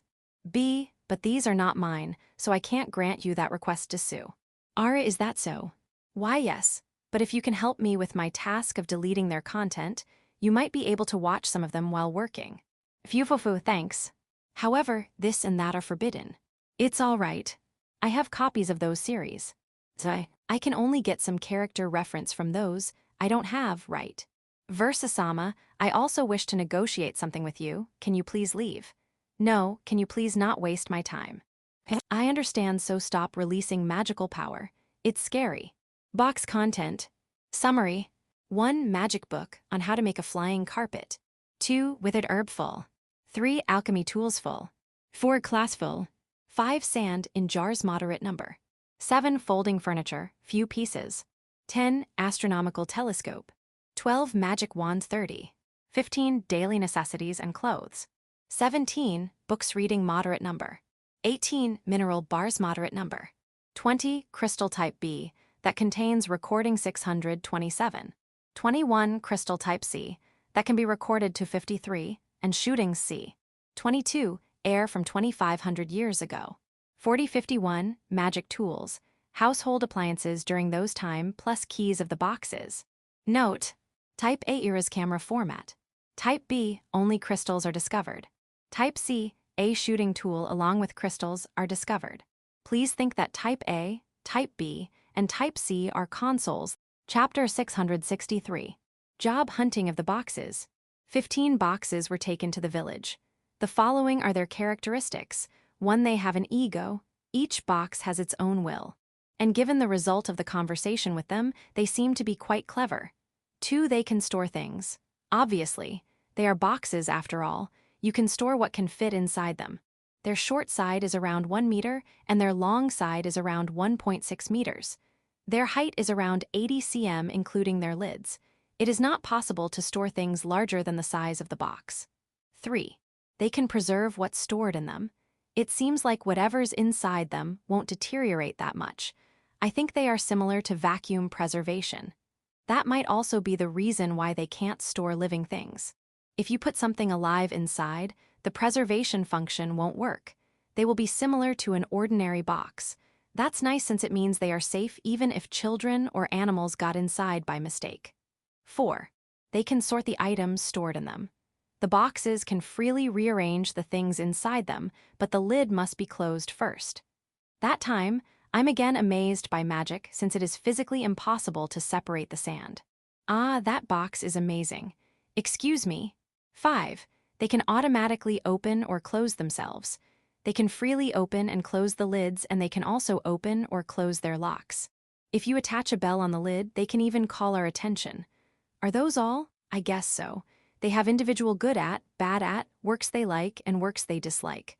Thus, I can't generalize them and have them work at the same thing. It would be great to listen to their request. The next day the boxes arrived. I had the boxes tour the village. Even if I ask them what work they want, they don't even know what work is available for them here. However, given their size, I had to ask the Minotaurs and Titans, who are big, to move them around. Since I can't talk to them all at the same time, I had them carry a couple of boards with simple yes and no written on them. That will be enough for this tour. If there's a problem, we'll just solve it along the way. HNN, what are the mountain elves doing? A plank with big wheels, a cart specially made for the boxes. Put the box on it and put this plate on the lid. That's a mechanism that will make it move forward once the box opens and closes its lid. Good job, and it's fast. Amazing. So, how do they turn? Still being researched. What about the brakes? Still being researched. The only action they can do is opening or closing their lids. It will be difficult to turn or break because of that? I see. And last question, what are you going to say with that box that just hit the wall? We should have installed cushioning bumper. Apologize properly. 3 days later. The village tour of the boxes ended without any problem according to them. It took them 3 days since they were more curious than expected. And now, I'm going to conduct my planned job interview. But there were already boxes who had chosen their workplace, like 17th. It said it wanted to focus on translation work, so it decided to work with the civil servant girls. Next are the 3rd, 4th, 5th, and 20th boxes. These 4 boxes will work in the kitchen. The Oni maids, who are in charge of the kitchen, were initially reluctant to put the boxes there, but they changed their mind when the boxes showed their abilities. We can sieve any powders such as flour perfectly without leaving any lumps. We can also perfectly stir anything. We can also hand over cooking utensils and ingredients according to the cooking procedure. We can also keep the food stored in us warm dessous. The Oni maids have already welcomed these 4 boxes as their kitchen buddies. I heard that it is impossible for them to hand over these boxes to anyone. 10th was placed in Lou's lab in response to Lou's request. Thinking about it, having someone manage things in the lab, like the magic tools, would be a great help to the researcher. Tyr and Flora are also asking 10th to do a lot of things. I don't really mind, just don't ask it to do anything unreasonable. 21st will go to Village 2. While it was being carried by the Minotaur, it heard stories about Village 2 and said that it wanted to work there. The same thing happened with 22nd. It was carried by a Titan and heard stories about the North Dungeon from the Titan, so it decided to work there. The Titans were very reluctant, but I gave them permission. It is important to follow the wishes of the boxes. 12th wants to be installed in Big Tree Dungeon. It wants to help keeping bean sprouts and mushrooms. I'm not against it, since I heard that what will be stored inside them is important for the boxes. No problem, you have my permission. Those who haven't decided yet are 1st, 2nd, 7th, 15th, 18th, and 4051st. Ah, it looks like 18th has decided to go with Versa. Are you interested in the literary works in Village 5? Not really, but Ado, you like what Versa writes? I don't really care if that's what you want. 4051st. You want to go with the mountain elves? Didn't you see how 2nd hit the wall? Are you sure? The mountain elves are fine with it, so let them be. 4051st will now work with the mountain elves. Now, only 1st, 2nd, 7th, and 15th are left. All right, these are the places that want you. Village 1, Village 3, and the Lamia's South Dungeon. Since 21st is already at Village 2, I would not go against Village 1 and Village 3 getting their own boxes. 2nd and 7th, can you go? All right, please do your job well there. 2nd will go to Village 1. 7th will go to Village 3, and 15th. Can you go to the South Dungeon? Got it. I'll tell them to treat you with care. Good luck to you. The only one that remained is 1st. I know. I'll put you in the hall of my mansion. For now, you'll be the storage of children's toys, but if you want something else, just let me know. Box Workplace. 1 Big Tree Mansion Hall. 2 Village 1. 3 Big Tree Villages Kitchen. 4 Big Tree Villages Kitchen. 5 Big Tree Villages Kitchen. 7 Village 3. 10 Big Tree Village. Lou's Lab. 12 Big Tree Dungeon. 15 South Dungeon. 17 Big Tree Village, Civil Servant Girls. 18 Village 5. Versa. 20 Big Tree Villages Kitchen. 21 Village 2. 22 North Dungeon. 4051 Big Tree Village Mountain Elves. Chapter 664. Frau's group returns. Kuro remembered his diet. Last night Freysha stroked his belly. He's fully motivated this morning. Moreover, he even refused to accompany me. He seems to have reflected on a lot of things. I can feel his seriousness. Good luck. However, I think that if you're successful with your diet, Freysha will no longer visit you. Are you okay with that? No, I'm not bending your will to diet. I'm just cheering you up. So, Kuros, don't bet behind me. Moreover, it's not a simple bet on whether he can or can't be successful, but how many days it will last. Kuro is a dog that can do it, excuse me. Kuro is an inferno wolf that can do it. I'm sad that the most popular bet is half a day. The mountain elves interacted with 4051st and created a table dedicated for boxes. When it opens its lid, the table stored inside it will be pushed out in front of the box, and once the lid is closed, the table will automatically get inside the box, along with what's on the table. Until now, we had to peek inside the box to talk. Thanks to this table, we no longer have to peek. Though there's a problem with putting something big on the box, it is a great improvement. Another disadvantage is that the storage amount is reduced a little because of the table, but it is still a splendid mechanism. And, with the request of the Oni maids, the highest priority of installation are the 4 boxes in the kitchen. Convenience is great after all. Later, it was found out that the wood placed in the boxes for them to be able to write got easily deteriorated.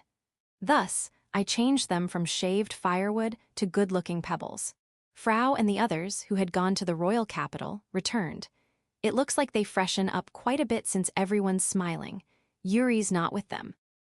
She still has some work to do, so she stayed at the royal capital. She has it hard. How was the festival in the royal capital? Since the Noble Academy participated, it became flashy. I see. I wonder if I should go there for a tour as well. What about Ursa and Alfred and the others? Is there a problem? Did you help them? No. They are taking faction management too lightly, and it is now full of problems. Faction management? It sounds like Ursa's group formed the largest faction in the school, and their control over their faction is almost perfect. However, they are completely ignoring the hostile and neutral factions. Even if the other party is hostile, there should still be contact. Right, sure it is. It is because they are hostile that contact is necessary. Otherwise, they'll be cornered, and war will immediately break no matter how small a conflict is. Even if it is only a simple misunderstanding or a mistake, no one will care. When they were still in the village, I taught them about it, but apparently they have left it to Tysel. Did Ursa and Alfred forget about what you taught and just strengthen their own faction? Though they were already taught about it, they haven't done it. They are still children, so I guess they are still rough in some areas. They probably remember it later, right? But they are taking it lightly. Yes, however, the hostile and neutral factions are also doing the same. Because of that, Yuri-sama led a talk with each other party. That became the start of their contact with each other. The rest is to maintain it, but I asked Metora-san to cooperate to remind them. Metora, Asa, and Earth are not included, because only Metora-san is there. Where did the other 2 go? And by the way, what happened to Tysel?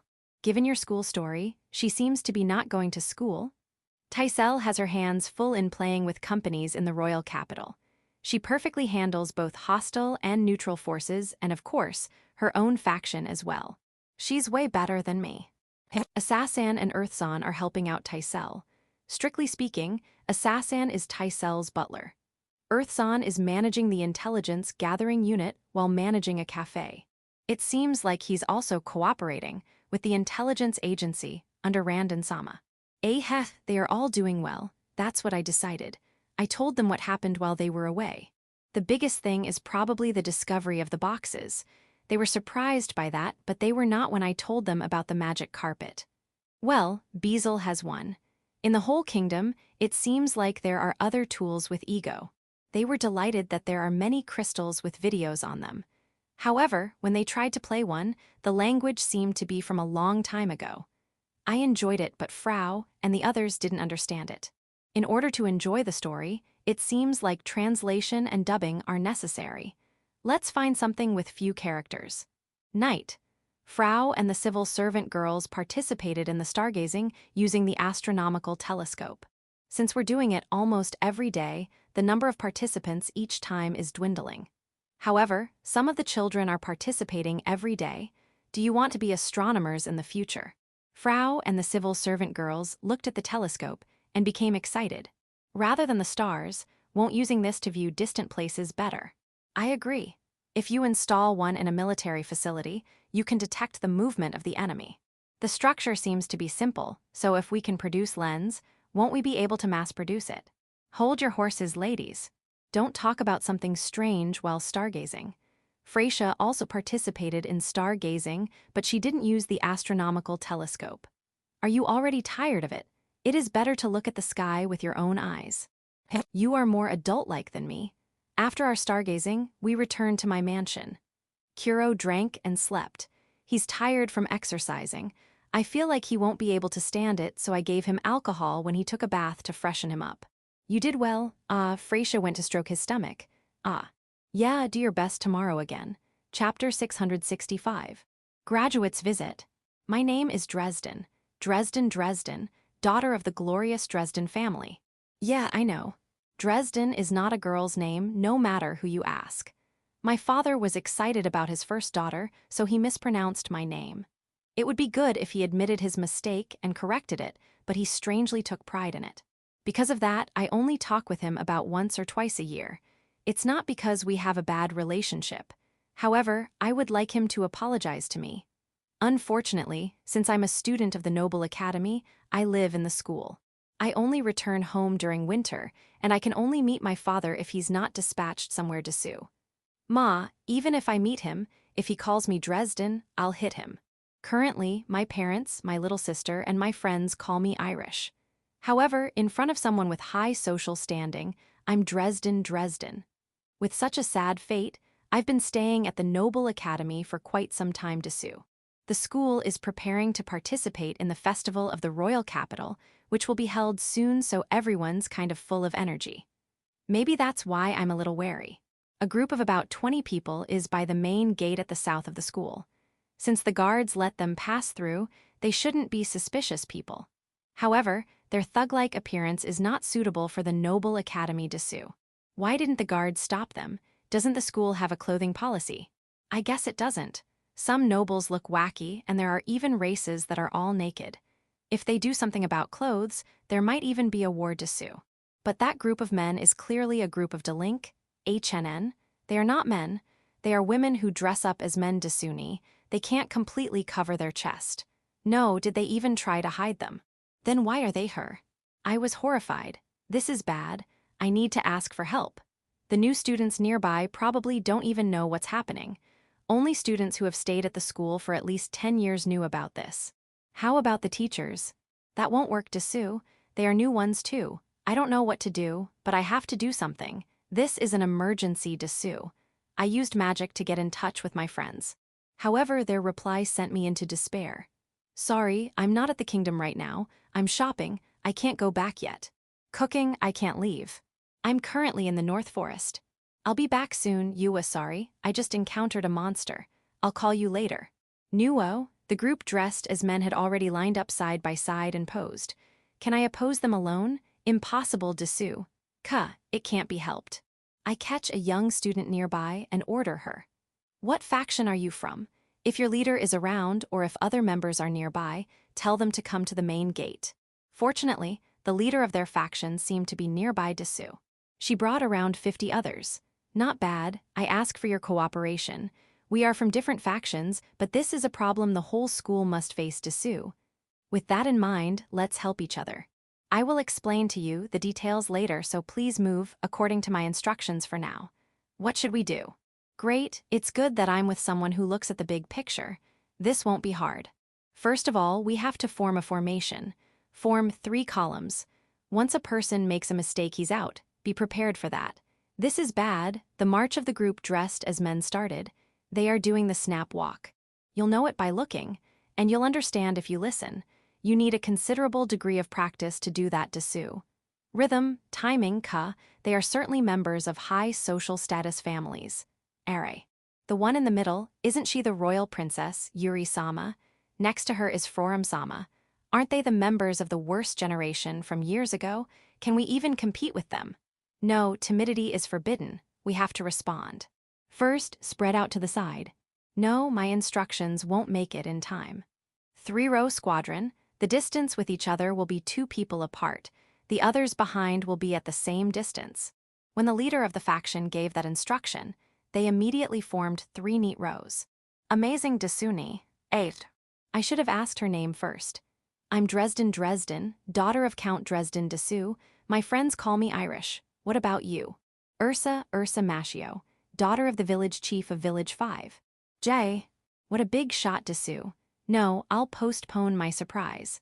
The group over there are graduates of our school, Desu. I guess they came here to check the quality of the current students. One of Yuri-sama's gang members comes forward, and she performed a high-class greeting. Anyone who saw her couldn't help but think that she's wearing a dress. Ah, I almost got mesmerized. Please have everyone respond to her greeting. If you are not confident, imitate me. I'm fine, but what's happening? Manners check dessous. From now on, they will begin to check if we can properly respond to whatever they are going to do dessous. Those who will fail must leave the line. The person who fails will be released by the next person from the column. If it's only at that level, no one will fail. That's only the basics. The last stage will be at maniac level. Don't let your guard down. Understood. By the way, can I ask you a question? What is it? Why are they dressed like that? If they do this in their noble daughter's clothes, it means their parents are involved. Also, if they fail, it will put their family in shame.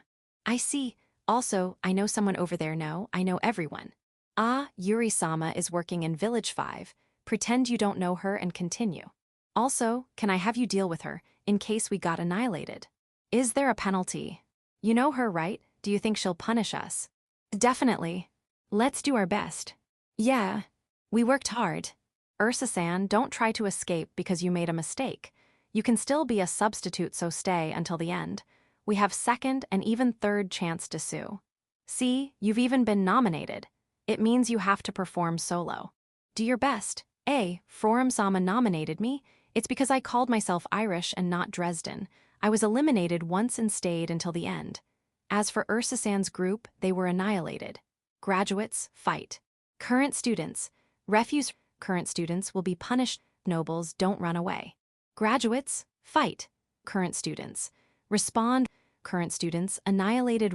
Current students will be punished. Don't forget etiquette. Graduates, fight. Current students. Respond. Current students, survive. Current students that were eliminated will be punished. Don't make mistakes. Of course, it is shameful if you fail, so the current students are under pressure. As for the graduates, being eliminated will be enough to blush in shame. There is also the risk of the graduates losing because teachers can join the current student side. Chapter 666. New Students Reception. I'm a student of the Noble Academy Dessous. Please excuse my name. Yes, I'm not important enough to tell my name.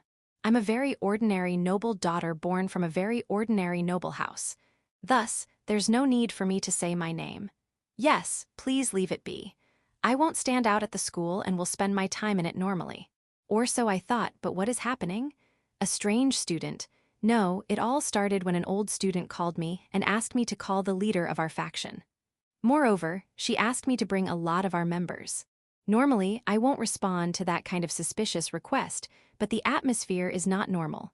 So, I left and looked for Alfred-sama, the leader of our faction. However, Alfred-sama is preparing for the upcoming festival, so he's not around. Good thing that the number 2 of our faction, Ursa-sama, was there. When I told the request to Ursa-sama, she thought a little, then gathered people from our faction. Is it really necessary to gather this many while we're preparing for the upcoming festival? No, Ursa-sama rarely makes mistakes. I believe what she's doing is the best thing to do. When Ursa-sama gathered around 50 people, we headed to the place where the old student was. Of course, I'm also with them, and a mysterious dance was performed in front of us. What are they doing? Formation, into 3 columns. We can do that, but why should we follow your order? I will only follow since Ursa-sama ordered us to. This is a manner check by the graduates? You mean that group dressed as men are graduates of this school? Impossible. That's what I would like to think, but the royal Princess-sama is with that group in men's clothes. There's no doubt that they are graduates of this school. This means this exchange between that group in men's clothes and us is definitely a manner check. I see. Let's follow instructions for now. All we have to do is to return the greeting that suits the subject the other party put out, right? If it is only that, we can do it without any problem. It is normal for us since we are nobles. We noticed something strange as we continued. Even if they are dressed as men, the way they do things makes us think that they are wearing formal dress for women. They will show us a scenario in detail by gestures, so it shouldn't be so difficult. After them, it will be our turn to think of a scenario. I see. I understand the rules, or so I thought. I suddenly understood the scenario. What's that? That move. Wait a little, it's still hot. What is she talking about? I'm confused, but I won't panic. Nobles don't panic. I calmly recall their previous movements and analyze them. That movement, I faintly recall something. Where was it? I suddenly recalled a delicious smell. Heya, that's how the owner moved when I visited the ramen street in Village 5. Since I remember that much, I finally understood the subject. The other party served ramen in front of me. How do I eat it? Drink the soup? Eat the noodles? Or eat the other ingredients first? Given the movement, I think that they shouldn't have served us a large serving, so I shouldn't start with the noodles. That's not it. That is the trick problem, Dessous. That's dangerous. Fortunately, I know someone who likes ramen. I was invited by that person, and that's how I went to the ramen street of Village 5, and that person also taught me. You can eat ramen as you like. In other words, the current manner here is: put your hands together in front of your chest and chant Itadaki Masu. If you have long hair, tie your hair before putting your hands together. How is it? Great, I'm correct. I survived. That's how the matchup with the graduates took place. Ma, the only reason I managed to survive until the end was because I'm taking classes properly. Also, I think that my experience of going to Village 5 and Shashato City helped me a lot. I'm really thankful to the teleportation gates that made Village 5 and Shashato City very accessible. By the way, Ursa-sama, you knew that group of graduates personally, right? Ere, why did you fail? No, I think it's natural that you don't know how to greet a high-ranking prisoner of war on the battlefield. My father works in the army, so I kind of hear stories from him. You're not paying attention when you were taught of that? I see. Sorry, I can't help you. Please get scolded on your own. I'm busy preparing a banquet to welcome the graduates. Though we were already busy since we're preparing for the festival, I heard that we could get support from the parents of the graduates, so the welcoming banquet for the graduates is very important, Dessous. I can't let this chance slip out of my hands. And Principal, we appreciate your participation in the manner check. Your counteroffensive part was truly impressive. You were able to eliminate 2 graduates with your attack. I appreciate your help, but if you want to attend the banquet, please help. Yes, in this place, it doesn't matter whether you're a teacher or a student. I glanced at those who are assigned to peel potatoes, or more specifically, Demon King Sama and Royal Princess Sama, in the corner of the kitchen. I feel like the 2 of them are strangely used to it, but maybe I'm just thinking too much. Ma, I guess it is better than not knowing what to do, Dessous. Principal, I'm not asking you to peel potatoes, but carry the cooked dishes on the table. No, you don't need to show your cooking skills. I'm just sending people to where there's a need for them. Ha ha ha, you don't have to ask my name, I'm just a student. New student, I don't know the rules. Old student, get used to it. New student, I don't understand. Old student, you don't have to, just feel it. Section, Audiobook by Masquerade at Masquerade Audiobooks. Chapter 667. Village's Daily Life. Kuro left. It seems like he's serious about dieting. This time, he went to the hot spring area using the teleportation gate and planned to go back to Big Tree Village by walking from there. He will need to hunt for his own food. I wonder if he'll succeed in dieting this time. Ma, I'm kind of worried about him meeting something dangerous, but since it is Kuro, I'm sure he won't start a battle with something dangerous. I trust him. By the way, Anne, it's unusual for you to participate in the Kuro's gambling. I thought you're not interested in gambling. It's because victory and defeat have already been decided, so this is basically not gambling. Decided? Are you so certain that he'll fail? Yes. Is he really that hopeless? But I think he's very motivated this time. I'm sure he is. He stopped by the kitchen before he left. And brought miso. Miso, the seasoning. Yes. 1 small barrel. Ado, there's a possibility that he brought miso as a preservative for the prey he hunted along the way, right? Do you really think so? Kuro can conjure fire and water using magic. He also knows how to grill something using rocks, and I can also imagine him digging a hole, pouring water, ingredients, miso, and the hot rock to cook. Kuro, you're just using diet as an excuse. You only want to spend some time alone. That's sly. You should have taken me with you. Anyway, I'll bet on your failure as well. The Kuros grow fast. They'll be as big as adults in no time. However, even if their bodies grow up, they are still pups inside. They can't suppress their playfulness, and they don't have self-control. Thus, young Kuros are easy to discern. When an Oni maid was walking with a laundry basket, a Kuro suddenly jumped towards her. It looks like it planned to surprise the Oni maid.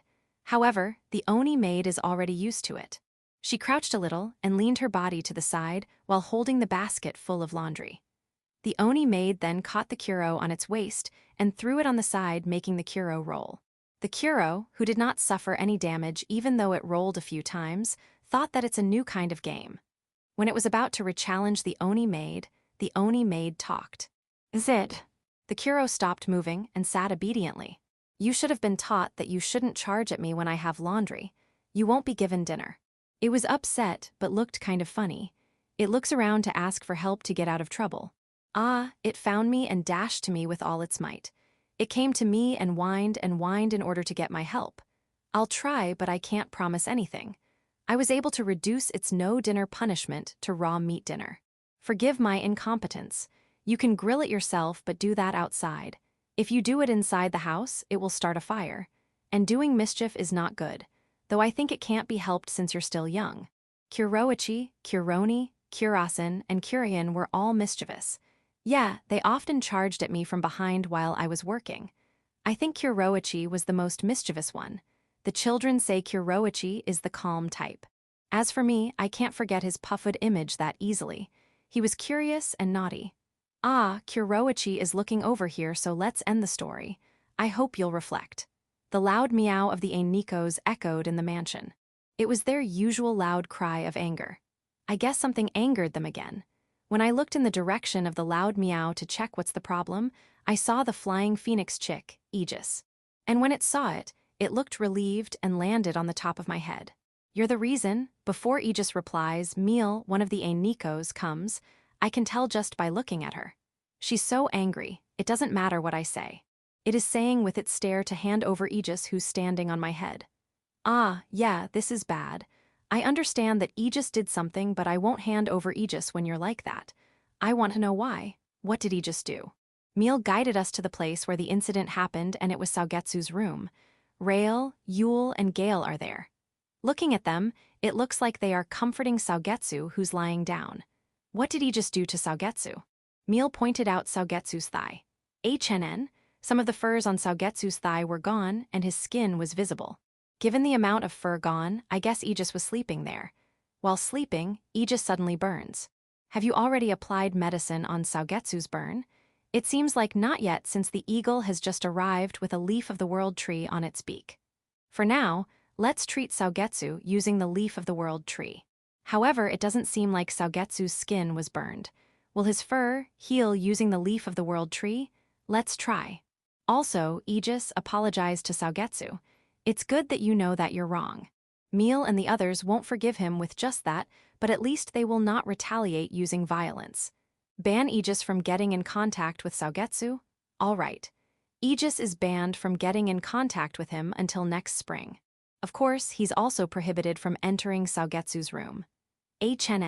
Too light, you request an indefinite ban? I know how you feel, but Saugetsu himself did not wish for it. Why are you even asking for it? I didn't even think of that when you caused trouble. Should I punish you with an indefinite ban on getting in contact with Saugetsu as well, to be fair? Ma, it is best to not do it. Good, I'm glad you understand. Then I will give my punishment to Aegis. Yeah, Aegis needs to be punished. This is a wake-up call.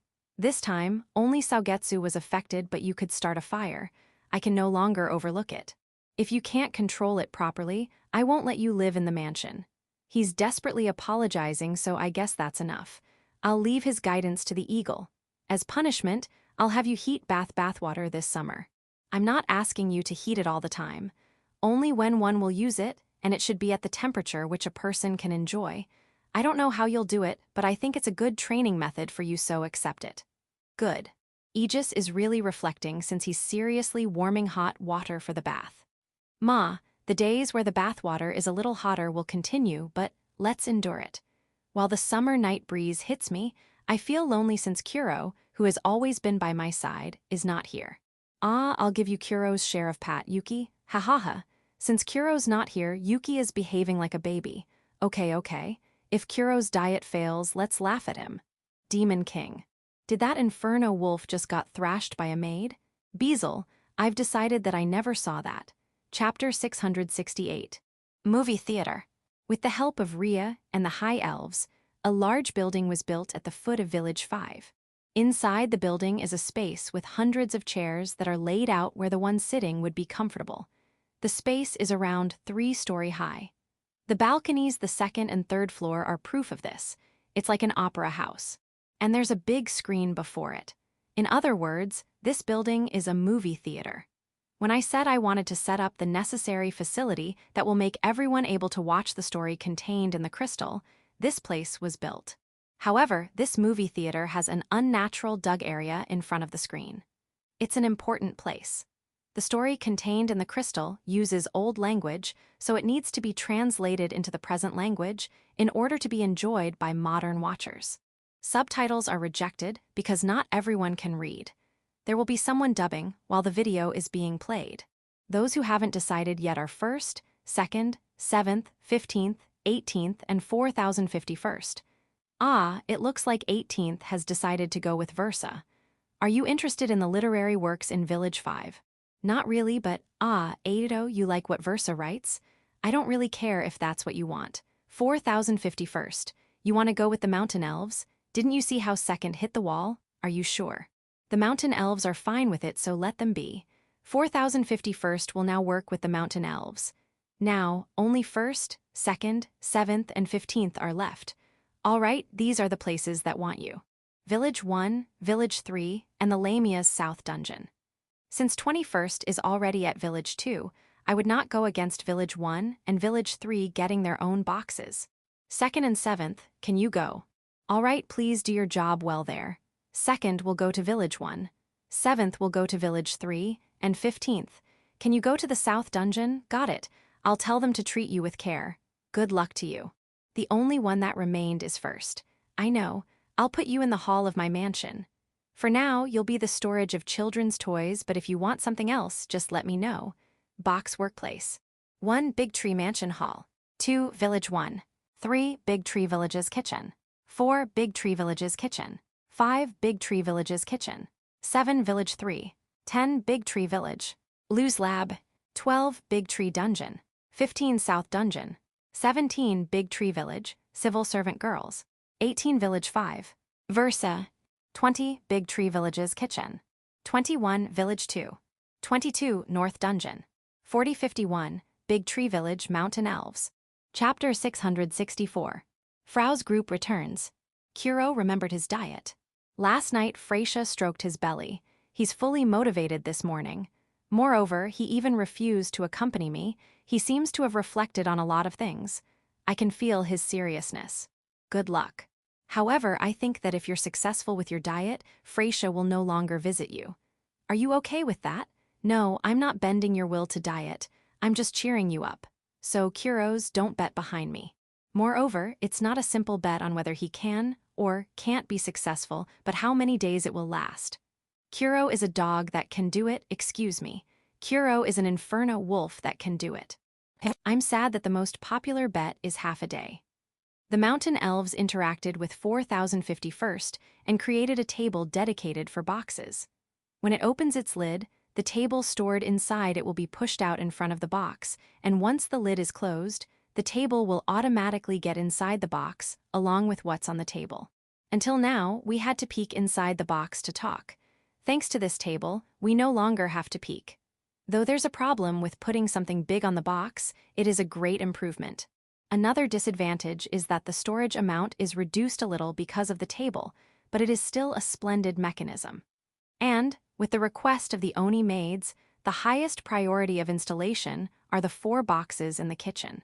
Convenience is great after all. Later, it was found out that the wood placed in the boxes for them to be able to write got easily deteriorated. Thus, I changed them from shaved firewood to good-looking pebbles. Frau and the others, who had gone to the royal capital, returned. It looks like they freshen up quite a bit since everyone's smiling. Yuri's not with them. She still has some work to do, so she stayed at the royal capital. She has it hard. How was the festival in the royal capital? Since the Noble Academy participated, it became flashy. I see. I wonder if I should go there for a tour as well. What about Ursa and Alfred and the others? Is there a problem? Did you help them? No. They are taking faction management too lightly, and it is now full of problems. Faction management? It sounds like Ursa's group formed the largest faction in the school, and their control over their faction is almost perfect. However, they are completely ignoring the hostile and neutral factions. Even if the other party is hostile, there should still be contact. Right, sure it is. It is because they are hostile that contact is necessary. Otherwise, they'll be cornered, and war will immediately break no matter how small a conflict is. Even if it is only a simple misunderstanding or a mistake, no one will care. When they were still in the village, I taught them about it, but apparently they have left it to Tysel. Did Ursa and Alfred forget about what you taught and just strengthen their own faction? Though they were already taught about it, they haven't done it. They are still children, so I guess they are still rough in some areas. They probably remember it later, right? But they are taking it lightly. Yes, however, the hostile and neutral factions are also doing the same. Because of that, Yuri-sama led a talk with each other party. That became the start of their contact with each other. The rest is to maintain it, but I asked Metora-san to cooperate to remind them. Metora, Asa, and Earth are not included, because only Metora-san is there. Where did the other two go? And by the way, what happened to Tysel? Given your school story, she seems to be not going to school. Tysel has her hands full in playing with companies in the royal capital. She perfectly handles both hostile and neutral forces and, of course, her own faction as well. She's way better than me. Asa-san and Earth-san are helping out Tysel. Strictly speaking, Asa-san is Tysel's butler. Earth-san is managing the intelligence gathering unit while managing a cafe. It seems like he's also cooperating with the intelligence agency under Randen-sama. They are all doing well. That's what I decided. I told them what happened while they were away. The biggest thing is probably the discovery of the boxes. They were surprised by that, but they were not when I told them about the magic carpet. Well, Beazle has one. In the whole kingdom, it seems like there are other tools with ego. They were delighted that there are many crystals with videos on them. However, when they tried to play one, the language seemed to be from a long time ago. I enjoyed it, but Frau and the others didn't understand it. In order to enjoy the story, it seems like translation and dubbing are necessary. Let's find something with few characters. Night. Frau and the civil servant girls participated in the stargazing using the astronomical telescope. Since we're doing it almost every day, the number of participants each time is dwindling. However, some of the children are participating every day. Do you want to be astronomers in the future? Frau and the civil servant girls looked at the telescope and became excited. Rather than the stars, won't using this to view distant places better? I agree. If you install one in a military facility, you can detect the movement of the enemy. The structure seems to be simple, so if we can produce lens, won't we be able to mass produce it? Hold your horses, ladies. Don't talk about something strange while stargazing. Freysia also participated in stargazing, but she didn't use the astronomical telescope. Are you already tired of it? It is better to look at the sky with your own eyes. You are more adult-like than me. After our stargazing, we returned to my mansion. Kuro drank and slept. He's tired from exercising.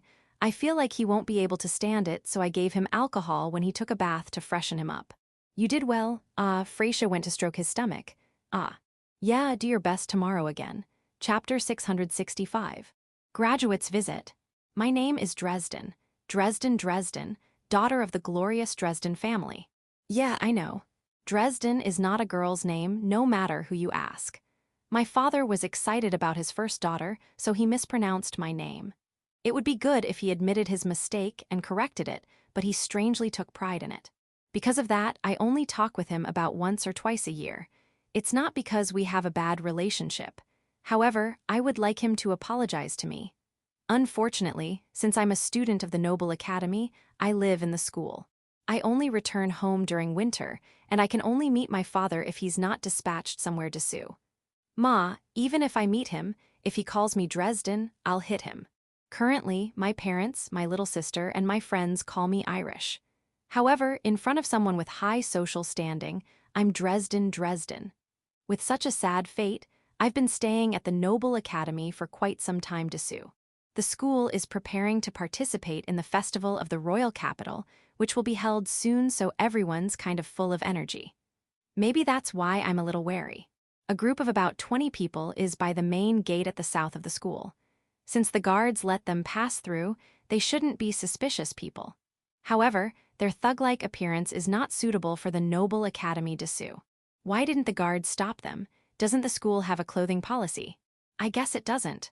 Some nobles look wacky, and there are even races that are all naked. If they do something about clothes, there might even be a war Dessous. But that group of men is clearly a group of delinq, HNN. They are not men. They are women who dress up as men Dessous. They can't completely cover their chest. No, did they even try to hide them? Then why are they her? I was horrified. This is bad.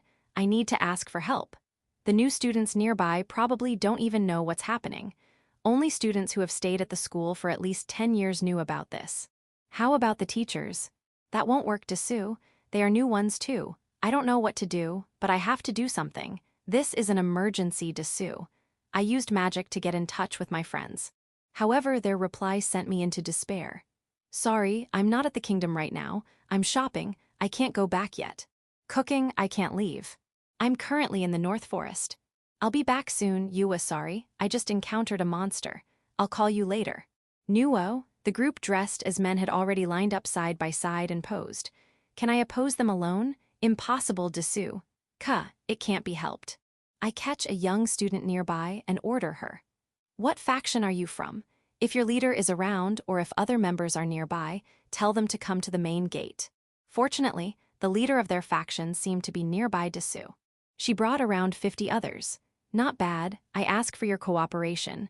We are from different factions, but this is a problem the whole school must face, Dessous. With that in mind, let's help each other. I will explain to you the details later, so please move according to my instructions for now. What should we do? Great, it's good that I'm with someone who looks at the big picture. This won't be hard. First of all, we have to form a formation. Form 3 columns. Once a person makes a mistake, he's out. Be prepared for that. This is bad. The march of the group dressed as men started. They are doing the snap walk. You'll know it by looking, and you'll understand if you listen. You need a considerable degree of practice to do that, Dessous. Rhythm, timing, they are certainly members of high social status families. The one in the middle, isn't she the royal princess, Yuri-sama? Next to her is Forum-sama. Aren't they the members of the worst generation from years ago?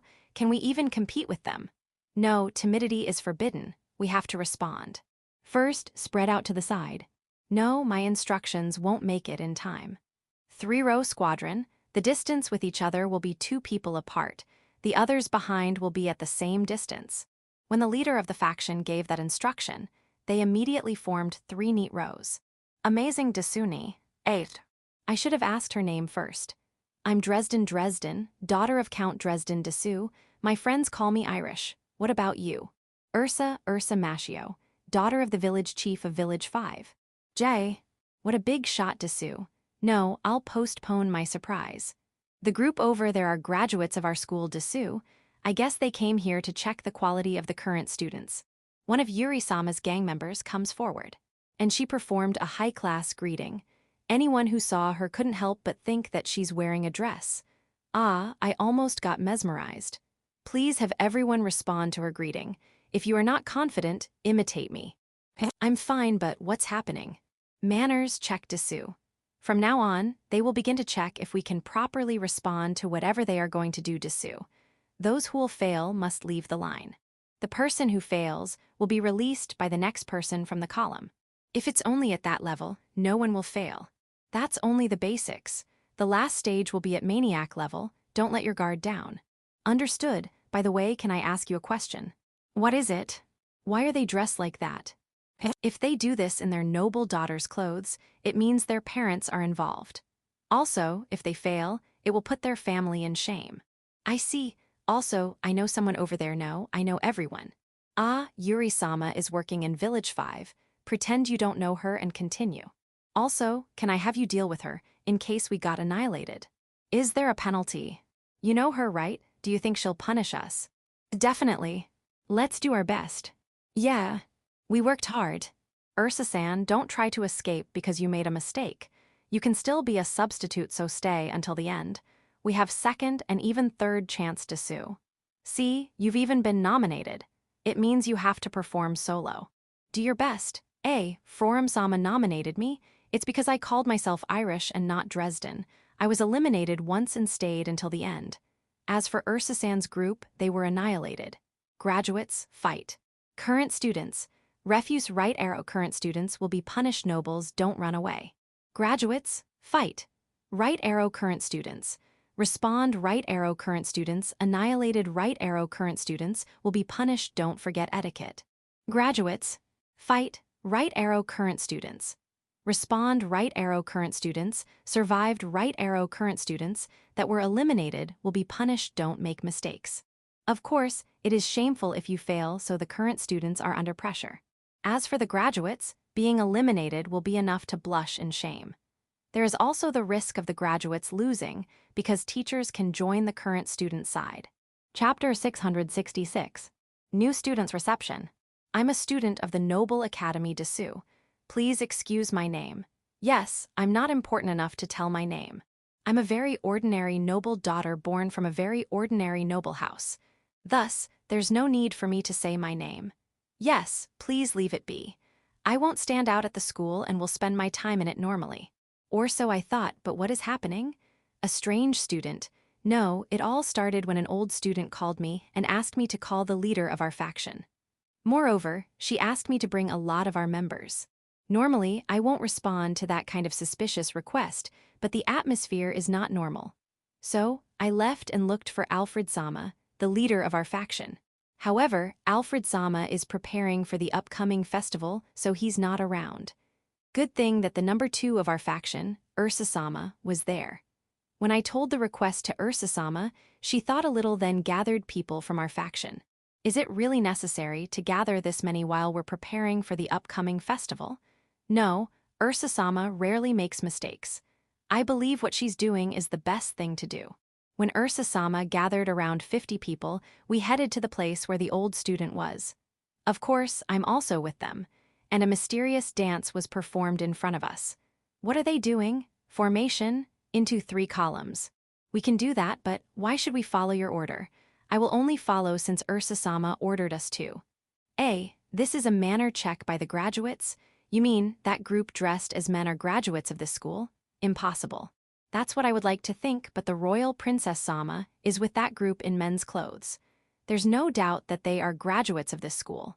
This means this exchange between that group in men's clothes and us is definitely a manner check. I see. Let's follow instructions for now. All we have to do is to return the greeting that suits the subject the other party put out, right? If it is only that, we can do it without any problem. It is normal for us since we are nobles. We noticed something strange as we continued. Even if they are dressed as men, the way they do things makes us think that they are wearing formal dress for women. They will show us a scenario in detail by gestures, so it shouldn't be so difficult. After them, it will be our turn to think of a scenario. I see. I understand the rules, or so I thought. I suddenly understood the scenario.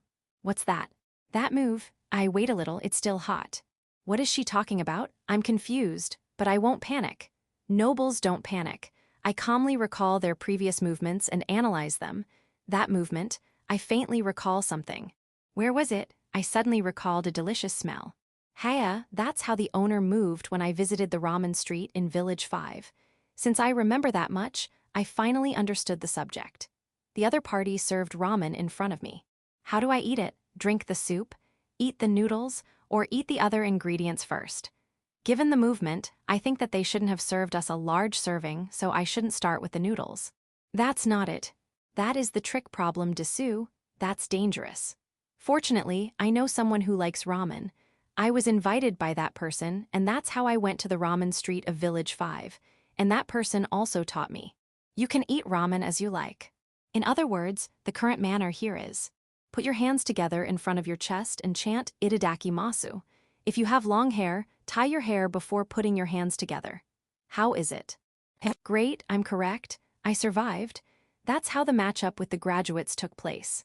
Ma, the only reason I managed to survive until the end was because I'm taking classes properly.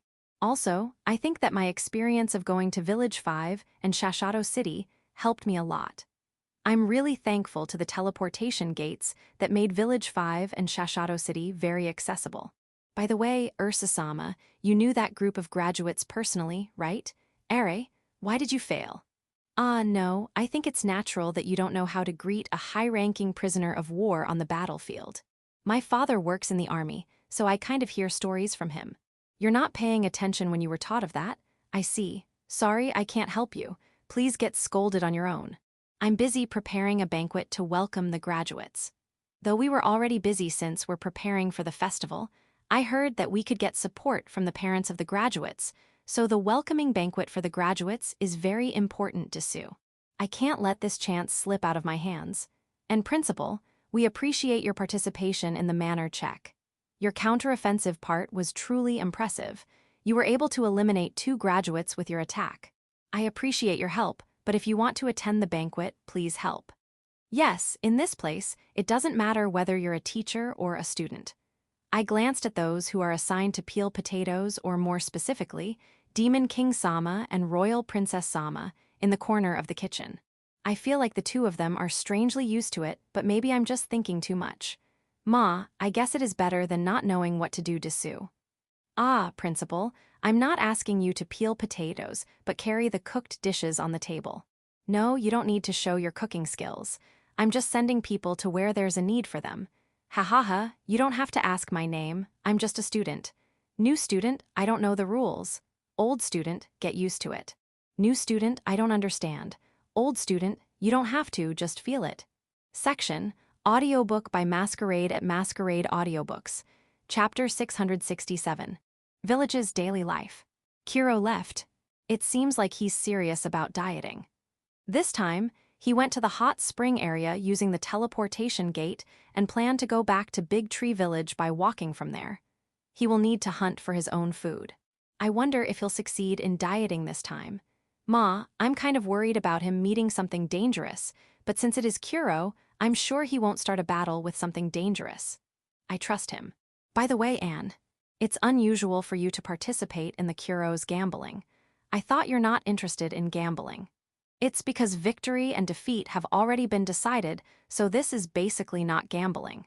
Decided? Are you so certain that he'll fail? Yes. Is he really that hopeless? But I think he's very motivated this time. I'm sure he is. He stopped by the kitchen before he left. And brought miso. Miso, the seasoning. Yes. 1 small barrel. Ado, there's a possibility that he brought miso as a preservative for the praise he hunted along the way, right? Do you really think so? Kuro can conjure fire and water using magic. He also knows how to grill something using rocks, and I can also imagine him digging a hole, pouring water, ingredients, miso, and the hot rock to cook. Kuro, you're just using diet as an excuse. You only want to spend some time alone. That's sly. You should have taken me with you. Anyway, I'll bet on your failure as well. The Kuros grow fast. They'll be as big as adults in no time. However, even if their bodies grow up, they are still pups inside. They can't suppress their playfulness, and they don't have self-control. Thus, young Kuros are easy to discern. When an Oni maid was walking with a laundry basket, a Kuro suddenly jumped towards her. It looks like it planned to surprise the Oni maid. However, the Oni maid is already used to it. She crouched a little and leaned her body to the side while holding the basket full of laundry. The Oni maid then caught the Kuro on its waist and threw it on the side, making the Kuro roll. The Kuro, who did not suffer any damage even though it rolled a few times, thought that it's a new kind of game. When it was about to re-challenge the Oni maid talked. Zid. The Kuro stopped moving and sat obediently. You should have been taught that you shouldn't charge at me when I have laundry. You won't be given dinner. It was upset but looked kind of funny. It looks around to ask for help to get out of trouble. It found me and dashed to me with all its might. It came to me and whined in order to get my help. I'll try, but I can't promise anything. I was able to reduce its no-dinner punishment to raw meat dinner. Forgive my incompetence. You can grill it yourself, but do that outside. If you do it inside the house, it will start a fire. And doing mischief is not good, though I think it can't be helped since you're still young. Kuroichi, Kuroni, Kurasen, and Kurian were all mischievous. Yeah, they often charged at me from behind while I was working. I think Kuroichi was the most mischievous one. The children say Kuroichi is the calm type. As for me, I can't forget his puffed image that easily. He was curious and naughty. Ah, Kuroichi is looking over here, so let's end the story. I hope you'll reflect. The loud meow of the Ainikos echoed in the mansion. It was their usual loud cry of anger. I guess something angered them again. When I looked in the direction of the loud meow to check what's the problem, I saw the flying phoenix chick, Aegis. And when it saw it, it looked relieved and landed on the top of my head. You're the reason. Before Aegis replies, Meal, one of the Ainikos, comes. I can tell just by looking at her. She's so angry, it doesn't matter what I say. It is saying with its stare to hand over Aegis, who's standing on my head. Ah, yeah, this is bad. I understand that Aegis did something, but I won't hand over Aegis when you're like that. I want to know why. What did Aegis do? Meal guided us to the place where the incident happened, and it was Saugetsu's room. Rail, Yule, and Gale are there. Looking at them, it looks like they are comforting Saugetsu, who's lying down. What did Aegis do to Saugetsu? Meal pointed out Saugetsu's thigh. Some of the furs on Saugetsu's thigh were gone, and his skin was visible. Given the amount of fur gone, I guess Aegis was sleeping there. While sleeping, Aegis suddenly burns. Have you already applied medicine on Saugetsu's burn? It seems like not yet, since the eagle has just arrived with a leaf of the world tree on its beak. For now, let's treat Saugetsu using the leaf of the world tree. However, it doesn't seem like Saugetsu's skin was burned. Will his fur heal using the leaf of the world tree? Let's try. Also, Aegis apologized to Saugetsu. It's good that you know that you're wrong. Meal and the others won't forgive him with just that, but at least they will not retaliate using violence. Ban Aegis from getting in contact with Saugetsu? All right. Aegis is banned from getting in contact with him until next spring. Of course, he's also prohibited from entering Saugetsu's room. Too light, you request an indefinite ban? I know how you feel, but Saugetsu himself did not wish for it. Why are you even asking for it? I didn't even think of that when you caused trouble. Should I punish you with an indefinite ban on getting in contact with Saugetsu as well, to be fair? Ma, it is best to not do it. Good, I'm glad you understand. Then I will give my punishment to Aegis. Yeah, Aegis needs to be punished. This is a wake-up call. This time, only Saugetsu was affected, but you could start a fire. I can no longer overlook it. If you can't control it properly, I won't let you live in the mansion. He's desperately apologizing, so I guess that's enough. I'll leave his guidance to the eagle. As punishment, I'll have you heat bathwater this summer. I'm not asking you to heat it all the time. Only when one will use it, and it should be at the temperature which a person can enjoy. I don't know how you'll do it, but I think it's a good training method for you, so accept it. Good. Aegis is really reflecting since he's seriously warming hot water for the bath. Ma, the days where the bathwater is a little hotter will continue, but let's endure it. While the summer night breeze hits me, I feel lonely since Kuro, who has always been by my side, is not here. Ah, I'll give you Kuro's share of Pat, Yuki. Ha ha ha. Since Kuro's not here, Yuki is behaving like a baby. Okay. If Kuro's diet fails, let's laugh at him. Demon King. Did that inferno wolf just got thrashed by a maid? Beazle, I've decided that I never saw that. Chapter 668. Movie Theater. With the help of Rhea and the High Elves, a large building was built at the foot of Village 5. Inside the building is a space with hundreds of chairs that are laid out where the one sitting would be comfortable. The space is around 3-story high. The balconies, the second and third floor, are proof of this. It's like an opera house. And there's a big screen before it. In other words, this building is a movie theater. When I said I wanted to set up the necessary facility that will make everyone able to watch the story contained in the crystal, this place was built. However, this movie theater has an unnatural dug area in front of the screen. It's an important place. The story contained in the crystal uses old language, so it needs to be translated into the present language in order to be enjoyed by modern watchers. Subtitles are rejected because not everyone can read. There will be someone dubbing while the video is being played. For me, it will be enough for someone or a man and a woman who will dub the characters depending on which gender is talking, but the civil servant girls insist that the number of voice actors and actresses must be the same as the number of characters. Thus, we gather theater actors and people with good voices to an audition and pick the most appropriate voices for each character. And of course, they need a place for them where they can speak their lines. That's why an area in front of the screen was dug, and they are facing the audience. They can't see the screen. They train in advance to remember the timing. Is that all right? If it is not arranged that way, there will be a problem with the voice volume. The only thing that can be done is to have a magic user assist them to make their voice reach all parts of the theater. Since the actors and actresses are motivated, let's just support them. However, let's choose a video with few characters. Translating is hard after all. Since the number of seats in the movie theater is limited, we also made a waiting room for watchers, but we did not prepare a space for food and drinks. We don't even know if people would like this crystal story. After waiting for their review, we'll ask what kind of food and drinks they would like to have while watching. I personally think that popcorn and drinks are what should be served, but I won't force them since this is technically not a movie.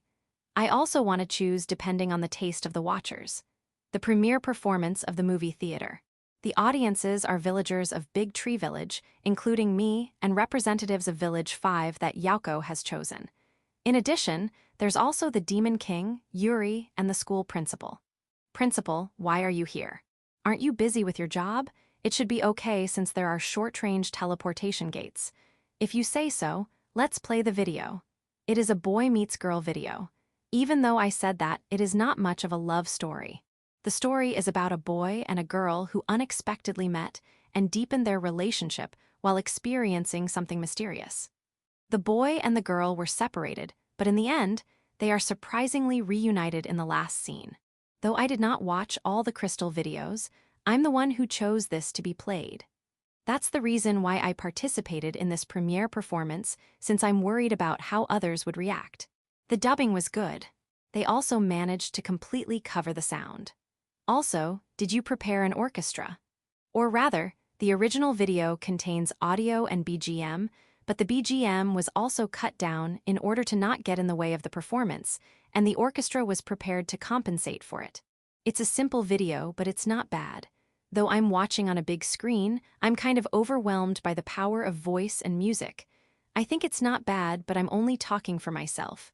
How about others? Don't only mutter. How will I be able to tell if it is bad or good in your opinion? It was decided that the second showing will be performed immediately, which is 1 hour later. Most people who watched with me will be watching the second showing, so I guess they liked it. You didn't know where to look when you watched it for the first time? I see, unlike theatrical acts, the scene will change instantaneously, which they are not used to. Take your time to get used to it. A few days later. Please translate another title as soon as possible. The civil servant girls told me that. It seems like the movie was very popular. The movie theater is crowded with people who have heard rumors. If that is the case, I'll cooperate with one more video. For the succeeding videos, I'll transfer my translation work to the boxes. Go ahead and start the planned food and beverages for the movie theater. We'll surely sell a lot. Kuro is back. It took him 10 days to return. Kuro was thin, which is completely different from everyone's expectations. His fearlessness is very un-Kuro-like. Yuki even looked at him twice. I was surprised too. And I'm sorry that I expected you would fail. Looks like you worked hard. When I heard that you brought miso, I thought you're done for. What is it? Kuro came in front of me. I petted him with all my heart. What? The only time you had fun alone was the first day, and you've been lonely after that. But if you came back immediately, you thought you'd be made fun of, so you worked hard. I see. Okay, you did well. Don't forget that you should only eat and drink moderately, and you should exercise too. I want to pamper you, but Anne will be angry if you stay dirty, so go and take a bath. It's a little hot, but what's wrong, Anne? I petted the dirty Kuro, so I'm dirty myself and I should take a bath too. Got it. Let's take a bath together, Kuro. Let's go, and Freysha. Kuro is the one in front of you, don't look for him. Village Chief. Won't it be okay if we get a Katsudo Benshi person who narrates a silent movie in a funny way? Civil servant girls, there's no way we can find a person like that. Village Chief. This time, will it be a story? Or a documentary? Civil servant girls, aren't they the same? Anne, the bet I lost, no way, character collapsed. Gran Maria, yes. Koodle, Gran Maria won the gamble. Village Chief, here's my bet, 1 fried shrimp. I'll give it to Gran Maria. Lou, here's my fried chicken, Gran Maria. Tyr, my burger is here, Gran Maria. I won't bet my main dish again. Koron, Tyr Sama. That's the most popular thing to gamble, you know. Chapter 669. Preparations for the cultural bomb. The movie theater in Village 5 is pretty popular. Along with that are problems. The number one problem is the number of seats. The customers even requested to put more seats on the floor, excluding the balconies. Right, if we pack the floor up, we can increase the number of seats. However, we have to consider race in arranging seats. What if a minotaur sits in the front row? The person behind him will definitely be troubled. However, the tall races resisted being only able to sit on the edge. Thus, the seats stay as they are. The next problem is food and drinks. Aside from accidental spilling, drinks have no other problem. The main problem is food. We had prepared dishes that could be eaten as silent as possible and as no smell as possible, but during a performance, there were many requests that we should stop that food ban. However, one time, when a voice actor was stimulated by the smell of food from the audience, his stomach rumbled loudly. Since then, we have banned strong-smelling food. The sound of his stomach, it seems like, that too was loudened by magic. We have to prevent that from happening again, but we also want everyone to enjoy watching movies. To address the problem, we have everyone eat and drink in the waiting room by serving more kinds of foods and drinks. Since they are only in the waiting room, there's no need to worry about sound or smell. However, since they will enter the movie theater after that, we avoided serving strong-smelling food like curry and garlic dishes. Aside from those, we only need to take care of the health of the voice actors and actresses. The inhabitants of this world won't easily catch a cold, but there were 3 of them who went for a drink after their tense performance. The next day, they all have hoarse voices. One of the film's fans approached one of them by dashing, and that person's leg was injured after the collision. There are also many people who have sore throats from practicing too much. We prepared substitutes, but there's a limit on how much we can use them. Just changing one voice actor or actress with a substitute will make the fans of the film angry. It is normal for stage actors or actresses to be replaced, but when it comes to movies, the fans are unusually angry.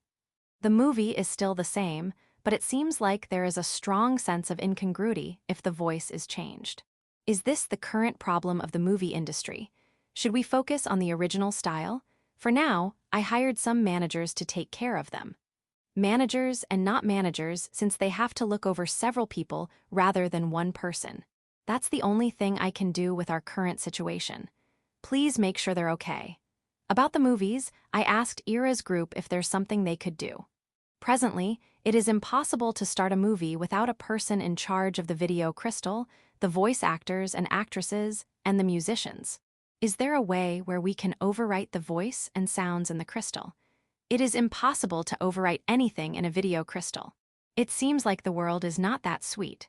Asking Ira the detail, it seems like if you try to overwrite the content of the crystal, it will only show a pitch-black image in the end. As for the cause, interference of magic and magical power. And so, it is impossible to overwrite anything. I thought there was nothing we could do, but he suggested an alternative solution. Though a crystal's content can't be overwritten, we can record audio. He suggested that we record the sounds according to the timing of the video. I think that's not a bad idea. However, there's also a problem with that. To record and play audio, you need the equipment that Ira has. He needs to use them when his broadcasting department is working, so it is basically their exclusive equipment. It would be okay to borrow it from them once or twice, but we can't take it from them. I also won't ask something that unreasonable. Currently, we are using the camera from the box, but that camera can be used to shoot images and audio, but that's the only camera we can use that's compatible with the crystal with videos. I need another camera, and crystals for recording. If only we have the technology to record on the crystal where the story is stored. If we try doing it, the only thing that will happen is us ruining the content. Deadlock. Or so I thought until a messiah appeared. It was Versa, Ancestor San's wife. I have complete sets of equipment including crystals at home. And so, we went to Versa's house and secured 6 cameras and a lot of crystals. It seems like around half of the crystals already contain something, Gucci, who appeared out of nowhere, check the contents. The crystals with story were quarantined. Not even one left. That's kind of amazing. Ha ha ha ha. Versa, I'm not really praising you. We now have crystals with no content. There were no crystals with video left. Even so, there's still a lot of unused crystals. That alone made me happy, but something made me happier. Playback machines. It seems like it is a dedicated magic tool for copying the content of a crystal, and there are 20 of them. Thank you. However, are you sure you're going to give them all to us, Versa? Aren't these your important collection? You don't have to worry about it. I have secured mine, and I will claim my payment properly. Of course, I'll pay for them. Not money. Wait. I'm not going to cooperate with your hobby. That's not it, really. Can I pay first? I'm getting scared. I want to start shooting too. I only hope that you can lend me a place where I can film. I understand, only that Limit the audience, and there shouldn't be any victims. P promise that. Also, don't bring in anyone reluctant. Anyway, I'm glad that I now have something that can record audio and video. Since there are multiple cameras and playback machines, we can even build a second movie theater. The audience seat problem will be solved with that. Great. Ira is also pleased with his new equipment. Are. Since Versa can shoot film, doesn't that mean that Ira can do it too? That means we can make our own movie, right?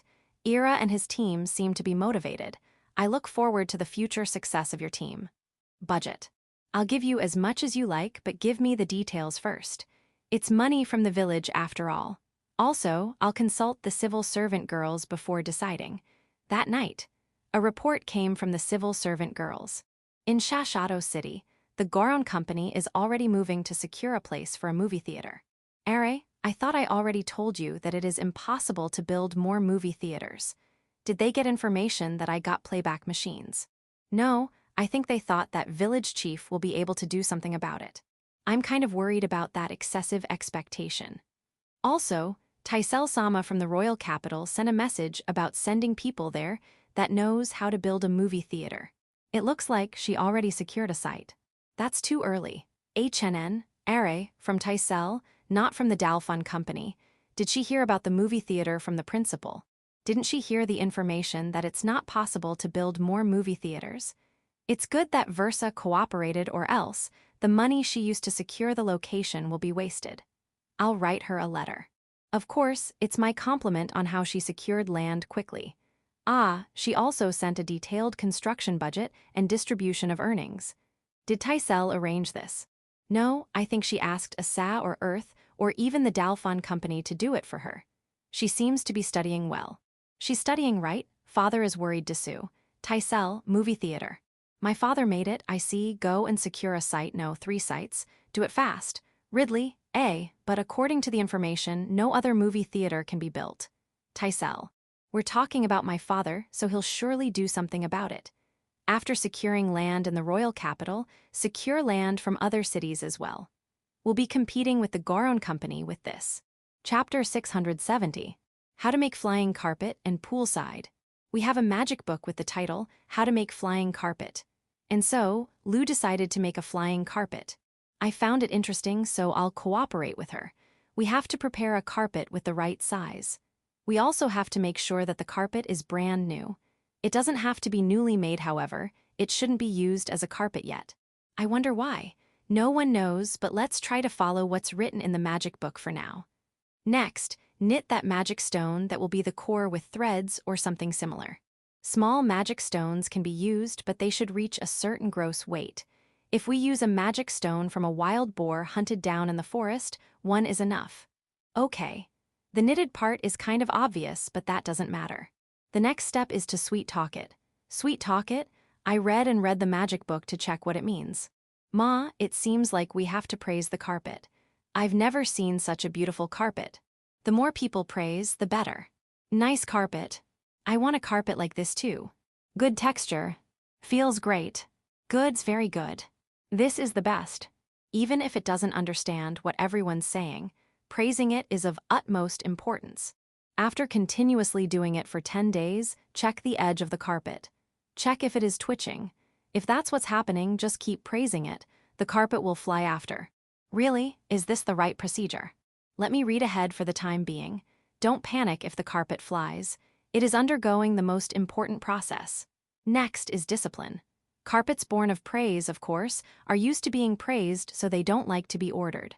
Although there are individual differences, the author has made nearly 40 flying carpets, so it is almost certain. That's the time where you'll have to show what you've got to the flying carpet that doesn't like to be ordered. Do your best. I see, so that's why the nurturing diary part occupies majority of the book. It is all about discipline. If you fail to discipline it, there will be times where it will drop the things that you put on it while flying or even fly somewhere on its own. Isn't the flying carpet that was carrying the intelligence boxes made by the author himself? Did he fail to discipline it and drop them? Let's ask the boxes later.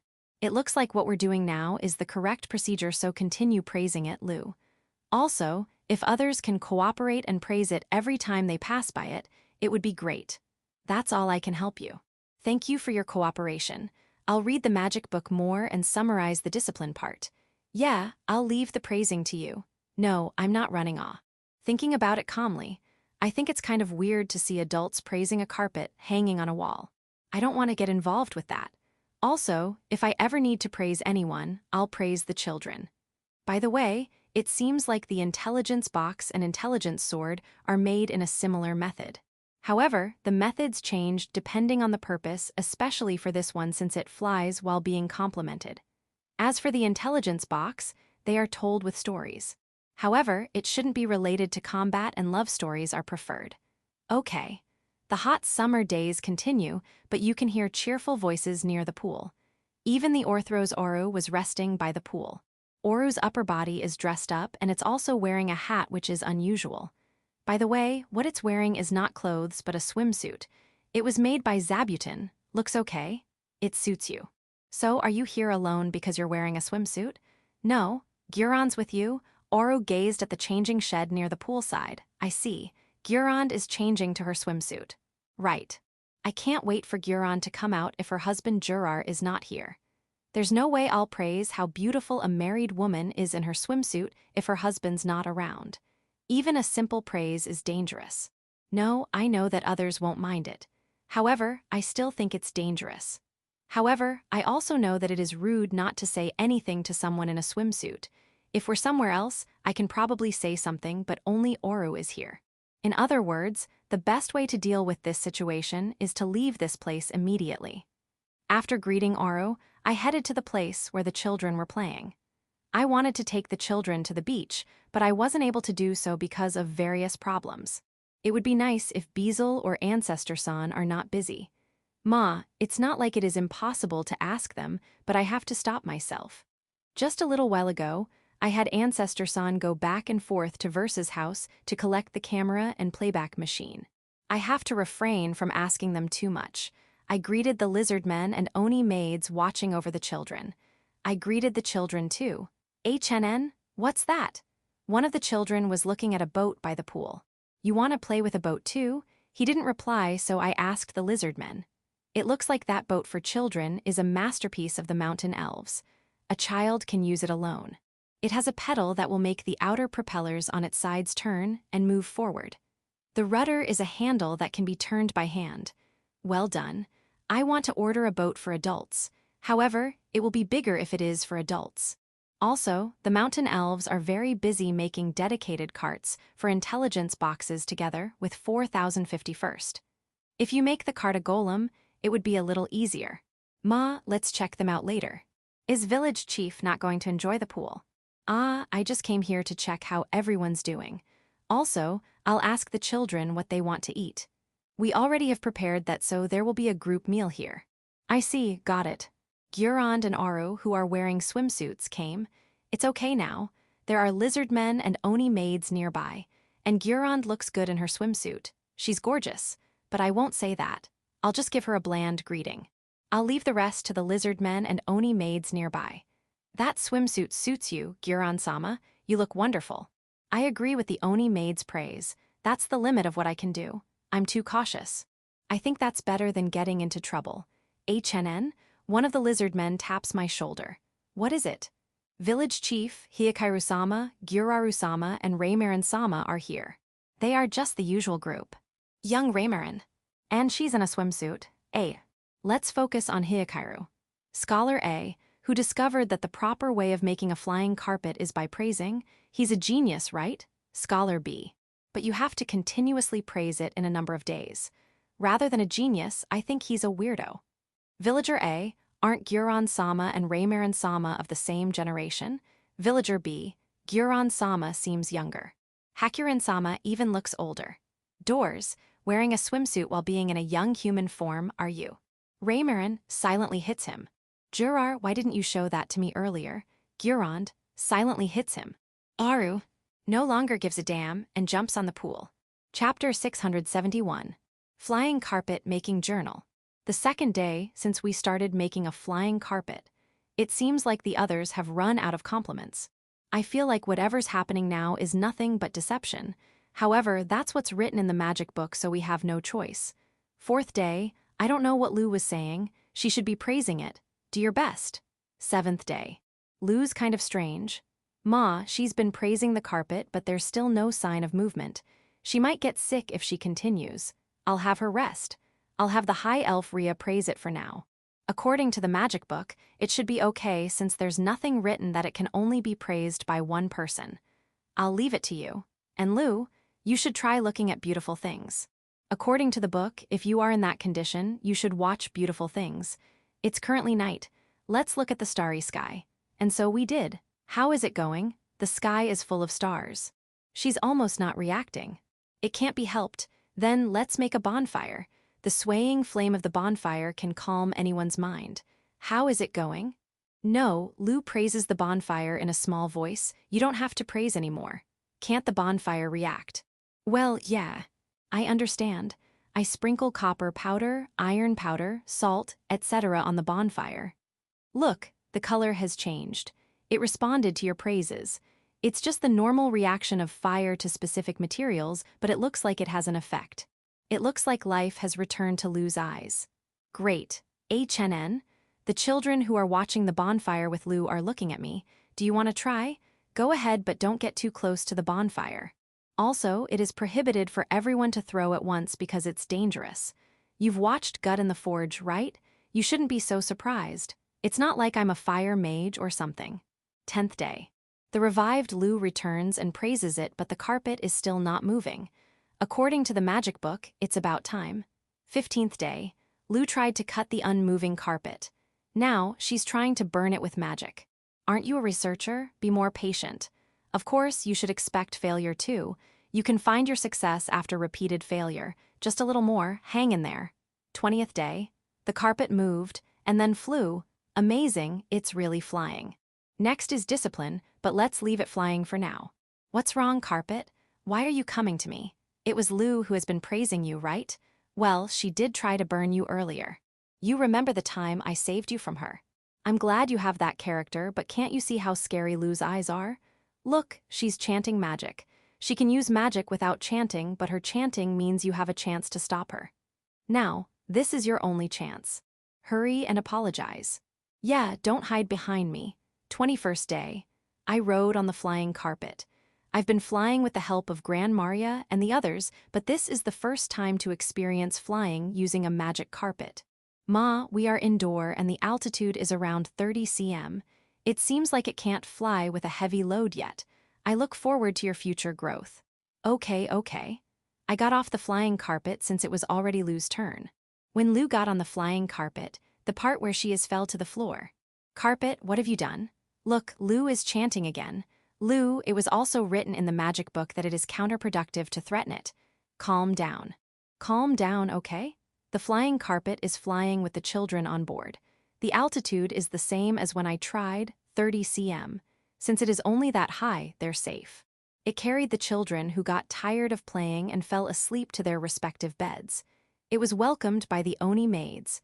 Do your best with that job from now on. Ah, you shouldn't bring any children outside the mansion. You can only let the children ride you inside the mansion. I think it doesn't matter since you are in the village, but I won't take any risk. No, it's not that I don't trust you. However, it will be dangerous if a monster or demon beast comes and you can only bring them 30 cm above the ground. Also, you're not fast, right? Ha ha ha ha, don't be depressed. You were just born, so that's normal. Even a bird can't fly when it just hatched from an egg. It takes quite a while until the chick can fly. You were able to fly as soon as you were born, which means you are talented. You'll continue to grow from now on. Okay. In the magic book, it was noted that after the carpet began to fly, it should be praised that much or it will become spoiled. Ma, I'll try to scold it if it has done something bad. By the way, Aegis, what happened? Why are you pushing out your chest? What are you bragging about? Ah, I see. You were able to fly the moment you hatched from your egg. But aren't you faster when you run compared to when you fly? Don't get mad. I'm also expecting your growth. The temperature of the hot water in the bath has also gotten better. You'll only get better and better in the future. Ah, the hair on Saugetsu's thigh is returning. Once it's completely back, go apologize again. I'll go with you. Later, I saw Aegis on the flying carpet. Aren't you a bird? The eagle was a little worried, so it rode the carpet with Aegis. I guess everything's fine. Chapter 672. Tea Boom and Village 5's new facility. Tea, green tea, coffee. In Village 5, there's a tea boom. It all started with my stores, Kuro and Yuki, and Bronze Cafe. Of course, it doesn't mean that I had my 2 stores teach how to make tea to the residents. There was already a culture of drinking tea even before the 2 stores opened. However, Village 5 is a place made up of migrants, so they won't easily enjoy tea. There's also a construction rush, and rather than drinking tea and relaxing, they would prefer working and earning. Everyone wants to stabilize their livelihoods first. I think when they finally stabilized and gained foundation in the village, Kuro and Yuki and Bronze Cafe opened up. Drinking tea at noon has become the hobby of housewives. Seeing how popular the 2 stores are, those with strong business sense began offering tea in the stalls and stores. There are even stores that imitated Kuro and Yuki and Bronze Cafe who are making brands by either selling at a different price or a different service. The more places they are served, the more tea is consumed. The tea production of Village 5 can't keep up with that, so merchants purchase tea leaves from various places and wholesale them. Tea leaves purchased from various places don't taste the same. It is easy to distinguish which one came from which place. That way, residents looking for their favorite tea has become part of their daily life. The tea boom has yet to slow down. Of course, I'm doing what I can to make sure this boom won't get out of hand. Yauko told me all of that while drinking green tea. We are currently in a room in Yauko's mansion in Village 5. This is a Japanese-style room with tatami floor. I made it back in the village during my free time, but Yauko took them from me. Ma, if she likes it, I don't mind. I'm using this room when I'm here too anyway. The problem is coffee. Since the beans where it came from can only be found in Big Tree Village, its price is rising too much. It would be nice if it's only that, but fakes have come out. Fake? If they have found a substitute, then it's good, but they are only blackening water. There are many ways to blacken water, but only a few are edible to drink. However, those kinds of imitation have yet to come out. They managed to cheat the aroma by using real coffee beans, so the customers will think that they are genuine. That caused more than 100 people suffer stomachache. Of course, we have cracked down stores like that, but there are still people who are following their footsteps. That's a headache. I thought I'd ask you for more coffee beans, but what are you saying about that dandelion or something? That can be used as a substitute, but are there dandelions here? You only need to roast dandelion roots and use them as the coffee bean substitute. I see. Roots. I'll have the merchant study it. You can also use soybean or acorn as substitutes. Soybean won't be a problem. However, acorn is seasonal, so it can only be used during autumn. Got it. While drinking tea, I discussed coffee substitutes with Yauko. Village 5 has tea boom. However, there are some people who are not interested in tea. They are basically the drinkers. Heh, rather than an elegant tea, I'll drink alcohol. Right, drinking alcohol is better than drinking tea. As long as there's alcohol, I'm happy. Some of the stores that serve alcohol have become tea specialty stores. The influence of tea boom is to that extent. Drinkers sought alcohol regardless of the tea boom. Master, give us a drink? 3. Got it. Then, here's your alcohol. What the isn't this tea? It's a cocktail of green tea and alcohol. It is called green tea break dessous. Next is a cocktail of tea and alcohol. It is called tea break dessous. Finally, a cocktail of coffee and alcohol. It is called coffee break dessous. Aren't you going to drink? Ma, that's the plan, but drinkers don't care about the tea boom. Since they don't care, they shouldn't care. There is a rumor circulating in Village 5. The rumor is about a hidden tavern of the dwarves, and not just dwarves. It's a hidden tavern of the elder dwarves. If you are a drinker of Village 5, you would want to go to that hidden tavern at least once. The hidden tavern of the elder dwarves was initially located in the underground shopping street. It is a hidden space with only a 4.5 tatami mat big, and it can only serve a few customers at once. It's a place where only those who can find the tavern can drink.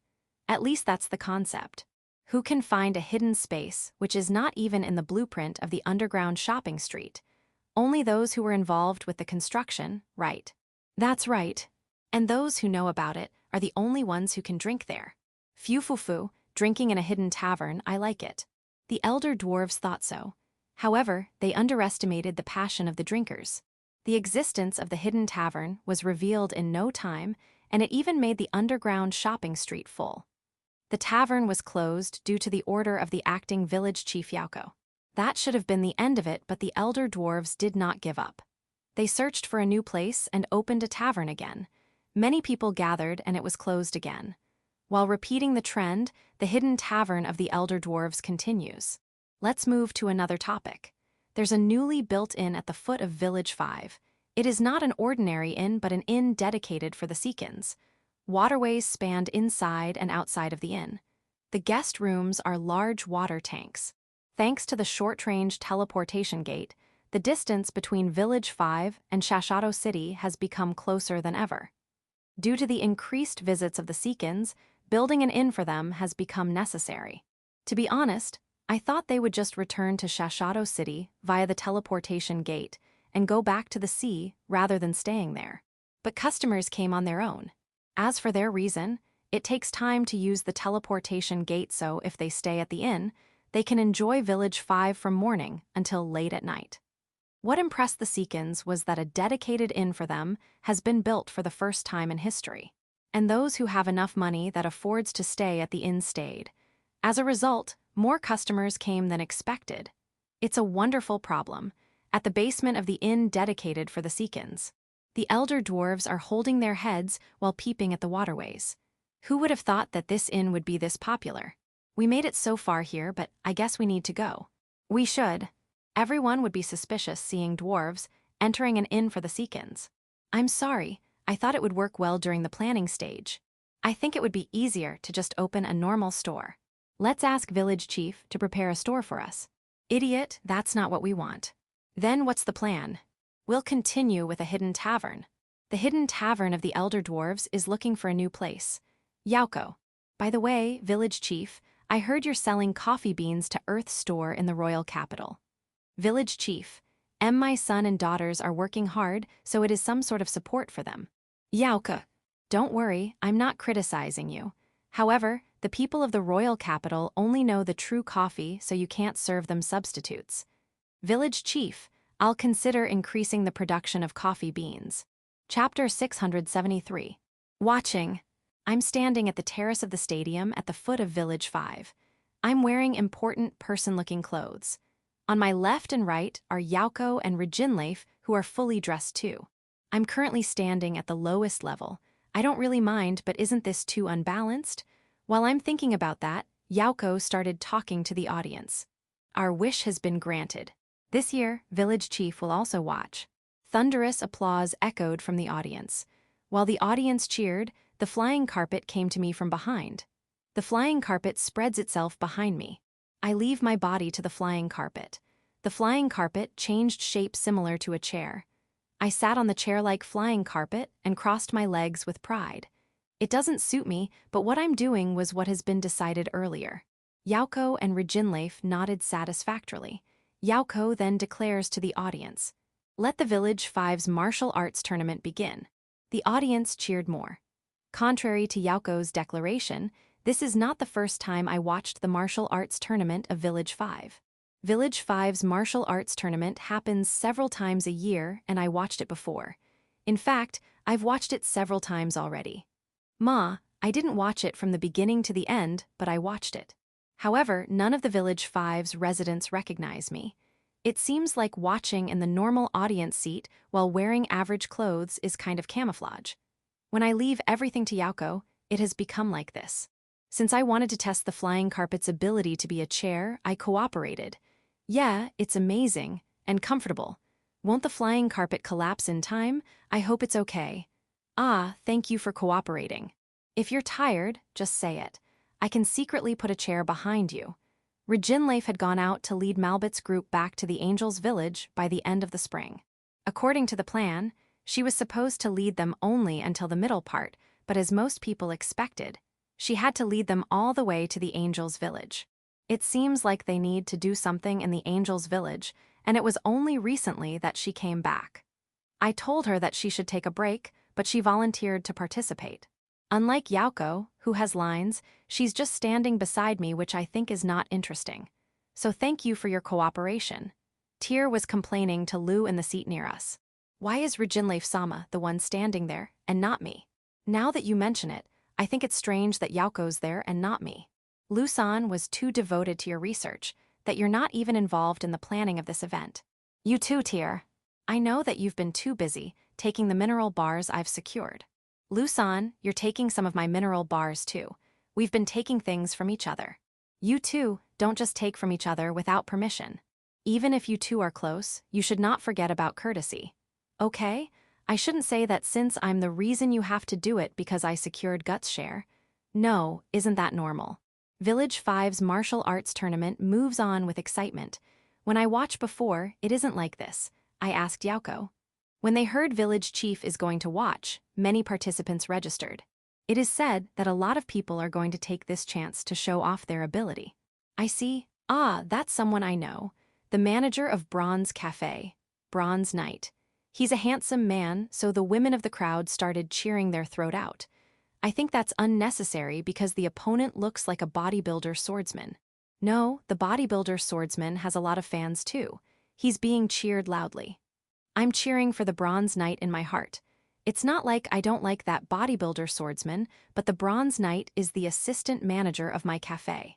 However, I'm sure I shouldn't show that I'm supporting someone. The match was won by the Bronze Knight. There were 2 times where the bodybuilder swordsman almost won, but Rejinleif said that the Bronze Knight was guiding him to do those. I see. In addition to the Bronze Knight, the White Silver Knight and the Red Iron Knight also participated. Both of them won without trouble. What are the criteria for matchups? I think there's too much difference in ability. Following the Big Tree Village's tradition, it seems like the matches are selected by draw lots. It can't be helped then. Also, it's a single elimination format. There will only be one person standing in the end. There's also an exhibition match. Pirika appeared. She's wearing a Wafuku Japanese traditional clothes. She looks like a samurai. Her sword also looks like a Japanese sword. It is a Japanese sword. It was covered with dust. Yauko gave it to her. Her enemies are 20 people. HNN? Those 20 people are wearing Duga-like clothes, but they are golems. Dugi clothes are Japanese martial arts uniforms. Basically the uniform of the karate or judo club members. Why are there golems there? Let's ask Tyr. It looks like I can't. I only find Lu sitting there. She shouldn't have gone home on her own. Tyr is the one controlling those 20 golems. Those 20 golems have their own weapons. There's a tinge of strange light in those weapons, so they should be magic weapons. What are you doing? Lu said she prepared them, and she said that proudly. Okay. But aren't you being too harsh on Pirika? The exhibition match started. As expected of Tyr, she's manipulating each golem, making each of them similar to the level of a master. They surrounded Pirika and started attacking her with their magic weapons. However, Pirika avoided the golem's attacks at the distance of a single sheet of paper and defeated them one by one with each swing of her sword. I finally know why her opponents are golems. If they are not golems, blood will be spilled. Some of them don't have legs or arms, some have their necks fly, and there are even those who were cut in two. It's because they are golem that she didn't hold back. If she's fighting with someone, I'm sure she wouldn't cut the opponent's arms, legs, and neck. It was judged that the other party had no way to fight. Well, she's the only one standing on the stage. Rather than an exhibition match, it's more of Pirika's performance. Yeah, Pirika has become strong, and I'm glad she looks cheerful. Pirika had an affair with Gulf. That caused me to worry. And now, I heard that she's recovering and is doing well. It seems like they are right. Good. Is she over with Gulf? She beat all the golems and was applauded on the stage. The audience applauded loudly. HNN. Why is Pirika refusing to leave the stage? The referee seems to be a bit troubled too. What happened? Master Gulf, how about a match with me? Pirika called Gulf to the stage. Since I'm here, Gulf is also at the venue. Gulf stood on the stage. Then, Pirika said with a smile, the lose must listen to whatever the winner says. Pirika, haven't you given up Gulf? Don't tell me. Hey, Pirika, don't stir up the crowd to force Gulf. Before anyone notices, golems are already surrounding the stage as if to make sure Gulf won't leave. Is Tyr cooperating with Pirika? When I looked back, even Lu was missing. Lu is also on Pirika's side. Gulf, don't accept it. Run, there is no shame in running away from a trap. During their match, I sent Reincarnation to intrude so Pirika and Gulf's match was left unsettled. I'll call Lu, Tyr, and Pirika later. I have to preach them. Yauko, I won't say that I knew Pirika's plan. Reincarnation, I had fun fighting the two of them. Red Iron Knight, only part of narration. White Silver Knight. The only one that did something in this chapter was the Bronze Knight. Chelsea, am I a joke to you? At least you were mentioned. Chapter 674. Closing. When the sun set, the award ceremony of Village 5's martial arts tournament began. Since it was a single elimination tournament, I thought that there would only be one winner, but there were 8. The tournament ended in the quarterfinals. It's not that there's no time. It is an honor to be recognized by me, so instead of continuing, until there's only one person standing. It has been decided that it will end when there are 8 people remaining. Though it doesn't feel complete, the 8 are happy, so let's just do it. The 8 were awarded by me. These 8, I don't recognize any of them. What happened to the Bronze Knight? How about the White Silver Knight and the Red Iron Knight? I didn't see them lose. After checking, I heard that the Bronze Knight gave up after the second battle, saying he's already satisfied with his attainment in this tournament. Then, pulled his fans back to the cafe. I'm glad that you are dedicated to your job, but is that okay? The White Silver Knight and Red Iron Knight also abstained. The 2 of them were injured when they joined the battle against Reincarnation during Pirika's exhibition match. Can't they be healed with magic? Their injury was cured by magic, but they felt that they lost, so they won't make any excuses. I see. Ma, no one's complaining, so I guess there's no problem. What about Chelsea? I think she's the only one that can fight against Pirika in Village 5. She didn't participate. She thought it's unfair to join the main tournament via recommendation, so she wanted to participate in the general selection. However, too many participated in the general selection, so there are a lot of people that never managed to join the draw lots, and she's one of them. Ado, what a shame. Next time, join the tournament via recommendation. Yeah, I feel like you are like the Demon King in draw lots, just the opposite. Even after the awarding ceremony and declaration of the end of the martial arts tournament, the enthusiasm in Village 5 did not decrease. It will be festive until tomorrow morning. In preparation for this, stalls are already lined up, and there are tables and chairs in various places. I wonder if the Bronze Knight gave up to take care of this. I informed all the assistant managers of all my stores to do what they want. Though a large deficit is a problem, not much is acceptable. So, depending on the assistant managers of each store, each of them will do something. I will not touch anything. I only expect the report later and pay for expenses if necessary. Ma, it's dangerous to leave it all to them completely, so I had Yauko's subordinate watch over them. I returned to Big Tree Village using the flying carpet to pick up Yauko's daughter, Hito. When Hito saw Yauko, she ran and jumped at her. They have a good relationship. Alfred and I shouldn't lose. While thinking so, I walked towards a room in Yauko's mansion. There, Lu, Tyr, and Pirika are sitting on chairs, waiting. I won't say all the details. Gulf has clearly refused, so there's no point in courting him. That's what I told Pirika. I have to say something to Lu and Tyr too. You may have helped a friend, but that will lead to ruining Gulf's family. No, you're right, it doesn't necessarily end up with their family ruined. However, there's a possibility.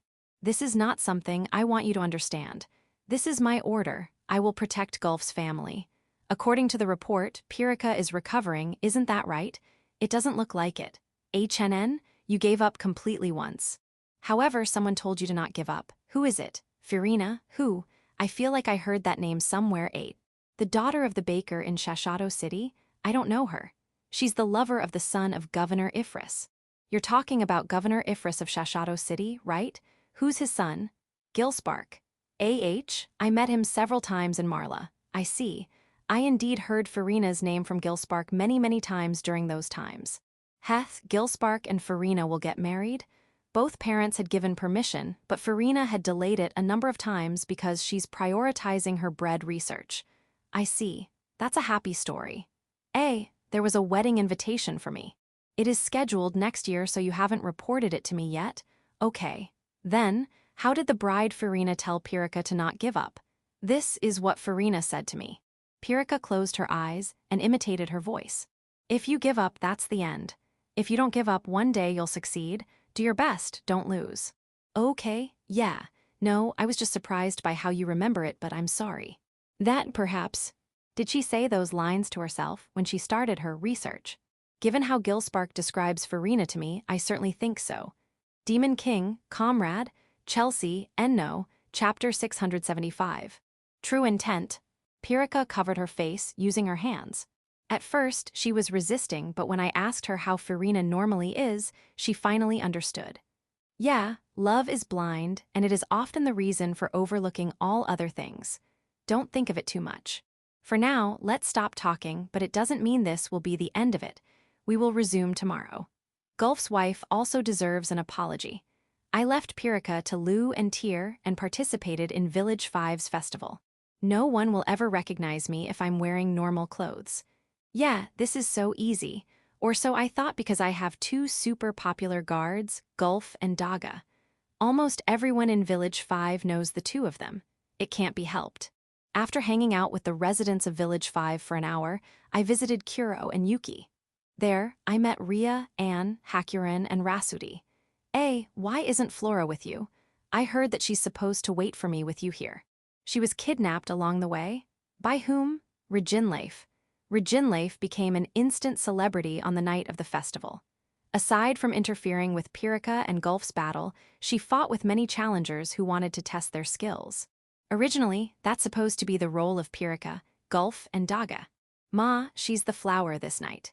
In addition, after defeating an opponent, Reginleif will talk about the other party's weakness in detail, so she gathers more and more people who want to learn. This isn't bad. That is, if we don't care about the precious healing mage Flora that was abducted.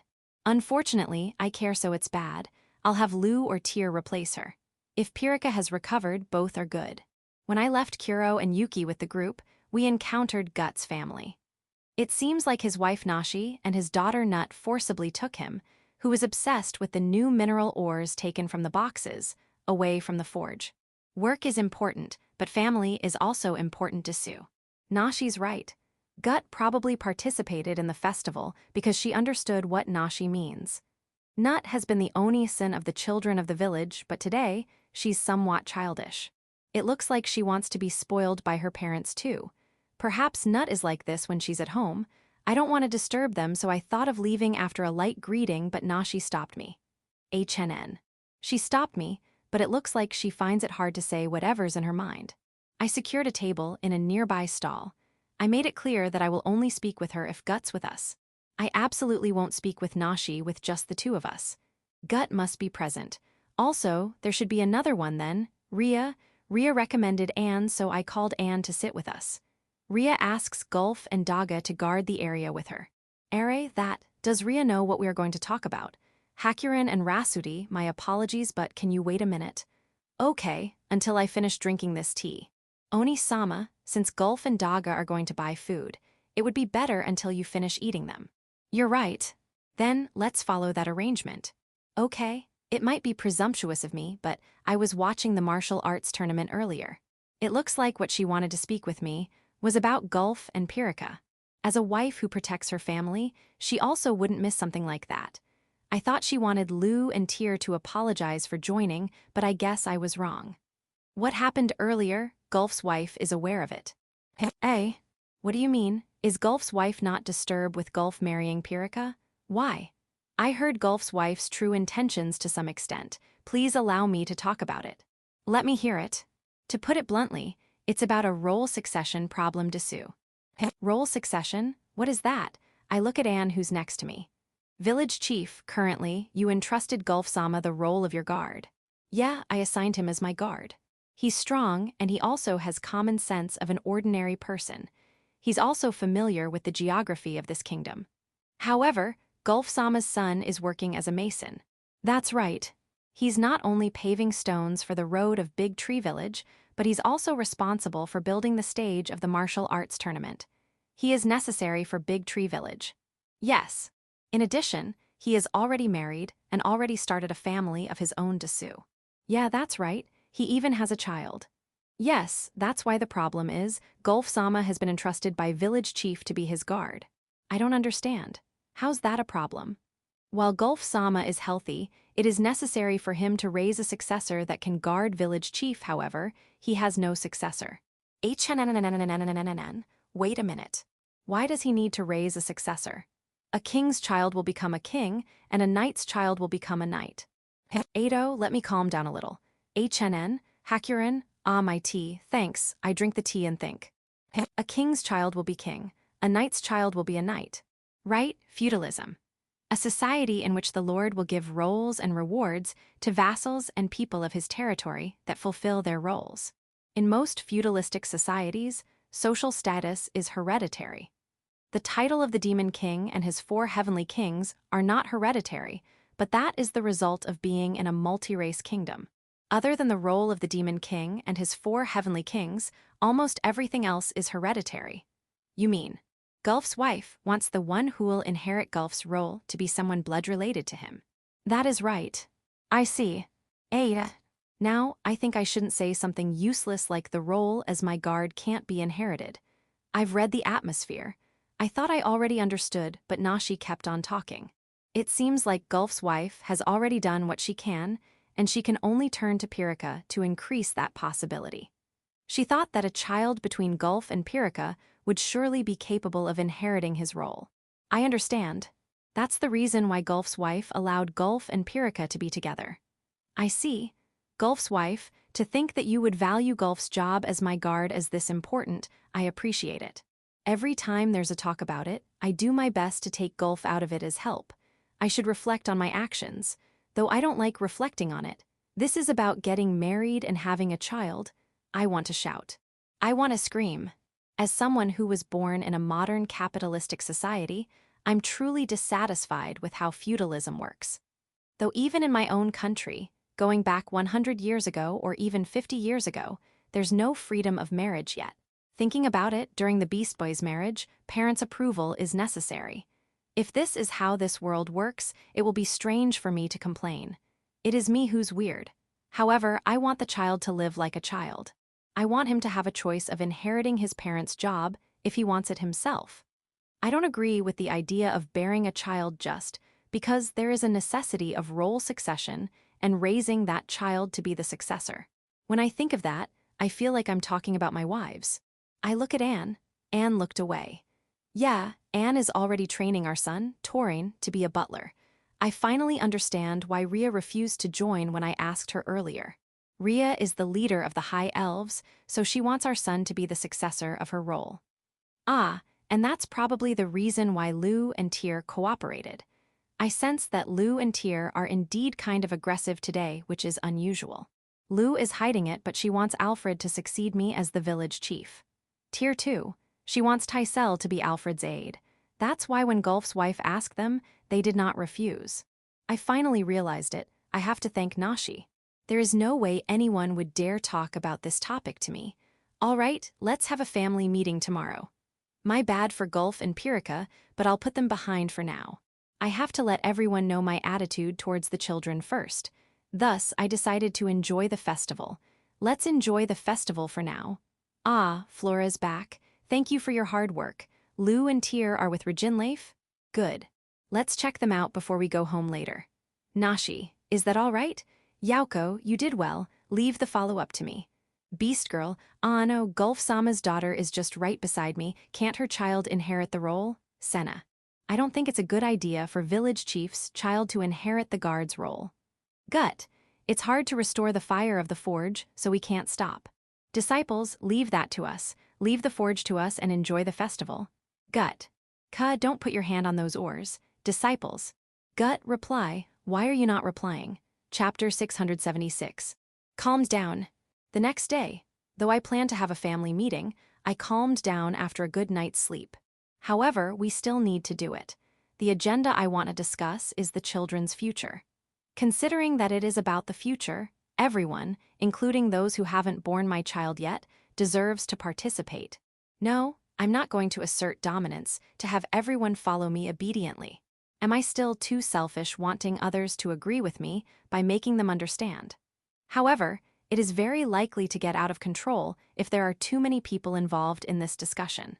That's why we scale it down to meetings of delegates. The participants are Lu, Tyr, Rhea, Anne, Hakurin, Rasudi, Frau, and Senna. I asked Gran Maria, Kudel, and Karon to join, but the three of them refrained, saying Tyr would participate. It's not that they'll obey Tyr's decision one-sidedly, but they want to avoid making angels the dominant race in the meeting. Ma, given the character of the participants, that might indeed happen. For the time being, let's say that my idea is the liberal faction, and those who are with the inheritance side are the inheritance faction. Considering the reason how this meeting came to be, Lu and Tyr are part of inheritance faction. Rhea and Anne are part of inheritance faction too. Hakurin and Rasudi will surely support my opinion, but I remember Doors saying that they have roles as dragons. Since it is their race's role, it is something that will be inherited. Yep, there's no doubt. They might say I'm wrong, but let's mark Hakurin and Rasudi as members of the inheritance faction. Frau doesn't want Freysia to inherit anything. However, don't Beazle and the nanny wholly expect Freysia to be a successor? Frau is Beazle's only daughter after all. Once Freysia grows older, Beazle might come forward and talk about succession. Is there no other way? If he has any other blood relatives, can't he leave it to them? But once Freysia grows up, she might marry someone and leave the village. On the other hand, if we leave her under Beazle, she'll live the life of studying to inherit Beazle's territory. Once Beazle comes forward in the future, will Frau go against him? Frau should be inheritance faction too. What about Senna? Senna is Gut's little sister, and the daughter of the mayor of Howling Village. However, Senna is prepared to bury her bones in Big Tree Village. This doesn't come from me alone, Senna said it herself, and I don't doubt her. Thus, she doesn't care about Howling Village. And with regard to how she educates Set, in addition to studying, she's also making her help with the Beastkin's job. Isn't that education for successors? The meeting will take place with those participants. Yeah, I can already see how they are going to admonish me. I can see it clearly. Ma, yesterday, I got a little hot, but thinking about it, role succession is the same as skill succession, so it is not a bad thing to let the children help the parents work. Skill is an asset. What's so bad about parents teaching their skills to their children? Is it evil to make your child inherit the skill you have developed? Of course not. However, if the child doesn't have the talent to inherit the skill, or if the child doesn't have the intention of inheriting that skill, it becomes evil. But will you let that skill be buried forever? In addition, how can one decide if the person does or doesn't have talent? Is motivation even counted? Can it really not be done without talent? I don't think so. It should depend on how the successor or the other people around the successor are happy or not. Let's think again, reset. Summarize your thoughts. What do I hate and what do I want to do? As for me, when a child reaches a certain age of being able to think for himself, I think he should have the freedom to choose his profession. Yeah, that's right. Just because your parent is a knight doesn't mean you have to become a knight too. The children must do what they want to do. However, thinking about it from the side of an employer, I won't hire someone just because he wants to do it. He should have the physical strength and knowledge fitting the wants to do it properly. And can we live by doing what we want to do? In my previous world, even if you want to be an idol, even if you strive to be an actor, you often hear stories of how they suffer along the way. Moreover, not only that it takes time, but you have to be lucky too. Most people give up because they can't even make a living. As a parent, There's something inside me that will support my children. However, there's also something inside me that will not let them walk the road of suffering. This is hard. A child should be independent and walk the path he wants, but the parent's instructions shouldn't be overlooked. I can't conclude anything, however I shouldn't give up. Ano, village chief, it's time to start the meeting. One of the Oni maids told me that. Thanks. Yeah, let's talk to my wives for the time being. How should I convey my thoughts? I think it would be best to look at each child first before saying something. The next day, I spoke with Gulf's wife. Gulf is the best warrior in Howling Village, but in this village, he's in the lower level. Even so, I don't want him to lose the skills he had cultivated, since we were in Howling Village, so I consulted Lu-sama. I see, so you accepted that because of Lu and the others' advice.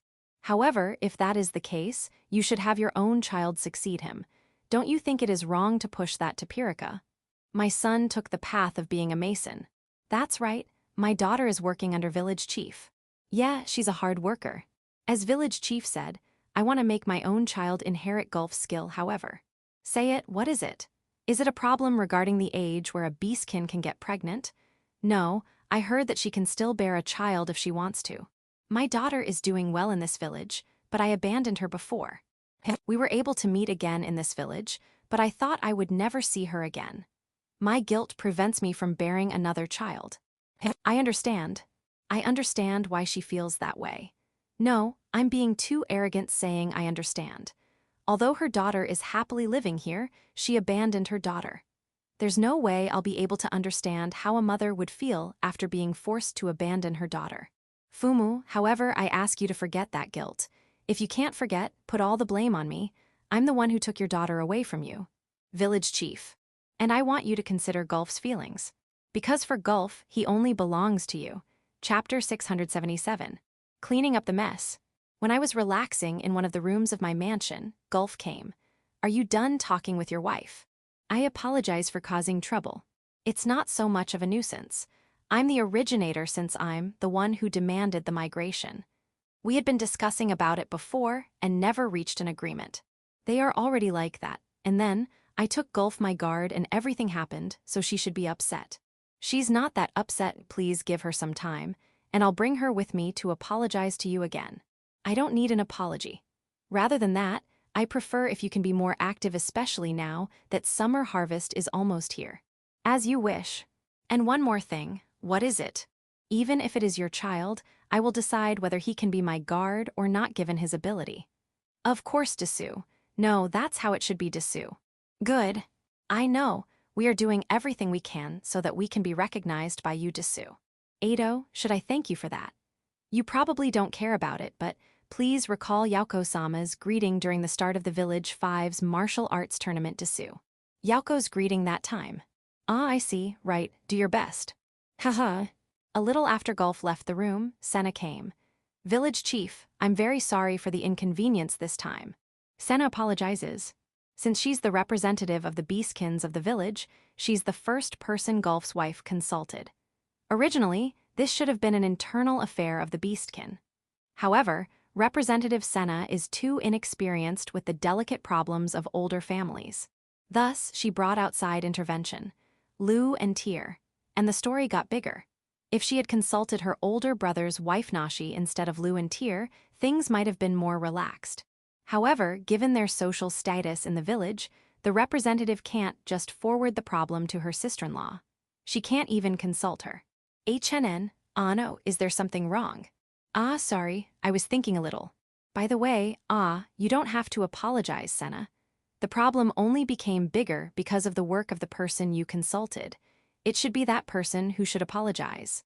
Senna looks worried. You don't have to worry that much. After Senna left the room, I waited a little bit. Yauko was the next person who came. It's still noon, but she came back to Big Tree Village. After all, everything that happened is all according to Yauko's plan, isn't it? It would be too much to say that I'm the mastermind. Yauko brought a chair in front of me and sat down. Her expression looks okay. I think I've been the guide at most. How did you find out? When Senna consulted me. For Senna, Lu and Tyr are people she can't easily speak with. In addition, Lu and Tyr are both busy with their respective research. She wouldn't forward a problem that can be solved by you. She probably talked about it to Ramurias first, since I assigned her as the caretaker of the Beastkins before. After the Beast Boys left for the capital, Ramurias is now solely working at my mansion. She's assisting me from time to time, and she's assisting you too. Perhaps when Senna consulted Ramurias, Ramurias was probably assisting you. In other words, you overheard the problem when she went to consult Ramurias. Or at least that's what I think. I see, but don't be so angry, oh, you're not angry at all. Ma, thanks to that, I was able to think of a lot of things. That's great.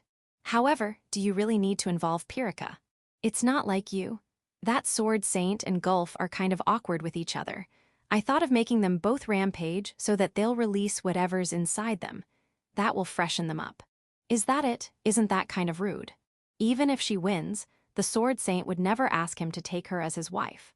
Really? But I feel like that's what she's aiming for. If she really wants to marry him, do you think she'll say, the loser must listen to the winner, one-sidedly? If she wins, do you think she has the guts to order him to marry her? Now that you mention it, I see. I don't think the Sword Saint wants to destroy Gulf's family. However, being told by a friend of her marriage story, the love she had given up was rekindled, but that's it. Ah, so that's how she feels. However, why did she put Gulf in a situation where he can't refuse? I was forced to send Reginleif. I arranged a place. Weapons, too. However, I will not be so stupid as to support one side and force the other to marry. Then I want to ask something. It started with a fuss until it became bigger and bigger. Do you really have to make it big? Yauko could have taken care of it in her own power, but she chose to involve Lu and Tyr. Since Nashi knew, every woman of Big Tree Village should have known about it too. That's, well, with a little fuss, I thought of cooling Gulf's wife's head. Was it hot enough for you to take action? The problem in her house is out. She wouldn't be able to hide it inside anymore. Ma, I've caused trouble to village chief. I won't say anything about that, but let me take care of the Sword Saint. Are you sure? I have not aged in vain. Leave her to me. Okay, please. After Yauko leaves the room, I think a little. As for the reason, Yauko not only involved Lu and Tyr, but every woman of Big Tree Village. It shouldn't be just to calm Gulf's wife. What is her other purpose? She made a simple problem into a big trouble for that reason. Ah, it shouldn't be. Let's think of the future, maybe that's her purpose. Succession. Succession of roles, succession of skills. There are those who don't mind it, but there are those who are desperate for finding one. In other words, she's criticizing me for not making enough children.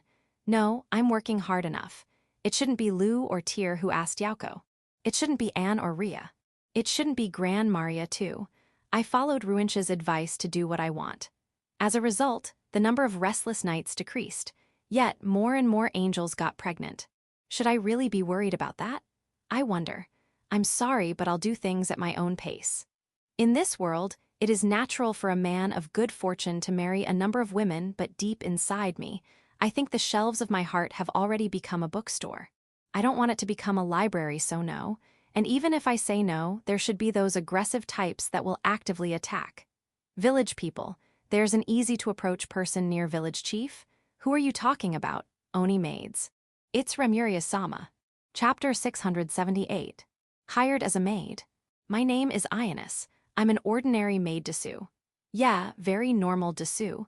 I apologize, but I'm someone with no distinct characteristic.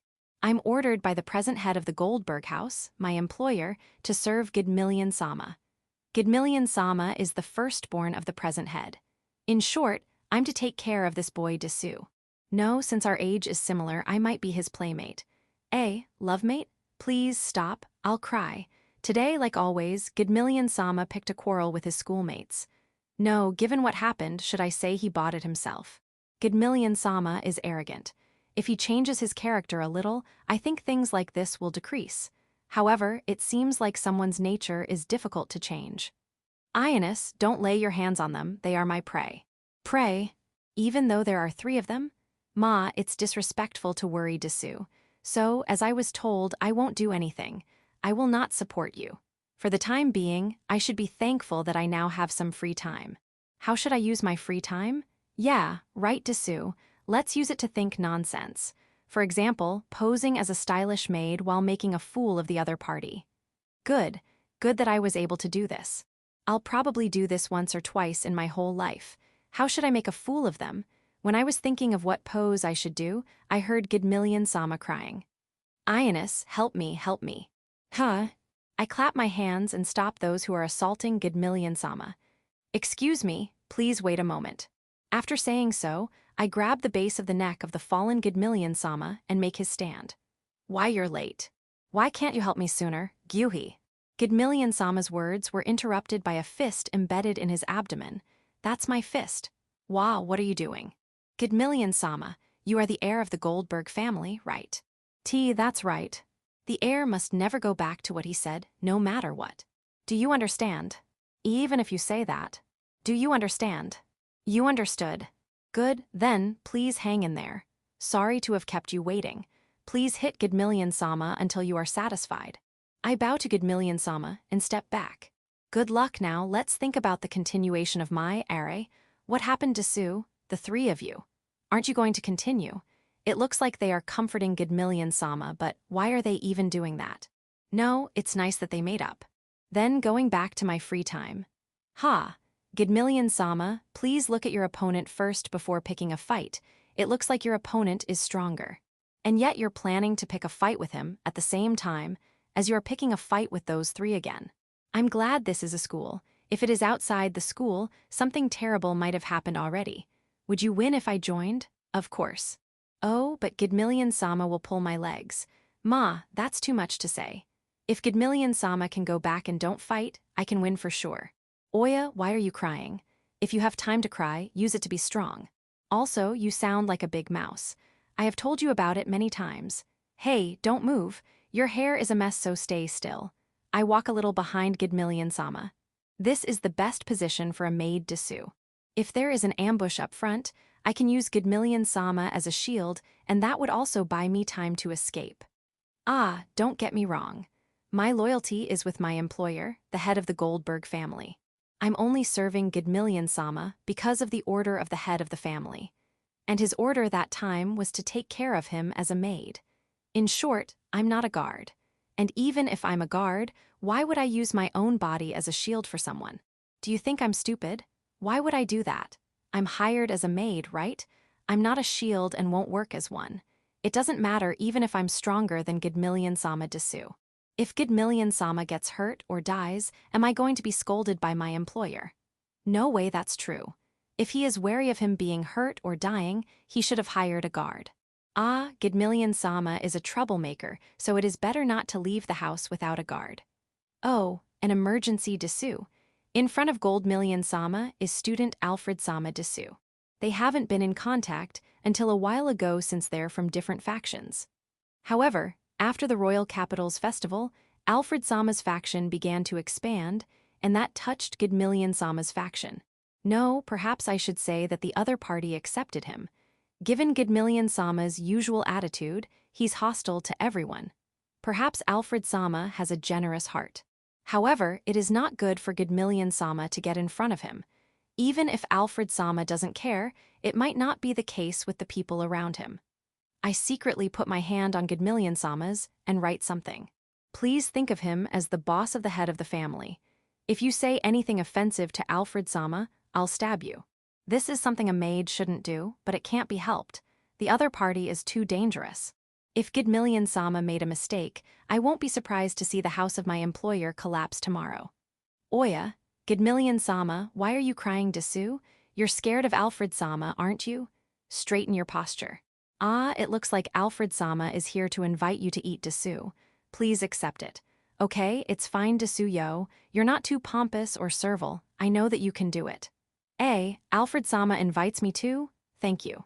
I want to accept the invitation immediately, but I must ask for the permission of Gidmillion-sama first.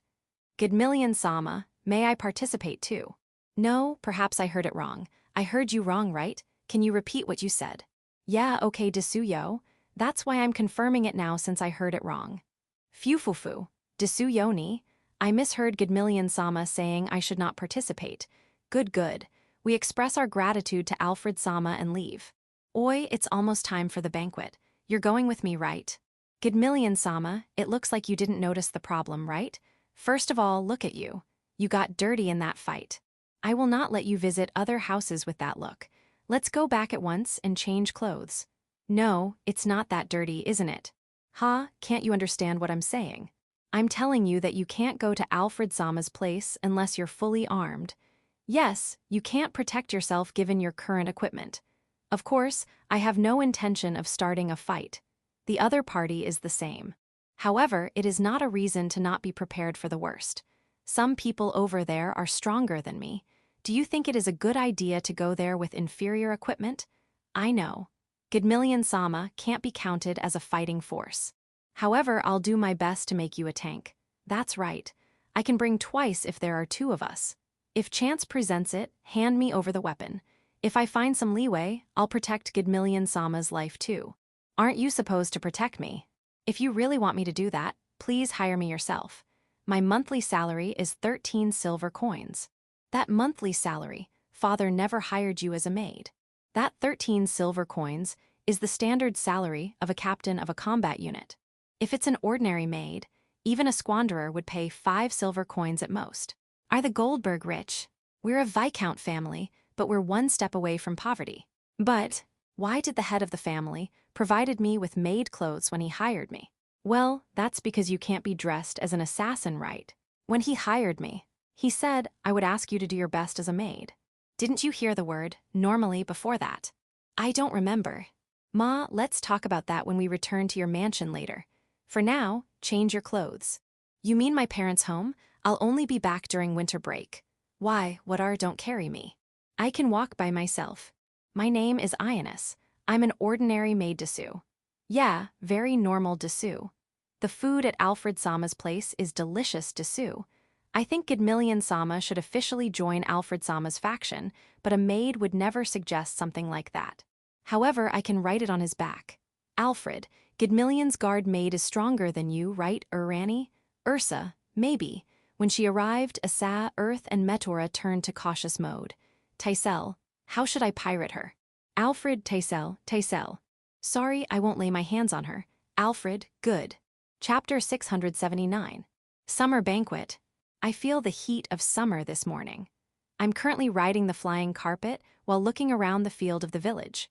I can walk on my own, but I rode the flying carpet since I want to ride a flying carpet. By the way, the wine slime is riding the carpet with me, with alcohol on board. This made my morning stroll difficult since I'm drinking. Donovan's group is looking at me with gentle eyes. That's not it. I'm only drinking because the wine slime gave me. Lunch. There is a lot of food that is good to eat with alcohol. I'm glad that you're thinking about me, but do you really think I'll really dare drink from morning to afternoon? No, there are indeed times when I feel like that, but Donovan, don't just start a banquet. After the banquet, like lunch. The Demon King came to my mansion. Surrounding him are the tiger, the Ainikos, and the kittens. They are close as usual. When I showed up, the tiger tried to come to me, but the Ainikos stopped him. It's not because the Ainikos are messing up with me, but because Aegis is on my head. If we're like this, Aegis will not fly away even if he sees the Ainikos. Ah, the mother cat jewel came to my lap. This is rare. Ah, thank you for keeping an eye on the Ainikos, and sorry for the trouble. After talking with the Demon King, I read the letter from Alfred, who's in the school at the royal capital. It seems like he's doing well.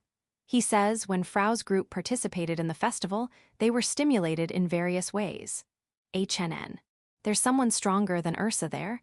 They didn't fight, right? Good. The world is big. Those who are stronger than you can form a mountain. You can't be arrogant. I wrote that in my reply. Evening. Kuro and Yuki came to me. Kuro is still maintaining his diet. I thought he would rebound soon, but it seems like he's taking care of himself now. What did you do today? You brought Kuroichi and the others to the pool? I see. They should be very delighted. After that, they came back and took a bath. So that's why. I thought you looked too good to have come from the pool. HNN, I smell like alcohol. Well, I had a little this morning. Okay, got it. Let's have a drink together after dinner. Good. By the way, is Freysia troubling you? As a result of Kuro's successful diet, his belly is now compact, so Freysia is now looking for a new belly. Plump belly like the one Kuro was proud of before. However, the Kuros don't find being favored by Freysia as something to be proud of. Those Kuro who are not proud of their bodies that much immediately run away as soon as they see Freysia. Then, They'll be on a diet behind the scenes. A compact belly may be healthier than a plump one, but I think they shouldn't work too hard. Go on a diet, but do it leisurely. Personally, I don't care even if you become fat. Ma, that's probably the reason why Kuro became a fat. By the way, Freesia is no longer coming here that much. I feel bad for that, but that made the Kuros calm down. The young Kuros now are making walking in front of Freesia as a test of courage. If anyone sees them doing that, stop them. Even if Freesia is not petting their belly yet, she gives food to any Kuros she finds. Yeah, stop both parties. Dinner. It became a banquet. There were a lot of people who weren't able to participate in the lunch banquet. The Oni maids have already expected this, so they cooked different kinds of dishes. This is great from time to time, but don't do this every day. Cheers, HNN. The boxes added breadings to the deep-fried food. It seems like they're working hard. What's with that alcohol? It's a cocktail made by mixing different kinds of alcohol. It looks great. The boxes made this too. They're amazing, aren't they? Knowing what they can do, the dwarves are now asking for a box. If the boxes are willing to cooperate, lend them to the dwarves. If they don't, I think they can study cocktails in the kitchen. Although the banquet is ongoing, it is already at the stage where the children are done eating, so I moved out of the courtyard. Kuro and Yuki followed. We can drink together at the banquet, but it's a little noisy over there. I laid a cloth in a corner of the courtyard and sat there. We toast while watching the starry sky. We're drinking a cocktail with low alcohol content together. Kuro and Yuki are drinking from their bowls. I also brought edamame so we can eat it while drinking. Hahaha, you don't like edamame's skin? Got it. I'll peel them for you, don't be upset. The order of eating is Kuro, Yuki, and me. The next day. After eating breakfast, I saw the flying carpet flying at an altitude of around 50 cm. Lu is sitting on the carpet. Ah is letting Lu ride it now. Fufufu guess so. Lu is smiling. Cutie. HNN, Are, Lu had bat wings on her back. Looking at them closely, Lu is not even sitting on the carpet. It only looks like she's sitting on it. That means, is Lu flying by herself? As proof, when Lu lowered her flying altitude and touched the carpet, the part where she touched dropped to the floor. That's some strong rejection. Maybe you should get along a little more. Civil servant girls who don't know, recently, Freesia-sama has been coming here. Is she taking a liking to us? Civil servant girls who know? Ah, yeah, that 8. End of volume 14.